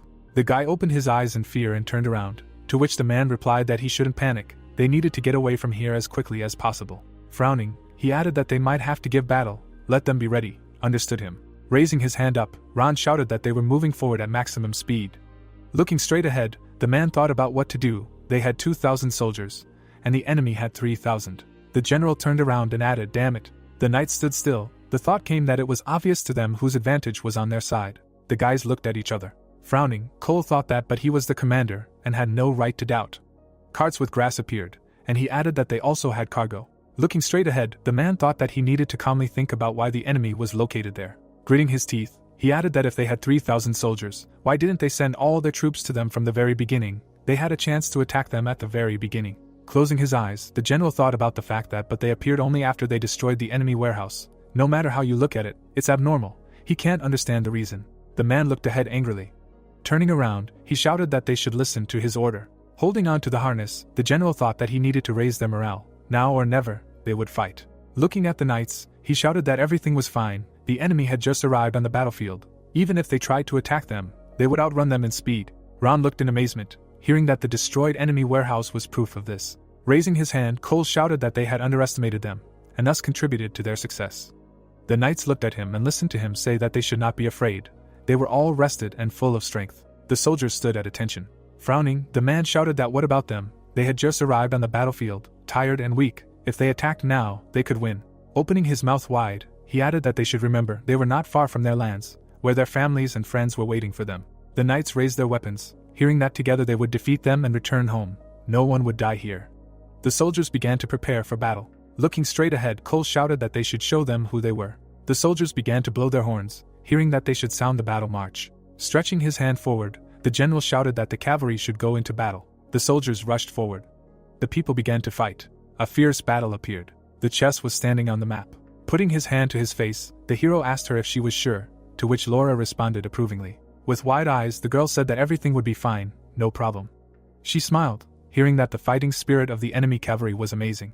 Sitting behind her, the protagonist said that the enemy acted stupidly. They should have run away as soon as they saw their soldiers. Looking down, he added that there would have been a chase, but 30% would have survived. Looking at him, Laura replied that they did not run away, they chose to fight, as if it was the most obvious solution. Sitting on a chair, she asked what a nose, why they decided that way. Lowering her head, Dave asked what the black grass was. Stretching her hands forward, the girl said what exactly? The black grass can save their land from the epidemic. They are so obsessed with this carriage that they cannot let go of it. Looking straight ahead, the hero thought that this was a wonderful strategy. Putting his hands in his pockets, he added that Laura used the hope contained in the black grass. The general clenched his teeth tightly. A thought appeared that against their enemy, they did not even realize that they were fooled. They fell for this hope, like a fish on a hook. Putting his hand to his face, Dave asked what she would do next. Do not underestimate the enemy. Looking straight ahead, Laura replied that it was easy, but she was selfish. Leaning on the table, she added that once she tasted the luxurious life, she would never be able to refuse it again. The hero grinned, hearing that this was her final touch. Looking to the side, the girl said that they would join the battle. A fierce battle appeared. Knights attacked each other. The battlefield appeared. The general looked ahead angrily. Looking to the side, the guy shouted that the enemy cavalry was retreating. The knights ran forward. It was heard that he did not understand what they were thinking. Cole frowned with anger. Looking straight ahead, he shouted that all forces to the right flank. Looking at him, the soldier replied that but then the left flank would be completely defenseless. Turning his head, the general replied that it was okay, their goal. Carts appeared. It was heard that black grass. A view of the battlefield opened up. The hero sat on a chair. The girl grinned and said that war was indeed an interesting thing. Looking to the side, she added that you can move people as you wish. It's so much fun. The protagonist silently looked forward. Laura grinned when she heard that you can attack the left flank and instantly defeat them. But it's not that interesting. Raising her hand, she addressed the proud warriors. Stretching her hand forward, the girl said that they should show their spirit, fight as if she was guilty of all sins. Putting her hands to her face, she added that they should fight like mad dogs, show her a senseless war. The knights fought among themselves. The general stood still. Frowning, he thought that the situation was not in their favor, With each passing minute the position of their troops was getting worse. There was no longer any possibility of retreat. The soldiers swung their swords. The thought appeared that they were desperately trying to resist a superior army. They were fighting on equal terms. Looking straight ahead, Cole thought that now they were driven forward by hope, the opportunity to protect the black grass, the chance to save their families. Gritting his teeth, he added that but in reality it would not help to cover the difference in numbers. The enemy was stronger. Looking at the battle, the general thought that they were at the limit. Turning his head, Ron said that they all turned out to be bait. They had thought it all out from the very beginning to catch them by surprise. Looking at him, the man answered that no, he did not think so. On the way here they destroyed 2 detachments, 300 people. They were lucky that the main troops did not have time to approach and they were not defeated immediately. The blow flew along the ground. It was heard that, and that was not all, they destroyed one of the passages to the castle. Frowning, the general said that even if it was a trap, then discovering the warehouse was clearly not part of their plan. It was pointless for the enemy to give up their resources. He froze, thinking that there could be no mistake. They had taken the enemy's reserves of black grass by force. They could destroy them now. It would no longer be called a full-fledged victory. Green particles appeared around him and the man thought about what and why. Such an unpleasant feeling. Looking down, he added that the situation needed to be changed. Looking straight ahead, the general said that they were mobilizing air mages. The mages held brooms in their hands. The thought appeared that they had only 4 mages. They were their trump card for an emergency. The mages attacked the knights. The thought appeared that there were few of them, but it was enough to instill fear. Gritting his teeth, Cole shouted a command. The mages rushed forward. The thought appeared that there were only 4, but the lives of 2,000 soldiers. People were crying. The thought appeared that the lives of their people too. Holding the weapon in his hands, the man thought that he was asking. He looked angrily and added that they just needed to destroy the enemy lines. That was their last hope. The wizards were flying towards each other. The guy suddenly looked in amazement. Suddenly the girl struck him. The man's gaze froze in fear. The wizard began to fall from his broom. Ron mumbled in fear. The girls were sitting on their brooms. Looking at them, the man asked what the witches were doing here. The guy stretched his hand out to the side and addressed him. With his eyes wide open, Cole thought why did they appear now? If they had been here from the very beginning, they would have been defeated by now. Looking at the battlefield, he added that why didn't they intervene earlier? Wasn't their goal to destroy their troops? Gritting his teeth, the man thought that it was clear, this incessant discomfort. Lowering his hand, he added that he had made a mistake, when, at the very beginning. The guy looked in bewilderment, hearing the address. Frowning, the general said that they were raising the white flag. They were surrendering. Ron stretched out his hands and asked why now. They were still there. Gritting his teeth, the man replied that they had never intended to destroy them quickly from the start. All the enemy wanted was to slowly and painfully kill them all. Standing still, he added that if they continued in the same spirit, they would all die. They could still raise a white flag now. Perhaps they would have mercy. Looking down, the man said that unfortunately nothing could be changed. Standing in front of him, the guy exclaimed, to which the general replied that there were no objections. Let him send a messenger to the enemy. The corpses lay on the ground. It was heard that they had received a message from the enemy general. Swords lay on the ground. A burnt flag appeared. It was heard that they must return all the black grass. The general walked forward. It was said that they should lay down their arms and throw the flag, and appear before them in this form, in which case they would be spared. Ron frowned and said that it was too terrible. He was going to just take and throw everything, both weapons and military honor. The man lowered his head when he heard that they should fight until death. Looking away, he asked what and what would it give them. Ron gritted his teeth when he heard that if they all died here, then chaos would begin in Rosenberg. For the sake of their families, now they must endure this. The man looked angrily and said that but they will not forget about this shame and someday clear their names. The general suddenly stopped. He frowned. The girl was walking towards him. She smirked slightly. The guy looked at her in amazement and asked who it was, what a child was doing in such a place. The people froze in surprise. Laura closed her eyes. She stretched her hand to the side. Cole looked at her in amazement and said that what a noble pose, she was like an angel. Suddenly his gaze froze. The man opened his mouth wide. The girl's eyes lit up. It seemed like that same unpleasant feeling that did not leave him. The people were standing behind the general. Stretching his hand to the side, Cole shouted that they should run. It was a trap. The man stood in front of the girl. Laura stretched her hand to the side. The man turned around and addressed him. The guys opened their eyes in amazement. Stretching his hand forward, Cole said that it did not matter where. The main thing was to escape. Arrows flew through the air. The general looked away in amazement. Shots cut through the air. The girl grinned slightly. A huge hail of arrows appeared.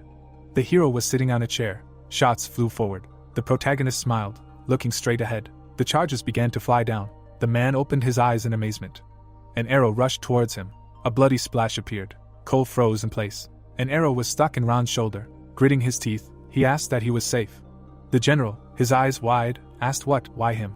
The soldier, holding his hand out to the side, shouted that they should listen to him. they would protect the general so that he could retreat. The man looked at him in surprise and asked what he was doing. He couldn't leave them here. Shots were flying at the men. Frowning, Ron shouted that he should run faster. The general froze and objected. Standing in front of him, the young man asked why he was hesitating. What would happen to Rosenberg if he died here? Standing by the horse, the boy shouted that he should go faster. Ron, his eyes wide, shouted that they were Rosenberg's warriors. He should think of their people first. Wasn't that what he had taught them? The man closed his eyes. Smiling, the boy said that he was asking him to leave. The general, clenching his fist, apologized. He mounted his horse. The knight smiled, looking at him. The horse suddenly rushed forward. Sitting on it, Cole apologized. Gritting his teeth, he added that he had misjudged the situation, had failed to protect any of his warriors. What kind of general was he? Suddenly the man turned around. Shots were flying at people, and he thought that he would not forgive. Laura smiled. The thought came that this girl, he was sure that it was she who commanded the troops. Her bow was not a sign of greeting, it was a signal for the archers.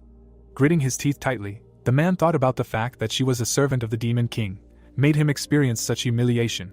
Running away from the battle, the man thought that he would not forgive, in the name of Rosenberg. He looked furiously and added that he would spend the rest of his life to kill her. Putting her hand to her head, the girl said that it looked like the enemy general escaped alone. Send a chase after him. Closing his eyes, the hero replied that he should leave him. This is the Margrave of Rosenberg. Grinning, he added that one of the greatest aristocrats of the north of the Habsburg Empire. Now from capturing him there will be more problems than benefits. Frowning, the protagonist thought that yes, it is too early, it is not worth attracting unnecessary attention to himself. Standing still, he added that if the weakest 71st Demon King suddenly captured the great Margrave of the Empire. Putting his hands in his pockets, Dave thought that this would only alert the people on the continent and attract unnecessary attention to him. And that was the last thing he wanted. Stretching his arms out to the sides, the hero said that this time they won, although there was still much to work on. When he had an army of 3,000 people, defeating an army of 2,000 was not that difficult. Putting his hand to his face, he added that in addition, the Demon King's castle suffered, the other demons would only laugh at them. Grinning, the girl replied that only he could rejoice in the destruction of his own castle. The other Demon Kings would not criticize him for it. Sitting in front of her, the protagonist replied that he would even be glad if they did it. Let her think about it herself. The general stood before the army. It was heard that in fact the Margrave had enough power to gather an army of 10,000 people. But what did they see? Stretching his hand forward, Dave said that he seriously underestimated them, thanks to which they are still alive now. Looking straight ahead, he added that a lion gives it his all even when hunting a small rabbit. The Margrave did not understand this simple truth. The girl put her hand to her face and said that giving it his all, what a deep thought, she will take this into account. Raising his hand, the hero said that he was glad that she understood. Let her come closer, she deserved a reward for her victory. The girl looked at her in bewilderment. The protagonist put his fist to her head, to which Laura asked why she won. Why is he doing this again? Looking at the hero, the girl said what is more important, to which Dave asked again. Standing in front of him, Laura said that they had captured many enemy soldiers. They had somewhere to put them. Smiling, the hero said that the Demon King's castle was half destroyed. They had no dungeon or anything like that. Looking straight ahead, he added that letting them go was not an option either. His eyes lit up and the protagonist said to kill them all. Dave looked at the prisoners. The executioner swung his weapon. Suddenly they stopped, hearing that they should wait. The girl looked at him in bewilderment. Holding his hand, the guy said that he was an adjutant of the army. His head would be enough to prove their victory. In exchange he asked to spare all the remaining survivors. The hero smiled and turned to the girl. Sitting on a chair, he asked that she had never killed anyone with her own hands. Yes, to which Laura replied that if you think about it, no, that had never happened. Looking at her, the protagonist asked why she shouldn't try. Just imagining what it was like in her head was clearly not enough. Laura looked away, hearing that she would gain experience. It would definitely come in handy in the future. Grinning, she replied that it made sense. The girl took the sword in her hands. She stood in front of the guy. Laura raised her hand up. Ron turned around in amazement. Suddenly, the executioner swung his sword. Looking at the girl, Ron said, "Damn, she was a demon." Gritting his teeth, he added that he only asked to spare their lives. Didn't she know mercy? Laura swung her sword. Lowering her head, she said that she still couldn't cut off the head with one blow. Looking at her, the hero heard that she didn't feel anything. Grinning, the protagonist replied that she was much more resilient than he thought. Laura put her hands out in front of her and said, "Yes, that's right, it's the head," to which Dave said he could scalp him and keep the skull as a souvenir. Holding the head in her hands, the girl said she would treasure it as a keepsake of her first kill. Barbados smirked. It was September 20th, 1505. The hero sat in front of her. He looked at the demon with a smirk. Drinking from her glass, the girl asked what, and in the end he won. Putting his hands out to the sides, the protagonist replied yes, thanks to the sender of the letter who warned him. Laura stood still. It seemed she was as interesting as she was. Smiling widely, the demon said that she had one question, to which Dave asked what it was.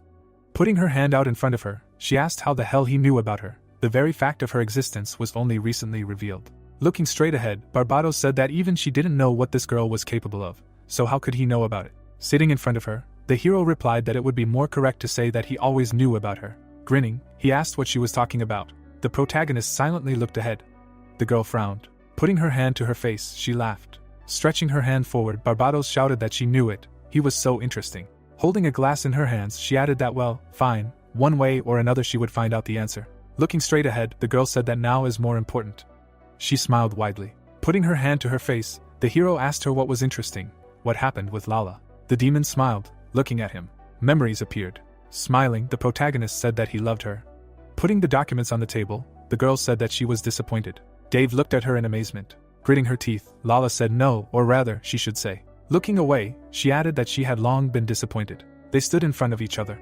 With her hand outstretched, the girl said that he treated her like an ordinary lover, and she sided with him, wanting to be an equal partner. Looking straight at him, she added that they had never entered into an official relationship. Why was he trying to take her away from her? Raising his eyebrows, Dave replied that he was sorry. Standing in front of him, Lala asked that he had just said that he loved her. With her hand outstretched, the hero replied that yes, amazingly, but it seemed so. Frowning, the girl said that then he should let her set the rules, to which he asked again. Looking straight at him, Lala said that he should not ask her to love him. She would not insist that he love her. Standing still, she added that, like him, the most important thing for her was to gain power in the demon world, and to achieve this, she needed to be cool and willing to get her hands dirty. Looking at her, the hero replied that he completely agreed. Putting her hand to her face, Lala said that he had created a problem. Raising her eyebrows, she said that love was just weakness, useless base emotions. It was surprising that he even treated her like a woman. Frowning, the girl said that her priority was to rise above others, but since she was just a lower hybrid. Putting her hand to her face, Dave replied that he also wanted to say something. Stretching out his hand forward, he added that he was not the only one who succumbed to these base emotions. She would not have attacked like that if she did not feel the same. He even felt sorry for her. The girl looked angrily and replied that she did not understand what he was talking about. Smiling, the hero asked that she loved him too, did not she? Looking straight ahead, Lala asked him if he was in his right mind, asking him not to jump to such conclusions. Stretching his arms out to the sides, the protagonist replied that fine, let her think about it herself then. Isn't the fact that he loves her beneficial to her? Smiling, he added that when they reach the top of the world, all the power will be in her hands. Frowning, Dave said that she hadn't even thought about something like that. On the contrary, upon learning that he had become even more attached to her, she felt hostility, not joy. Why? Lala looked at him in amazement. A view of the room opened up. Standing with her back to him, the girl said that he was right. Everything was as he said. She had no reason to object to his sympathy. Then why? Her eyes widened, hearing that the matter was that. Looking straight ahead, the hero said that she loved him. Lala froze in bewilderment. The protagonist extended his hand forward and said that for both of them, however, power was still above all else, so they liked those who thought the same. He grinned and added that he fell in love with her because of her love for power. The girl's gaze froze in place. She closed her eyes and replied that she understood him.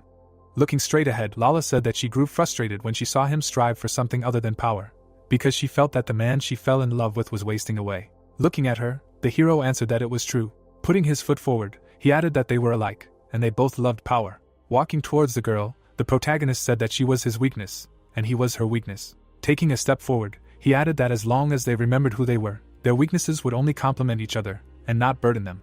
Standing in front of the girl, Dave said that he would say it again.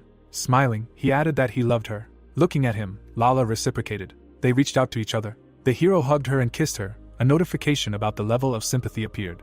Sitting at the table, the hero said that he and Lala had become stronger. Raising his hand, he added that their love could not be called warm or tender, because it was not typical of their characters. Smiling, the protagonist said that they were ready to completely devote themselves to their goal and were ready to do everything for it. That's who they were. Looking at him, the demon replied that he seemed to have already said this. Sitting in front of her, Dave asked that, by the way, her spell had already found the sender of the letter. The girl looked at him in surprise. Frowning, the hero said that it seemed that the goal had not yet been achieved. Windows appeared. It was heard that everything suited him. The demon looked at him angrily and asked why. Crossing his legs, the protagonist said that because everything was clear, let him ask why her magic could not find the sender. With her eyes wide open, Barbados screamed that she was mocking her. After all, she said that her magic was absolute. Dave smirked, hearing this. Gritting her teeth, she asked what he was laughing at. The hero silently looked ahead. Grinning, he said that she was the sender of that letter, right? The girl opened her mouth and asked what and how to understand it. Looking at her, the protagonist answered that literally, this time everything was planned by her. She frowned, hearing the appeal. A view of the room opened up. It was heard that he got it from what? Sitting in front of him, the girl asked what the wine had gotten into his head. Dave grinned and said that they would sort everything out in detail. The demon frowned angrily. A message appeared. It was heard that they would start with a letter. Whoever wrote it, he clearly sympathized with him. Otherwise, he had no reason to warn him.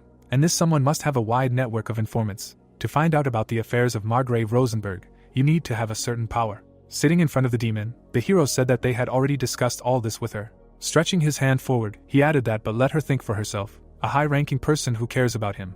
How many such people there are in the world? Stretching his arms out to the sides, the protagonist said that it was embarrassing to admit it, but he ranked 71st. People's eyes widened. It seemed that for everyone he was a small fry with a rotten reputation. Dave's eyes widened, asking why someone would like him then. The girl shuddered. It seemed that he could make someone happy. A notification about the level of sympathy appeared. Barbados smiled widely, and the hero said that when he crushed his enemy in front of a crowd. Looking straight ahead, he added that someone like her. The girl silently looked forward. Holding the glass in her hands, she said that she was curious why he assumed it was her. But it was not her style to send scribbles, preferring to discuss things face to face. Stretching out her hand, Barbados said that firstly, if it really was her, she would not deny her involvement, because it turns out that she saved him. No. Sitting in front of the hero, the demon said that without this letter, he would have died. The sender of it was a benefactor. Why would she refuse the chance to make him in her debt?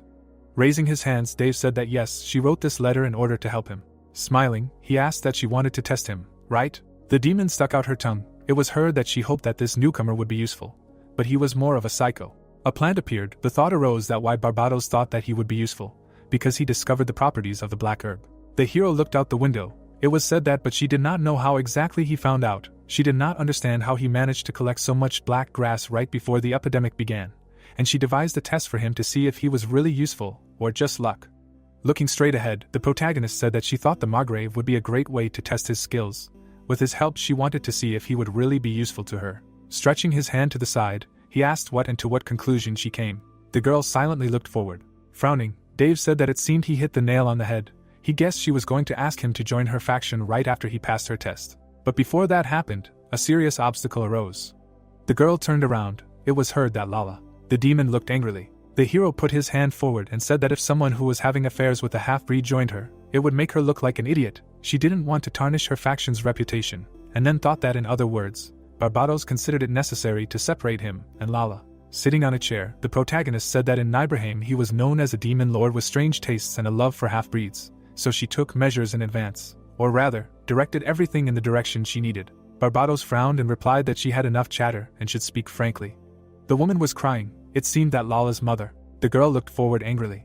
Putting his hand to her face, Dave said that Lala's mother abandoned her many years ago. The woman was trembling. It seemed that they might not be related at all. The girl looked in amazement.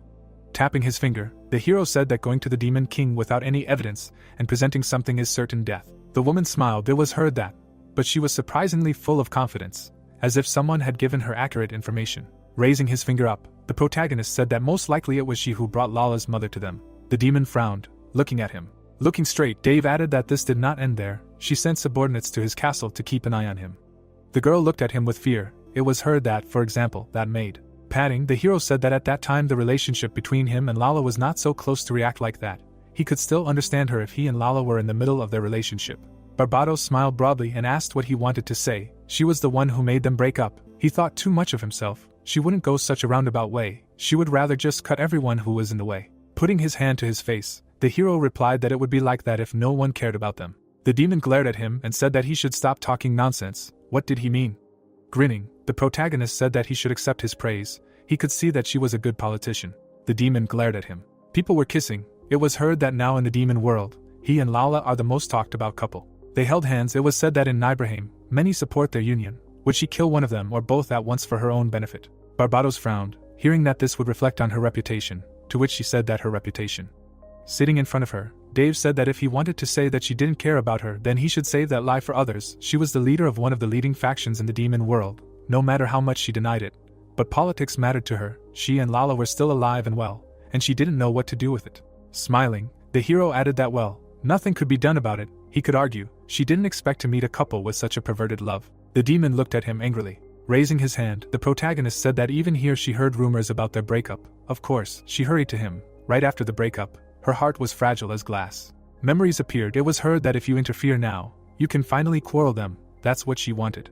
Grinning, the hero said that but it was just a performance. Lala held out her hand and said that if they were going to spread rumors, they'd better make a show of it. The demon smiled when she heard that she was the one who showed up, full of curiosity, and it hadn't even been 2 hours since her fight with Lala. Putting her hand to her face, the protagonist said that all the clues led to her. Frowning, Barbados said that she came to support him, that he. Suddenly Dave snapped his finger. The doors suddenly opened. The girl clenched her teeth tightly. Entering the room, the girl said that she apologized for interrupting, to which the hero asked that she would tell him how it all went. Lala, looking straight ahead, said that yes, around noon a bat flew out of this room. The demon stretched her hand forward. The letter began to burn. The beast looked furiously. It was heard that the witches reported that she flew 3 kilometers and disappeared naturally. Barbados angrily clenched her teeth. Stretching her hand forward, the hero said that the story about finding the sender was an empty lie. She just wanted to get rid of the letter as soon as possible so that he would not guess. So she turned it into a bat, sent it away, used a fictitious spell as an excuse, and began to look for a non-existent sender. Grinning, he added that she would have succeeded if she had tried to deceive someone else. Looking to the side, the protagonist said that he should show her. Lala answered approvingly, closing her eyes. Barbados looked at her in amazement. There were heads of people in the box. Looking at the girl, Dave said that he didn't find it a good view. It was all Lala. She was angry not because he almost killed her mother. The woman trembled. Her head was in the box. It was heard that, but because he tried to deprive her of the joy of taking revenge herself. The maid looked at her in fear. Her head appeared. It was heard that the same applies to the maid who insulted her. Frowning, Barbados shouted what he wanted to say with all this. Stretching his hand forward, the hero replied that she was wrong from the very beginning. Lala is not some simple woman. She is vengeful and insidious. That is her charm. Putting his hand to his chest, he added that this is why he likes her so much. He loves Lala, and no one can separate them. Never, that's right. Not even a god can come between them. The girl sighed and said that she should stop talking nonsense, and that she should allow him to take his leave. Waving his hand, the protagonist said that it was enough for today. He would come later, and she should rest. The doors closed. Stretching his hands forward, Dave said that she wanted to separate him from Lala, but all her expectations were destroyed. How does she feel after this? The girl smiled widely. She lowered her head down. Suddenly, Barbados opened her eyes wide. A glow appeared around her. Raising her head up, the girl sighed. Looking at the ceiling, she said that it was well done. He entertained her more than she expected. The demon grinned slightly. Looking at her, the hero thought that he was like a different person, and then said that he would be honored, so this whole game was worth it. Raising her eyebrows, the girl asked that the game, let it not make her laugh.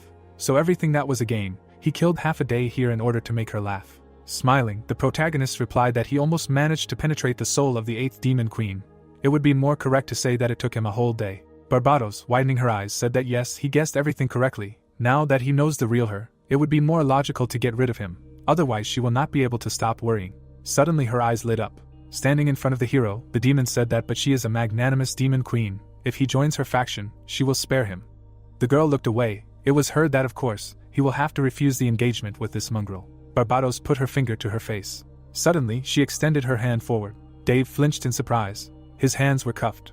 The hero looked at his hands. The demon's eyes lit up with flames. She took a step forward and said that she would try to refuse. She would cut off his head so quickly that his body would not even realize it. Looking straight at her, the protagonist asked why a demon queen like her would go so far for a new member of the faction, planning to destroy humanity. Grabbing his face, the girl asked what if so.